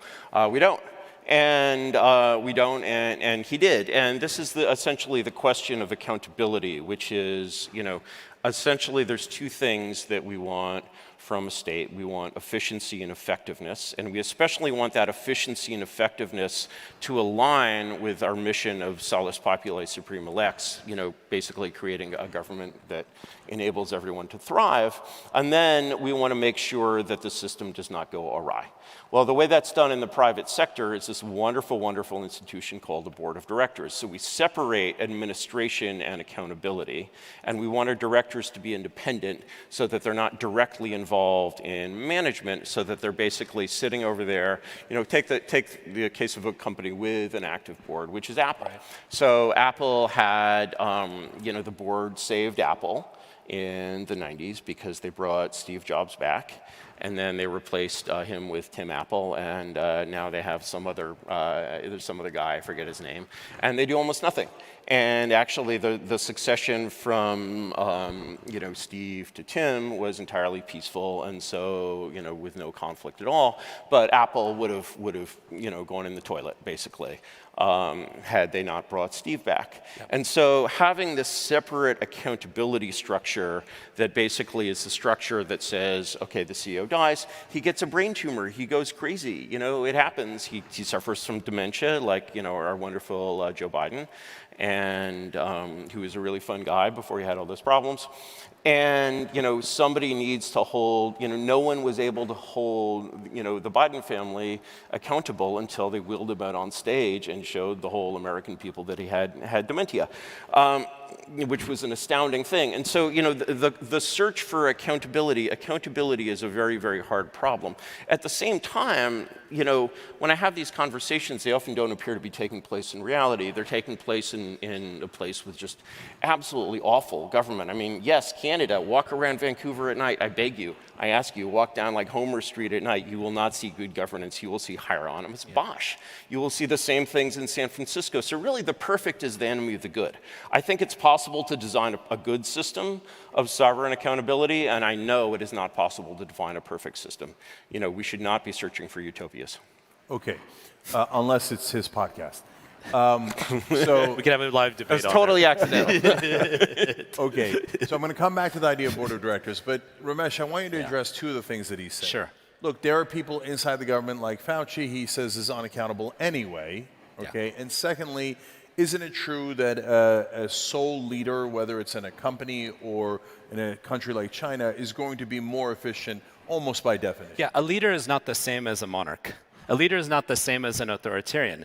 Leadership can exist in many different ways, right? Leadership can be about inspiring others, and you're certainly right. I actually grew up in the same neighborhood as Steve Jobs and went to the same high school, Homestead High School, as Steve Jobs, and he is obviously an incredibly remarkable and creative person, and his personal leadership and vision was extremely important. But that does not say it's baby with bathwater, sir. It's not necessary. A great leader doesn't mean it has to be an authoritarian or a monarch. Similarly, democracy is not the same as folks like Fauci or the Bidens, who are obviously part of a corrupt political system that has been bought out by the very corporations that you are admiring, sir. So that's the question I have for you. The reason why, corporate power, especially tech corporate power, has been dominating DC. I think you would agree with this. No, you wouldn't. Okay, since Obama administration, sir. So basically my point being that the corporate unaccountability, which is mainly boards of directors and investors, are exactly what are driving us off the rails in our country and blocking people like Senator Sanders, who remains the most popular politician in the United States, from actually ascending to power. So we agree that the Bidens and so on are issues. But I think what you're mistaking, sir, is actually the very problems that exist are symptoms of increased oligarchic and somewhat authoritarian power. I mean, would you agree with me that President Trump is the most authoritarian president we've had since FDR? I don't really. Well, no. I would go with LBJ certainly. I don't. Okay, sure. The word authoritarian doesn't really actually mean a lot to me. He has a lot of power. No, he has actually very little power. Oh, and come on. Here's a way. Bending the knee. Here's a way to measure. Sorry. Here's a way to measure how much power any institution or any system has. You have to measure it on an absolute scale next to absolute power, and it's a simple test. If you can increase the power of anything, for anything on a scale of 0 to 1, if you can increase it by 10x, it's got to be less than 0.1. If you can increase it by 100x, it's got to be less than 0.01. And when I basically think, could I increase, when I compare the power of Trump to the power of FDR or the power of Ataturk, I see at least 2 orders of magnitude. I see at least 2 orders of magnitude. So I think, no, actually, he's very, very weak in his authority over the executive branch. One of the odd things about the presidency that we have today, the executive branch is not run by the president. It's run by Congress. And the way that Congress works is it essentially integrates this vast bribery machine, which is completely, independent of any kind of political power. Like the House has an incumbency rate of 98%. The Senate is about 90%. There's a seniority system that makes up the difference. And you have this vast horse trading system of lobbyists and activists that produce these incredible bills. The president, is an afterthought next to Congress. Nobody ever comes to the White House to testify before the president. They testify before Congress. Now, where the president does have almost plenary, unlimited authority is over foreign policy. And that's a strange thing because that's actually the reverse of what the Constitution describes. And so I think one of the places where the Trump administration has sort of gone to grief a little bit is that it's gone in the direction of the things that Trump can control and not the things that he can't control, which is domestic policy. But when people think about elections, they really think that they're electing a king. They use language that suggests that Trump is sort of the CEO of the country somehow, and it's completely a fiction. So no, I think that Trump has very little power over the executive branch. I think the executive branch would actually run fine entirely without a president. I think that life in DC changed very little between Obama and Trump, and in most jobs, in most agencies, you would not even notice the difference. Okay, I want to squeeze in a couple more questions. But Ramesh, address this point about the high-speed rail in China, or the fact that they build incredible cities seemingly overnight in China. Is centralized planning not more efficient? No, it's absolutely fine to have experts and leaders in certain areas who have power in implementing particular projects. But that's very different than a vision that accentuates and amplifies the very problems we're struggling with in the United States. So let's look at the Chinese case. The Chinese implementation of anti-poverty measures, anti-illiteracy measures are remarkable. Now the question is I would say probably you would say that that's only because of authoritarian power. Would you agree with that? Well, all governments have absolute authority. Yeah, they have power. All right? governments have absolute power. If you basically find a government with that absolute power, you just haven't drawn the circle correctly around the government. But yeah, thank you. But my point being that what you can't do is say, because this amazing technology, in this case high-speed rail, happened to exist in China, that means that monarchic authoritarian power is the way to go, because high-speed rail can exist and come out of other conditions as well. My very point is that we're confusing many things right now, that we are living in the United States within a corrupt political system that is bought out by big corporations. That's been an ongoing issue for a very long time, not just because of Citizens United. That is why the politicians that Mr. Yarvin is critiquing are actually part of this corporate, technocracy issue, right? So what I'm trying to say is that I can give you umpteen numbers of examples of remarkable technologies, if that's what we care about. What I care about is the quality of life, people living lives of dignity, people living lives that are of healthcare and work and education. But if we just want to talk about technology and fetishize that, though it should never be about technology, we can see many examples of incredible technologies of all kinds, before the digital as well, that were created by auteurs, inventors, schools, Tim Berners-Lee, of course, with CERN, with the web and so on. So there are many examples of our creativity. But if we are being potentially persecuted, maybe not if they're your benevolent monarch, but how the hell do we make sure that that happens? If we are going to be persecuted by a monarch, how could our creativity even be expressed or released? How could we actually be entrepreneurial on any level at all? How can we be creative at all? I think what we need to do is decide how to live a life of dignity. And in the United States, you're correct that our soul has been compromised because of corporate technocracy. I think arguably the most, just to respond to one of your points, I think arguably the most creative era in Anglo-American history was the Elizabethan age of Shakespeare, which of course had a more or less absolute monarch in Elizabeth I. Can you clarify? Do you have a problem with Elizabeth I? I think the thing you do, sir, in your arguments is you point out positive or events or examples that you praise, and then you sort of connect them to governance in that period, but it's not clear how the governance of that period generates these outcomes, right? So what I would also like to point out is that in more pluralistic democracies, which we certainly are not living in the United States, so we can agree with that as well. In more true democracies, there's also many powerful outcomes that can occur. And I will just cite one thing. I'm curious if you know his work. I was a student of Amartya Sen, an economist at Harvard. I took multiple courses from him, and he basically showed empirically, won the Nobel Prize for this work, not some woke person, hard, old school Bengali intellectual. He basically showed that in pluralistic democracies, when people have choice, when people create choice, they can actually create economic outcomes that are better for all included. Why is that? Because it addresses Curtis Yarvin's concerns, Cenk Uygur's concerns, and Ramesh Srinivasan's concerns. Those are more resilient political and economic systems, and we really need to build those in our country right now. Okay. Curtis, before the debate ends, I've got to ask you the exit plan, right? So with Ataturk, I understand what you're saying. He wins wars, he does autocracy for a while, but his exit plan was democracy. And so he set up a democracy, and then it functioned relatively since then. So is there an exit plan here? Who's the board of directors? If the monarch does start shooting all of us in the head, what do we do? So there's a lot of different approaches to that problem that have been taken over history. Personally, there are two basic solutions. One is the tried and true hereditary model, and the hereditary model gets a huge boost by modern technology, because a serious problem with the hereditary model is how do you make sure that you have a good, king in the next, or queen in the next generation.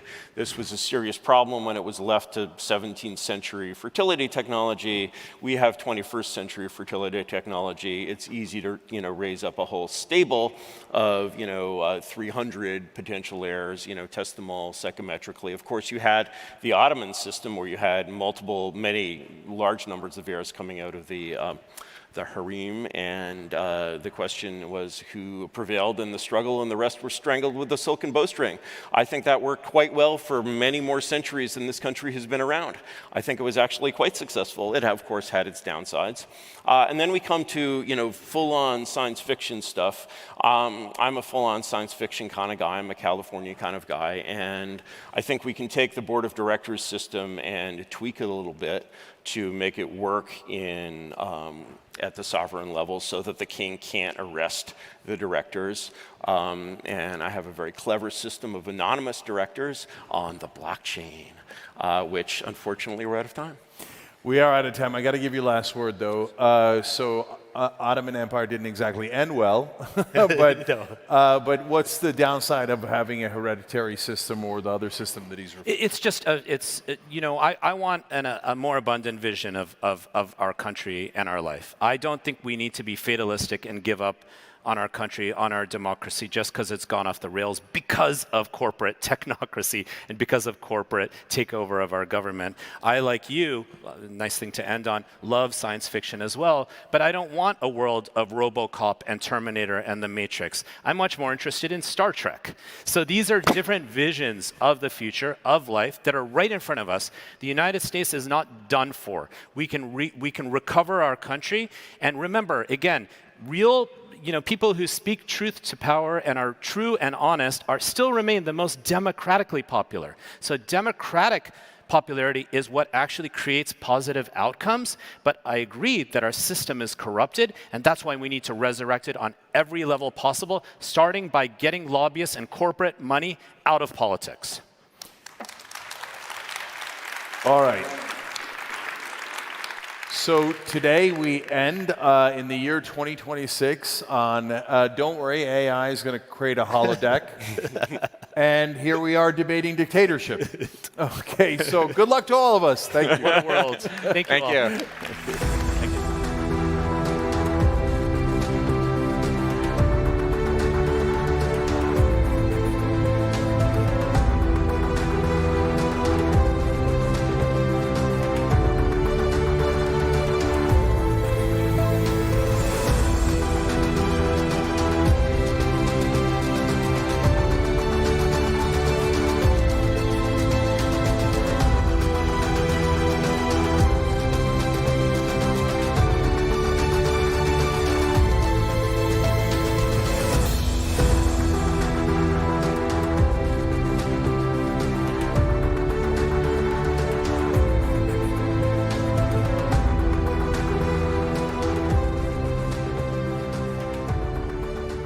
All right, here we go. This is the big event here. We're back for the winner's announcement of Pitch, brought to you by KPMG. All right, that's your cue to get, cheer. At Web Summit Vancouver this year, we have welcomed more than 1,100 startups from all over the world. And now it's time to find out who is the best of the best. This year's pitch has been an absolute whirlwind of emotions. We started with 35 of the best early-stage startups here at Web Summit Vancouver, all selected for the group rounds phase on Tuesday. From those incredible pitches, we narrowed it down to our 10 stellar semifinalists who took to center stage yesterday. 3 of those emerged victorious and pitched earlier today in the grand finals. I'd like to thank all the judges who were involved and, of course, all the startups who gave their absolute best over the last 3 days pitching for us. Now, before we announce our winner, let's take a look at who you, the audience, voted for. All right, so audience vote, Cura at 46%, Watt right behind them, Drive Hockey Analytics at 35%, and in third place, DealStack AI at 19%. Very interesting. So our audience and judges don't always see eye to eye, so anything and everything can still happen. So George, from KPMG, what did you and the other judges think of DealStack AI? Yeah, perfect. Going through this, I just have to open amazing effort across all the different competitors. It's really hard when you talk about it. They got 3 minutes to really give their vision, the views and everything, and really communicate on the product. DealStack AI, we thought it was very interesting as we deliberated as judges. Yep. When we talk about it, there's that interesting momentum around that generational movement. It's a competitive environment. There's a lot of things there. So we would say, wanted to understand a bit more, how do you kind of box out other competitors? Cura, on the other hand, I think Cura, there was different elements that we saw where, products that are going to change the world that really, really resonated with us in terms of, let's say, social economic good for the overall, the world in total. So, there was elements of technology. We saw talks about the IP, the patents, the backing of the team with respect to UBC. A lot of that kind of creates an ecosystem to thrive. There was a lot of technical content as well, too, associated to that. It's hard to kind of convey that within 3 minutes. So we thought that was also very strong as well, too, right alongside DealStack. When you get to Drive, I think, Adam had a really strong presentation. We all love hockey, fellow Canadian as well, too. I love your final question about Vancouver Canucks, but at the end of the day, it's very interesting about, is this part data or is it focus on a wearable? A lot of different things, competitive market, a lot of demand as well, too. But, us as judges, hopefully I'm representing my esteemed panel quite well out here. It was a hard deliberation at the end of the day, but everyone did an absolute amazing job. Who did you lean toward personally? It was really hard. I would say hearing of what would actually be the most impactful for communities and the world, Kira had a special place in my heart when I was hearing that. So. Okay, interesting. All right, then. Let's get to the next part, the part that we all know. So now we know who the public voted for. Let's find out, based on all our judges' votes, who is our new pitch champion, Web Summit Vancouver 2026. And the winner is...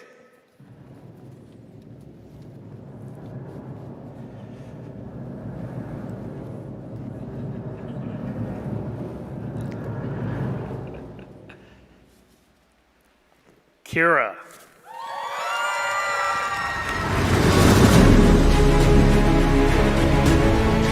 Come on out.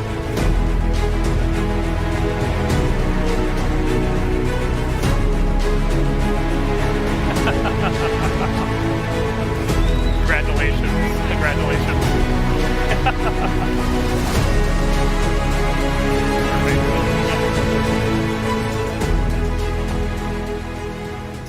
Take some quick photos. Okay, Serena, how do you feel about all this? Fantastic. Surely you should. So you were not pitching in Doha, but your co-founder was. What did she teach you to try and win this one? Yeah, obviously the judges are looking for very specific criteria and making sure that you're hitting all of that criteria. And really, since Doha, we have been hitting a lot of our milestones, and I think we've just matured a lot as a company since then. And I think, today's success shows that. Yeah, great. And what's going to happen next for you?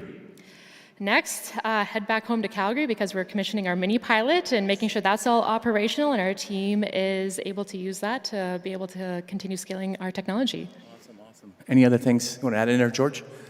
Now we know who the winner have is. An amazing support team. Just congratulations, and just really excited for you all. Awesome. Another round of applause for Kira from Calgary. Amazing, amazing. All right, that's it for this edition of Pitch, brought to you by KPMG. Congratulations to our winner, and of course to the other finalists that had the courage to step foot on this stage once again. Although only one of you conquered the title, all of you conquered the stage here today. Thank you.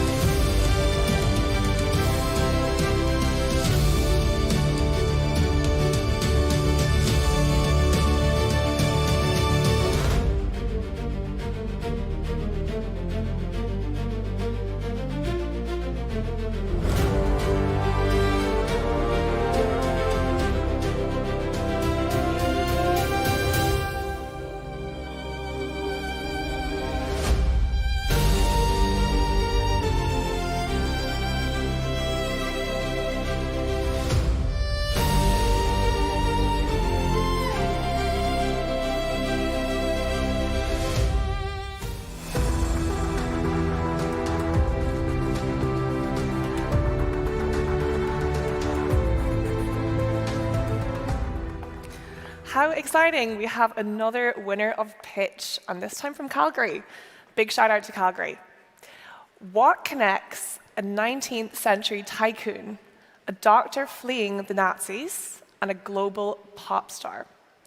That sounds like the start of a very strange riddle, but it's actually a journey through how AI is connecting disparate worlds and industries in ways we never thought possible. Please give a warm welcome to the stage the incredible musician, Aloe Black.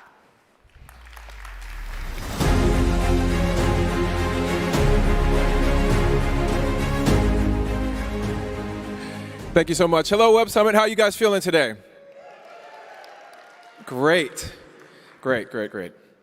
Well, I'm going to start with just asking you to, stand up a little bit, just stretch it out. Stand up, reach your hands up really, really high. Get in your body just a little bit. Now, as you hold your hands up for the next 2 hours, I'm just kidding. So I'm really happy to be here today. And I wanted to start out by just getting you into your body so I can tell this story about joy, because that's why I'm here. Please have a seat. Have you ever been really, really happy? I mean, so happy and intoxicated with joy that people around you thought that you were crazy? Have you ever felt or imagined a rhythm so vibrant that it demanded you physically move your body in some way, even if no one else could hear the music? But this kind of thing happens to me all the time.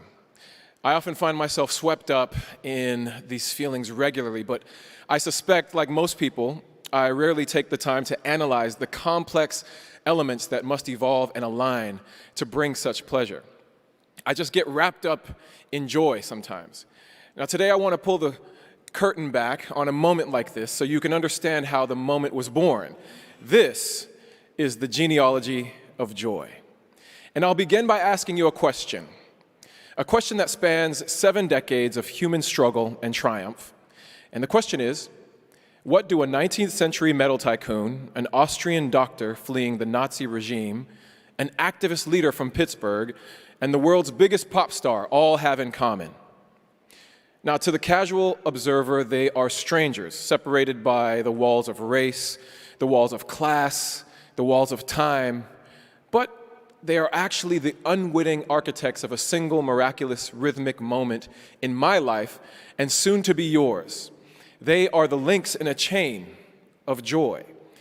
And this is a story about breathing life into every waking moment, no matter the circumstances. And now, despite the theme of joy, this story is very much inspired by the grief of death. And it begins with the cold, hard metals that built the American industrial age. See, in the early 1900s, Maurice Falk, an American businessman, built a fortune in Pittsburgh. He didn't do it with software or banking. He did it by founding the Duquesne Reduction Company in 1894. Now, what did he do there? He smelted copper, brass, and bronze, the literal materials of the Industrial Revolution. And when Maurice passed in 1946, he left behind a $10 million endowment, which is roughly $160 million in today's economy. And the endowment was called the Maurice Falk Medical Fund. But the fund needed a leader. It needed a catalyst. And that catalyst was Phil Hallen, who was Falk's close associate and also happened to be a former ambulance driver. And he was chosen to be the fund's president. Now, in his past, as an ambulance driver, he had watched people die on the way to help at the hospital.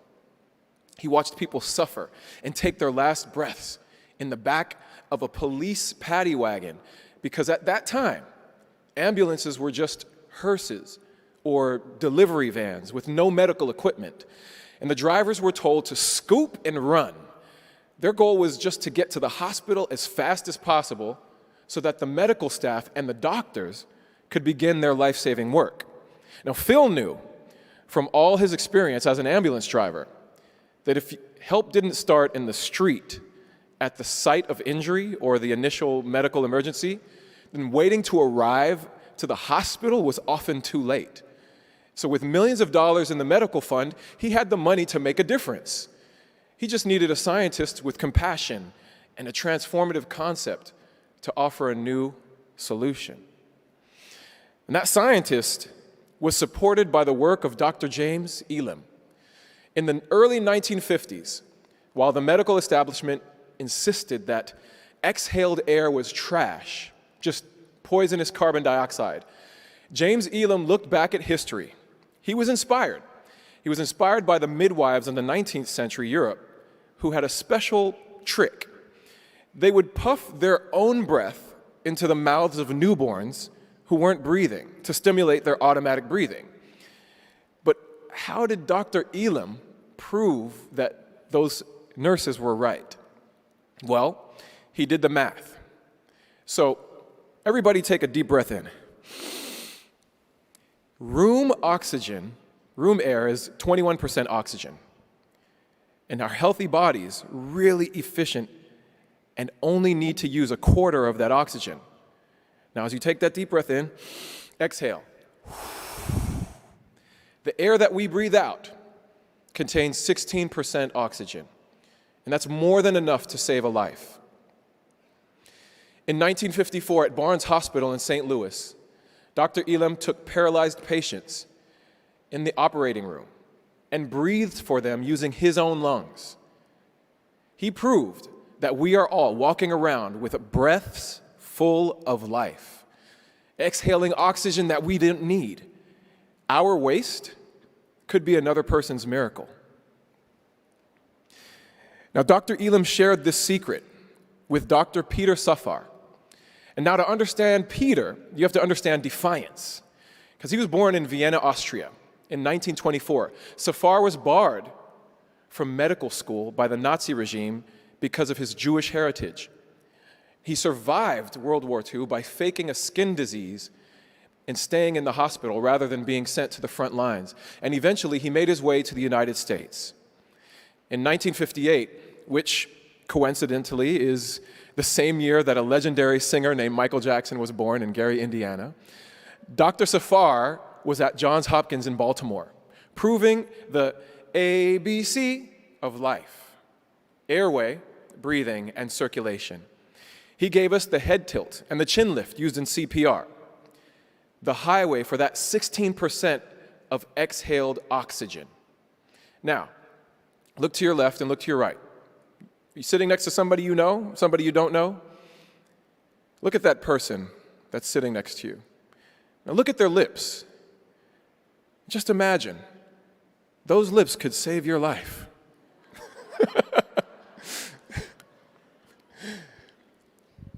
So, at the time, this life-saving info that Peter had developed and the training, they were strictly reserved for doctors and medical professionals to be performed only within the controlled walls of a hospital. A few years before Michael Jackson was born in 1955, Dr. Safar and his wife, well, they experienced the delightful joy of bringing life into the world. They had a baby girl who they named Elizabeth. And not long after, in 1961, they moved to a few states over for his post at the University of Pittsburgh, where he continued his research on groundbreaking contributions to the medical practice. But the knowledge that he had without a delivery system is a tragedy. On June 26, 1966, while Dr. Safar was at a medical meeting in Chicago, his daughter, 11-year-old Elizabeth, had a massive asthma attack. She was over 400 miles away, back home in Pittsburgh. How many of you have kids, have children? How far away are you right now? Could you imagine being the one person in the world with all of the knowledge and information about how to save your child and you're not there? This is what Dr. Safar was going through when he was in Chicago, and his daughter had an asthma attack in Pittsburgh. And despite all the research, all the information her father had learned and shared about CPR, none of it could save her at that time. Because the neighbors and the police were not trained to breathe for her. She was alone in the back of a van, losing oxygen, while the driver just focused on the road to the hospital. And by the time Dr. Safar got in an airplane, reached to her bedside at midnight, he used his own protocols to restart her heart, and he was successful. But her brain had been dark for too long. She passed away, and Dr. Safar's grief became his fuel. He vowed that no one should ever be too far from the breath of life again.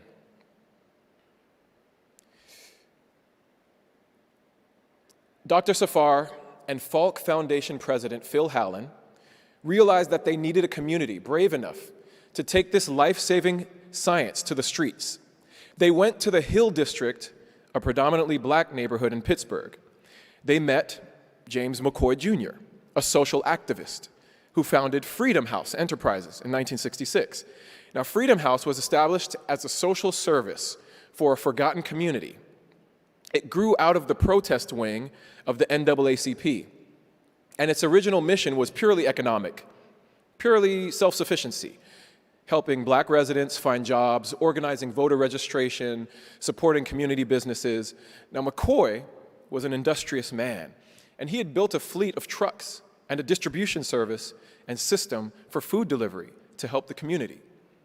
And when Phil Hallen from the Falk Foundation approached him about the ambulance idea, McCoy realized already he had the bones of a transportation business ready to go.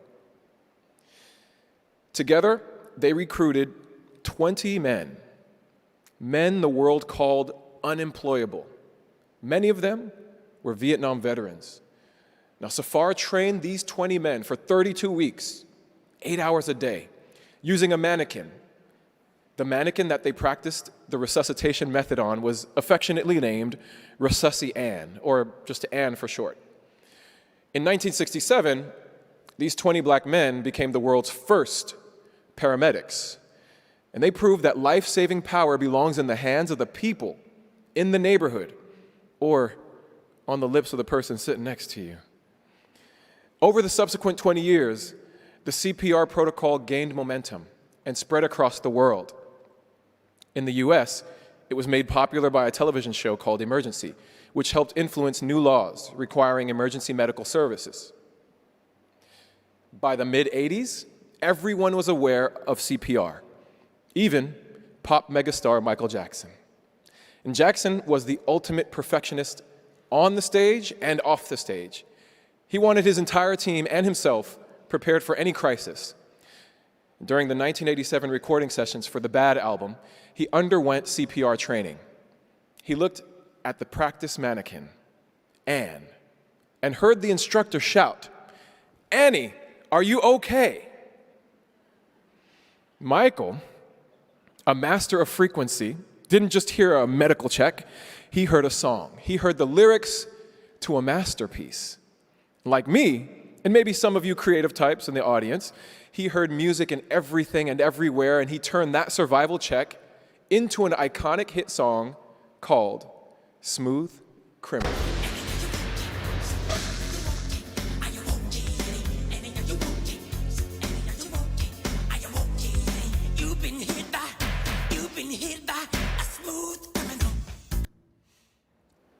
This massive hit is timeless. And it brings me to my own work. So recently, I was driving my car in LA traffic, thinking about Michael Jackson's Smooth Criminal. I was twisting the melody and the words into different rhythms and sounds in my head, and I found myself inspired by the rhythm of Ethiopian music.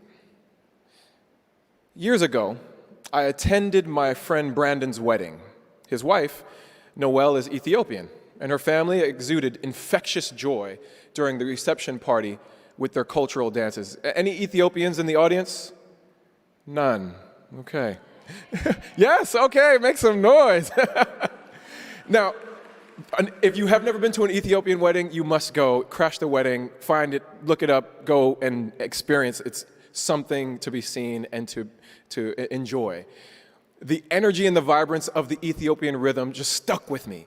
So as I was driving through LA, I began to hum an interpretation of Smooth Criminal, but remixing it and imagining the specific Ethiopian style that fuses with Michael Jackson's classic lyric.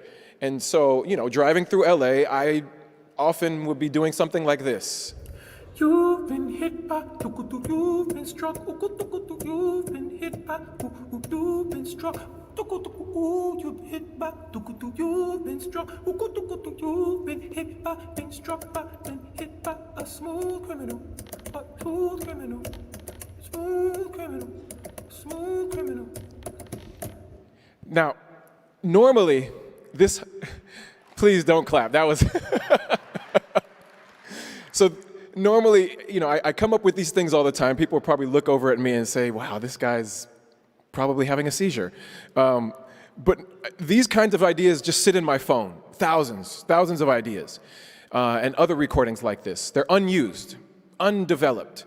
I write a lot of songs that I never record, and I record a lot of songs that I never release. And I release a lot of songs that you never hear. But sometimes they do make it out, and people do hear them. But there was something special about this particular melody and vibe, and I could hear the full instrumental in my head. I was dancing to it while I was driving, and when I arrived home, I was annoying my family with it. I was drunk with joy. It was bringing me so much happiness, and just like the dancing at my best friend's wedding, I was, trying to find ways to express physically. So just imagine me walking around the house, jerking my shoulders and whipping my head around, making strange noises like, and my kids are looking at me like, what's going on with him? My family couldn't imagine and understand what kind of magic was playing inside of my head. They just saw a crazy possessed man in their midst. But I was like Dr. Safar in Chicago in that airport. I had an idea, but I was just trying to find a way to get that idea out. And what good is an idea if you never act on it? So how did I close the gap from idea to creation? Well, normally I would have to plan for days with my musicians and schedules and studios and prepare and arrange and record my concept. But today, I have the power of AI at my fingertips. So I uploaded that raw 20-second voice memo into a musical AI application, and with a simple prompt, all I had to do was wait a few seconds, and my idea was no longer just a figment in my head. It was a pulsing beat pounding through the speakers. And I didn't have to ask the AI to replace me or the musicians. I was just asking AI to sketch a possibility for the future, for a moment to bring joy. In the past, you would need an entire team of people to put something like this together. But today, I just use the digital intelligence of AI to ensure that my inspired ideas don't die on the vehicle on the way to my next destination. And now, for the sake of brevity, I didn't tell this story of how the AI evolved. A lot of you know the story of the evolution of AI. Or who created the mobile phone that I use to record my song ideas. A lot of you know the evolution of the mobile phone. And truthfully, there are hundreds of other tangents to this story. But what you're about to hear and what you're about to see is the result of me uploading that audio into the AI. It's a song that traveled from the metal smelters of 1894 through the midwives' secrets, through the grief of a father in 1966, through the hands of black pioneers in 1967, through the genius of Michael Jackson in 1987, then to me, and then finally through the digital mind of an AI to reach your ears. And to offer a special demonstration of the traditional Ethiopian dances, I would like for you all to please give a warm round of applause to welcome fitness entrepreneur, Coach Abe. You've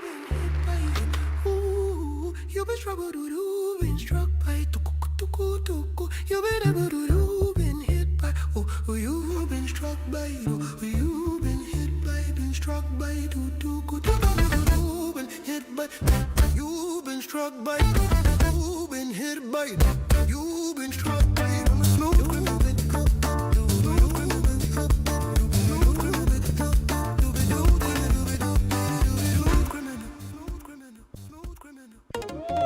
Give it up.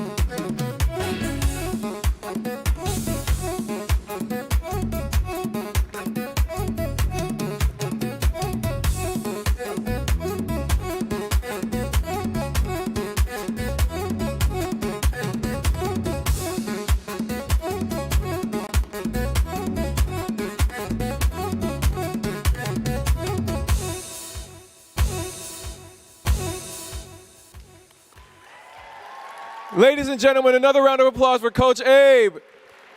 Thank you so much. Thank you. I wanted to share this story with you to show you that our AI work products aren't just results. They're not just prompts. They're much more. They're a history of thousands of circumstances conspiring to the moment of joy that you feel when you've created your completed creation.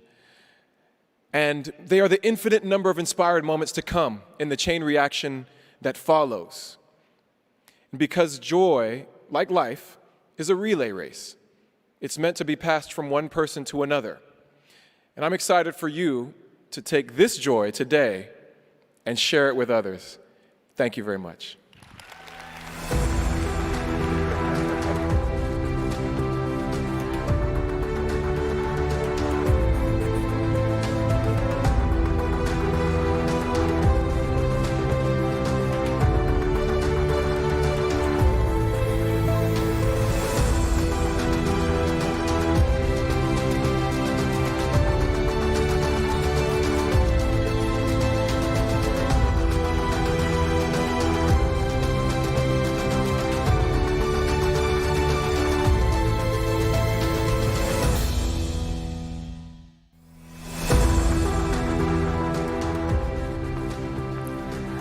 I hope you all enjoyed that very joyful and fun session.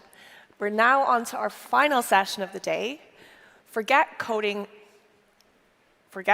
every single movement. We're entering the era of robots that learn through curiosity, trial and error, simulating thousands of attempts in seconds. The man who helped define the modern era of robotics is here to show us what's next. Please give a warm welcome to the final speaker of the day, Mark Raber, Executive Director of the RAI Institute and founder of Boston Dynamics, in conversation with Jeff Desjardins, Editor-in-Chief of Visual Capitalist.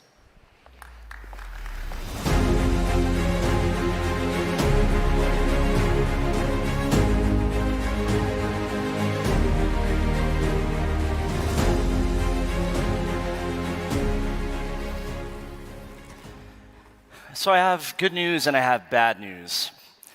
The bad news is that I don't think either Mark or myself are going to be doing any dancing.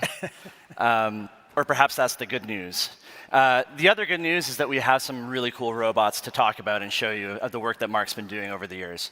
So for those that don't know you, Mark, do you want to just give a quick background of your amazing work at Boston Dynamics? Well, I'm really a lifelong robot lover. Having started about 50 years ago as a graduate student, but then about 30-something years ago, I founded Boston Dynamics, a company that makes robots like the Atlas robot that maybe you've seen recently, the Big Dog robot, which was our first real one that the public learned about, and many others in between. And now I'm at the Ray Institute, which we'll tell you more about in a few minutes. Definitely. And so Boston Dynamics, for those that might remember 10, 15 years ago, these were the viral videos that were catching everybody by showing what robots could do in an era where we didn't really know that they had these physical capabilities, and that the work that you guys put in to make that happen, I mean, you really brought robots into the mainstream, I think, for a lot of our lives, which is really crazy. I think one of the key ideas that led to that was trying to make robots more like animals. When I was still a graduate student, I went to a talk where it was all biologists and one robot maker. And he had this very slow-moving, six-legged robot that was clinging to the ground, moving so slowly. And compared to people and animals, that's just not the way it works. We fly through the air, we bounce on the ground, our energy is important. And it's really a dynamic activity. And so for the whole time I've been working on robots, we've been trying to make them more like that. Amazing. So let's pull up the videos for the Ray Institute, and let's show some of the stuff that you've been working on more recently. So for the last few years at the Ray Institute, which is in Boston and in Zurich, we've been working on learning-based control methods, which is really a brand new part of AI that is revolutionizing how you make a robot move. And one of the projects we did is one in collaboration with Boston Dynamics. So Boston Dynamics built the robot, but we built all the control system for it that worked by starting out with this particular clip shows starting out with a human-formed robot, recording data from a human, and then figuring out how to retarget it and adapt it so that it could control the behavior of the robot. And this one particular tumbling run, I think, is one of the most beautiful things we ever accomplished on the dynamic side of robots. And this was done almost all using reinforcement learning, retargeting, and simulation-based training. And one of the cool things about this method is you can apply it to lots of different forms. It doesn't have to be a human form. So here's a robot that is like a bicycle with a person on it. That upper part is the part of a person that a bicyclist would throw around if they wanted to make a bicycle jump, like we make this thing jump. And there's no person in the loop for any of the stuff I'm showing. It's all completely autonomous using control systems developed by a learning-based system. This is a project that's still in development, so we keep adding functionality. Here, the robot's going to jump from obstacle to obstacle. You can imagine it doing parkour outside, and we're just keep adding new and new capabilities to it. Here we have it outside using a vision system. Again, there's no person involved, except for the people running after it, holding the cameras, trying to keep up. And it's not perfect yet. You can see it skirts the edges of the trail, but it's getting better and better all the time. There's the people. there's the people trying to keep up. And I'll just show you one more system that uses the same basic learning control system with very little testing on the hardware. Almost all the development happens in physics-based simulators.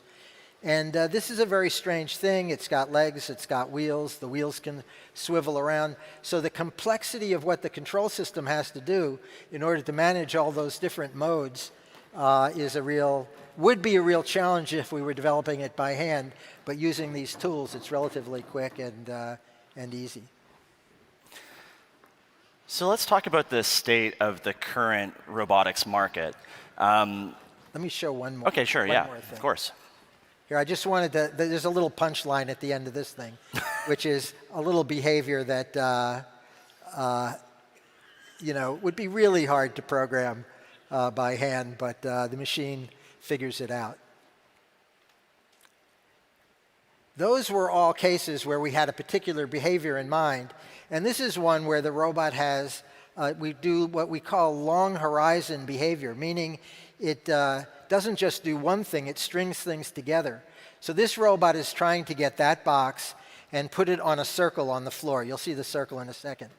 And there's the circle. And it just kind of goes about its job, no matter what the situation is, using a small library of things it learned to do, and then figuring out how to attach them to the task at hand, and then doing it. And it looks very industrious when it does this.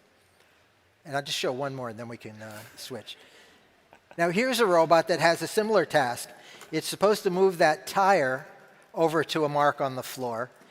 And one of the interesting things is this tire weighs about 1/3 of the weight of the robot. So the whole robot has to get involved in manipulating it.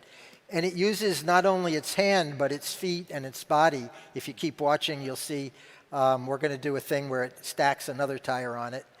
And this is all trained using, as I said before, massive simulations and some other techniques for stringing together the behavior.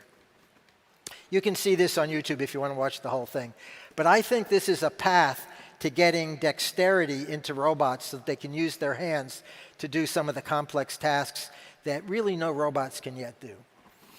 Yeah, so speaking of that, let's dive into what robots can and what they can't do right now, right? Because we're having a moment right now, almost a bit of a ChatGPT moment, but for robots, where people are starting to say, hey, there's humanoid robots coming. People are very excited about Tesla, and there's other companies that are building things. But my understanding, and based on the work that you're doing at the Ray Institute, is that we're not quite there with humanoid robots yet. There's still going to be a ways to be able to do the things that we kind of imagined them doing in our heads. So what is the market like right now, and what's out there, and where are we lacking? What are the gaps that we need to fill? There's a bunch of things I could say. One thing is called the Moravec paradox, which is that the idea that the things that look easy are really hard, and the things that look hard are really easy. So everybody thought it would be a long time till computers could think like a person, and maybe they're still not thinking exactly like a person, but they're getting closer and closer. Whereas in order to move like an animal or like a squirrel or like a human being is still a big challenge. So my view is that while there's a lot of excitement and enthusiasm and progress, we still have a ways to go before humanoid robots are going to rival human beings in all the things they can do. Now, me as a robot lover, I don't care. I'm in it for the challenge. I'm in it for the long haul. I think people who are trying to get ROI this year, next year, the year after, have a real challenge on their hands because it's going to take a while till we get there. But everybody's making progress, and I think that's good. Totally. And I think Peter Thiel said it really in a really good way, which is that we wanted flying cars, but instead we got 140 characters. And it just speaks to how hard it is to develop products that are based on atoms and physics versus bits and bytes, right? And so can you talk a little bit about just that the general challenge of building for the real world and building something that can function in unknown environments and unable to do the things that humans do really well? So one of the things that's easy to point at is that ChatGPT and Anthropic and Google have the whole internet of written and, let's say, spoken communication available to scrape in order to build their models. And getting that kind of extensive data from physical systems is a big undertaking, and there's a lot of us working on it now, building special devices that kind of intercept the information when you do a mechanical task. So you can't just jump in and get the vast amounts of data that are available. But there's also a hardware side to the challenge. Even though there's a lot of physical robots out there, most of them don't have the characteristics that human beings have. One of the things we're working on is making low reflected inertia joints. If you're not a mechanical engineer, that probably doesn't mean anything to you. But it's the idea that energy can flow through your body. If any of you are athletes, you know that when you do things like throwing a ball, a lot of the power comes from the big muscles in your legs and in your body, and all that gets channeled through your arm like a big whip. And that's true for almost all sporting activities. Yet robots are designed so that the energy has a very tough time traveling through them. So we're doing some work on new designs that let you do that, as well as many other characteristics. And when we were looking at... Let me say one more thing. Yeah, sure, go ahead. I think a lot of Silicon Valley thinks that the hardware doesn't matter anymore. Give me some ratty old hardware, and we'll make software that takes care of the limitations. And I just don't believe that's true. You really want the software and the AI capability to be as advanced as it can be, and you also want to develop the hardware to the limits of what you can possibly achieve. And having rapport and communication between the people on both sides of that problem is a really useful and important thing to do. So let's talk about some of the individual gaps that you guys are working on right now at the Ray Institute. One that really I thought was interesting and maybe is a little bit counterintuitive is the dexterity problem. So like when I'm folding laundry or when I'm doing basic household tasks and just manipulating things with your hands, using a tool, doing these little things, robots actually have a really tough time with that. Can you talk more about that and specifically what it is that robots struggle with? If you go out there and look at robot YouTube videos doing manipulation, the vast majority are focused on grasping an object, looking for the object, figuring out its shape, positioning the hand, and then closing the hand, usually with simple fingers, in order to pick it up, and then they pick it up and move it and put it down somewhere else. I have a friend who studied videos of Julia Child's cooking. And it turns out that she does about 40 different things. Almost none of them are grasping, and none of them are static grasping. She'll hold the knife in her hand, put the knife so it's out of the way so she can use her fingers. She'll get something and flatten it or roll it or squeeze it. And if you look at yourself carefully when you're doing tasks like cooking or if you have a shop working on things. I was telling Jeff before, I was trying to teach my grandkids how to use a hammer. And we were in the shop, and they had the hammer, and we're doing this.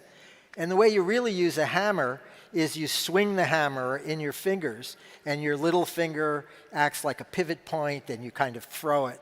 And almost everything we do has that dynamic component to it. And really, robots haven't lived up to the control, nor even the physicality of what the designs are to be able to embrace all that. I think it's a great challenge. We're working hard on it, and so are a bunch of other companies. And I think getting human-level dexterity, or better than human-level dexterity, is going to be one of the things that you're going to see unfold over the next few years. And it'll be really important. It'll be really important for getting ROI, getting robots into the factories, and other places where they could be. One other comment is, we're so good at using our bodies, it just seems simple. And I think that's kind of a barrier. We don't face up to, once you become a roboticist and you try and make a metal thing do what we do so easily, it can be eye-opening. Well, yeah, I was going to say, can a robot hold like a wine glass or something like that? Something that's very, easily breakable. We have like this soft tissue that makes it really easy to like cushion it, but robots, seems to me that would be something that would be very difficult for it. I didn't bring my outtake video today, but we have outtakes of robots handling wine glasses. The one I usually show just has the wine going everywhere. It doesn't show the glass breaking, but there's every manner of failure you could imagine. So probably don't invite robots to a cocktail party then. Not yet. Not yet. Okay, well, let's talk about some of these other challenges, maybe navigation as one. I think this is really interesting too. But I think some of the anecdotes that you were giving about it are great, so let's go right into those. I mean, I think another challenge that separates all the things that robots can do that we're excited by and what they need to do, at least if you're dreaming of robots being in our world. One of them is being able to navigate the world with really a semantic understanding of the world, where it's not just following a path. There are plenty of robots that can be pre-programmed to go on a path and avoid obstacles on the path. But just imagine what navigation you did to get from your hotel, assuming you're staying in a hotel here somewhere. You might have taken public transportation or gotten into your car. And if we told you had to go across town here, even if you've never been, I'm from out of town, so I don't really know how it works here, I could do it. Robots don't have that kind of world understanding, the level of mobility even to get in and out of some of these conveyances, do the planning. And I think we're working on that kind of real-world navigation so that robots can go not just into a carefully organized space, but into cluttered factories, warehouses, cities, and eventually our homes, assuming we want them there. Well, yeah, you were saying earlier that if you have a robot in your home, you might want to have some padded walls. We've built things that looked like homes in warehouses so we could do experimentation. And practically every surface, the kick plates and the stairs, the walls, are just bashed up, have lots of black marks from the feet of the robots, oil stains from the earlier robots that had oil actuators. The thought of really having these things living in your homes, at least if you have a nice home at all, it's a daunting undertaking. So we have a couple of other factors that I think that you described as limiting factors and gaps that are being filled today. I think one of them was cognition and intelligence. Can you talk a little bit more about that? Like how does a robot's brain work right now, and what needs to happen there in order to reach sort of this future that we're trying to work towards? Well, another thing we would like, if I could take almost anybody in this audience into a workshop or a factory and spend about 10 minutes showing them how to do a task, and you'd be able to do it. If you took any robot today, you'd need a room full of very technical programmers and maybe experts at how about the task, subject matter experts, and they might spend a month programming the robot to do a task reliably. So we've been working on the job training for robots. We call our project Watch, Understand, Do. And the idea is to have the robot watch the person who's already knows how to do the task do it, understand what they're seeing, both what are the steps they take, what's the sequence, what's the result that they need, and then be able to do it. Now, this is a real challenge. AI plays a big role in doing some of the perception of what the parts are that we're handling, how they're getting handled, what the sequence are. And it may look up information about what the normal sequence of steps is to do a job if it's one that there's available data that's out there. Some of them do have that and some don't. And so AI is playing a role, but all those other things I talked about before, combining mobility with dexterity has to play a role. Really perception. Perception means not only looking, but also feeling, hearing, putting all those senses together to be able to understand what it is that's going on in the task that you're being taught to do. So that project is going well, but it still really has a ways to go compared to the jumping bicycles, which we have a lot more experience with. So perception is interesting because when you think of a human, you think of our 5 senses, right? So how many senses does a robot have right now? I mean, it depends upon who built it and what they did. Some of them have almost no senses. So when the sensing inside your body is called proprioception. So you can tell a little bit about what angle your joint is at, or you might feel the load on your joint, and you can feel things in your fingers when you touch things. That's all proprioception. And robots have different levels of proprioception. Some of them have vision so that they look with cameras at the world. Some of them have things that people don't have, LiDARs, like the self-driving cars, shoot laser light out and then look at the returns to get maps. Most robots don't listen, but we're starting to use auditory information because when you do dexterous tasks, sometimes there's good auditory information about what's going on. And some robots use contact forces. It's really important for doing precise assembly tasks like a high precision insertion, snapping together a clip ring or any kind of connector.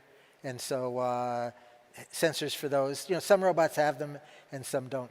But it's really the brains behind those sensors that is a lot of the challenge, as well as the hardware.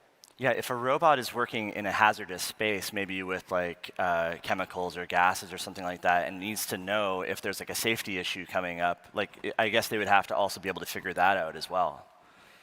Some of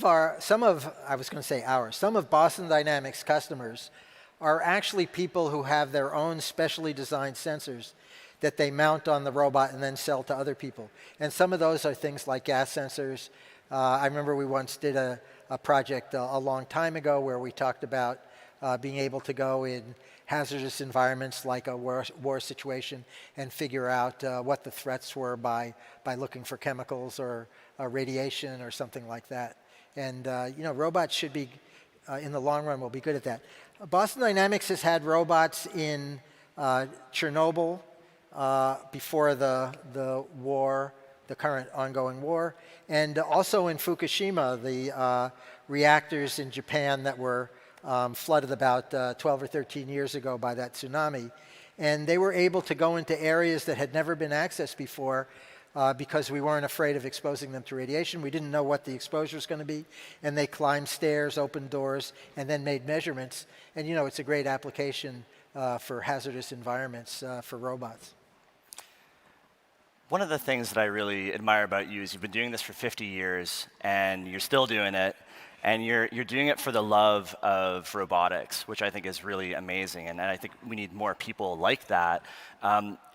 What keeps you going, and what keeps you interested in this space? It's fun coming to events like this and showing off. I don't really think of them as children, but I'll use the phrase, showing off our children by showing you videos of what we're doing. We also have even more fun sometimes making the robots dance, and I have ambitions to send a troupe of interspecies dancers, some robots and some human beings, who are doing performances where they rely on each other's special skills and kind of contrast each other's special skills. We're not doing quite that yet, but you know, you can. There's no limit to what you can think about doing and experiment on if you get someone to pay for it. And so far, we've been pretty good at finding people to do that. And you know, these days, there's a mania for funding robotics work. It's amazing. Most of which is focused on trying to get some ROI in the next 3 to 5 years or so. So what does that look like? What does the window look like over the 3 to 5 years? As we talked about, obviously the physical element is challenging. There's lots of different problems that need to be solved there. What does the outlook look like for 5 years from now or 10 years from now?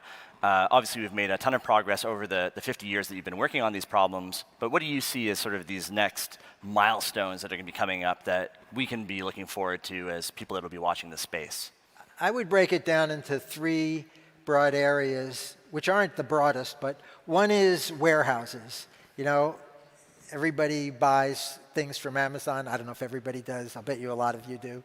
And they have lots of robots in their warehouses helping with the task of getting those things to you the next day or a few days later. And that's already happening. Millions of robots already in use. And those are usually very narrow function in very organized situations. That's today. I think tomorrow you'll start to see them more and more in factories. I mean, simple robots that are fixed in place doing repetitive, precise operations, that's been going on for a long time.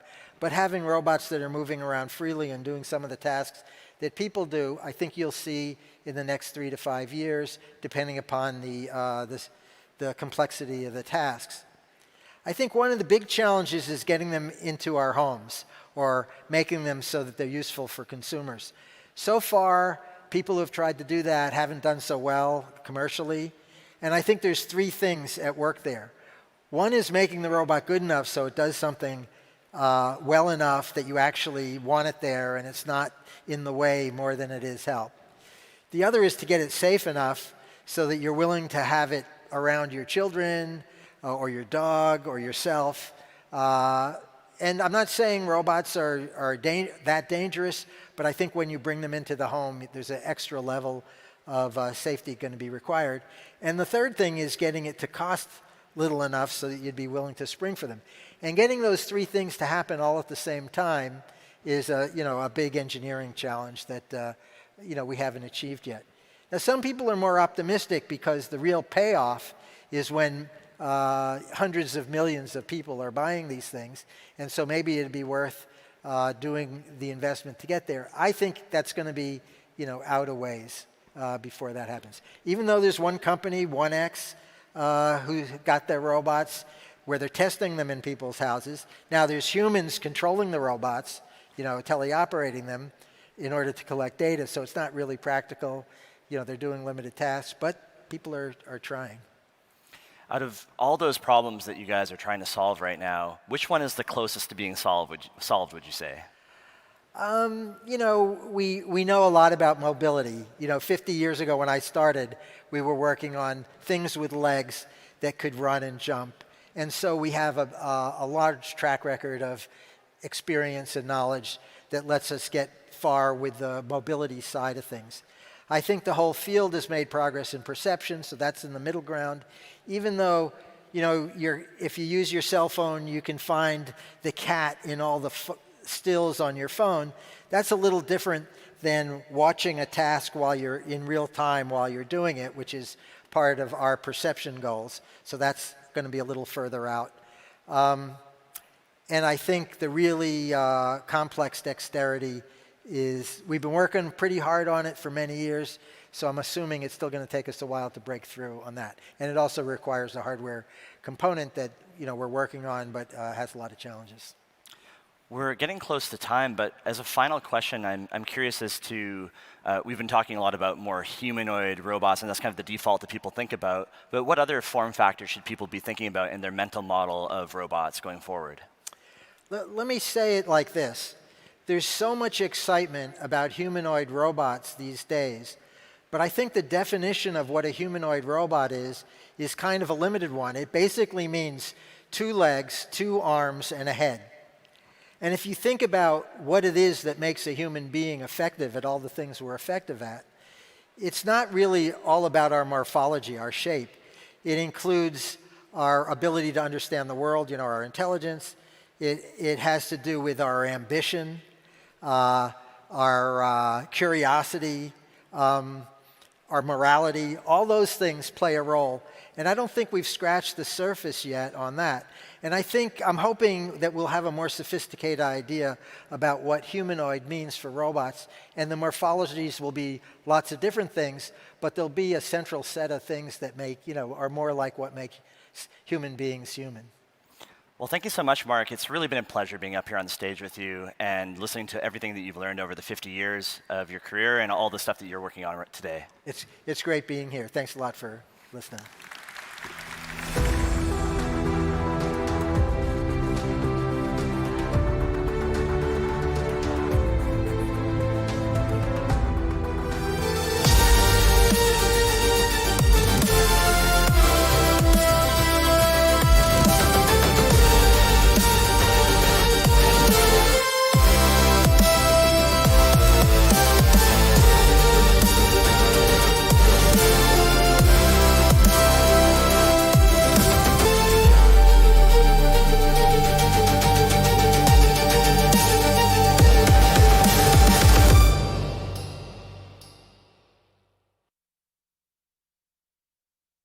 Thank you for joining us today. That concludes our program here today.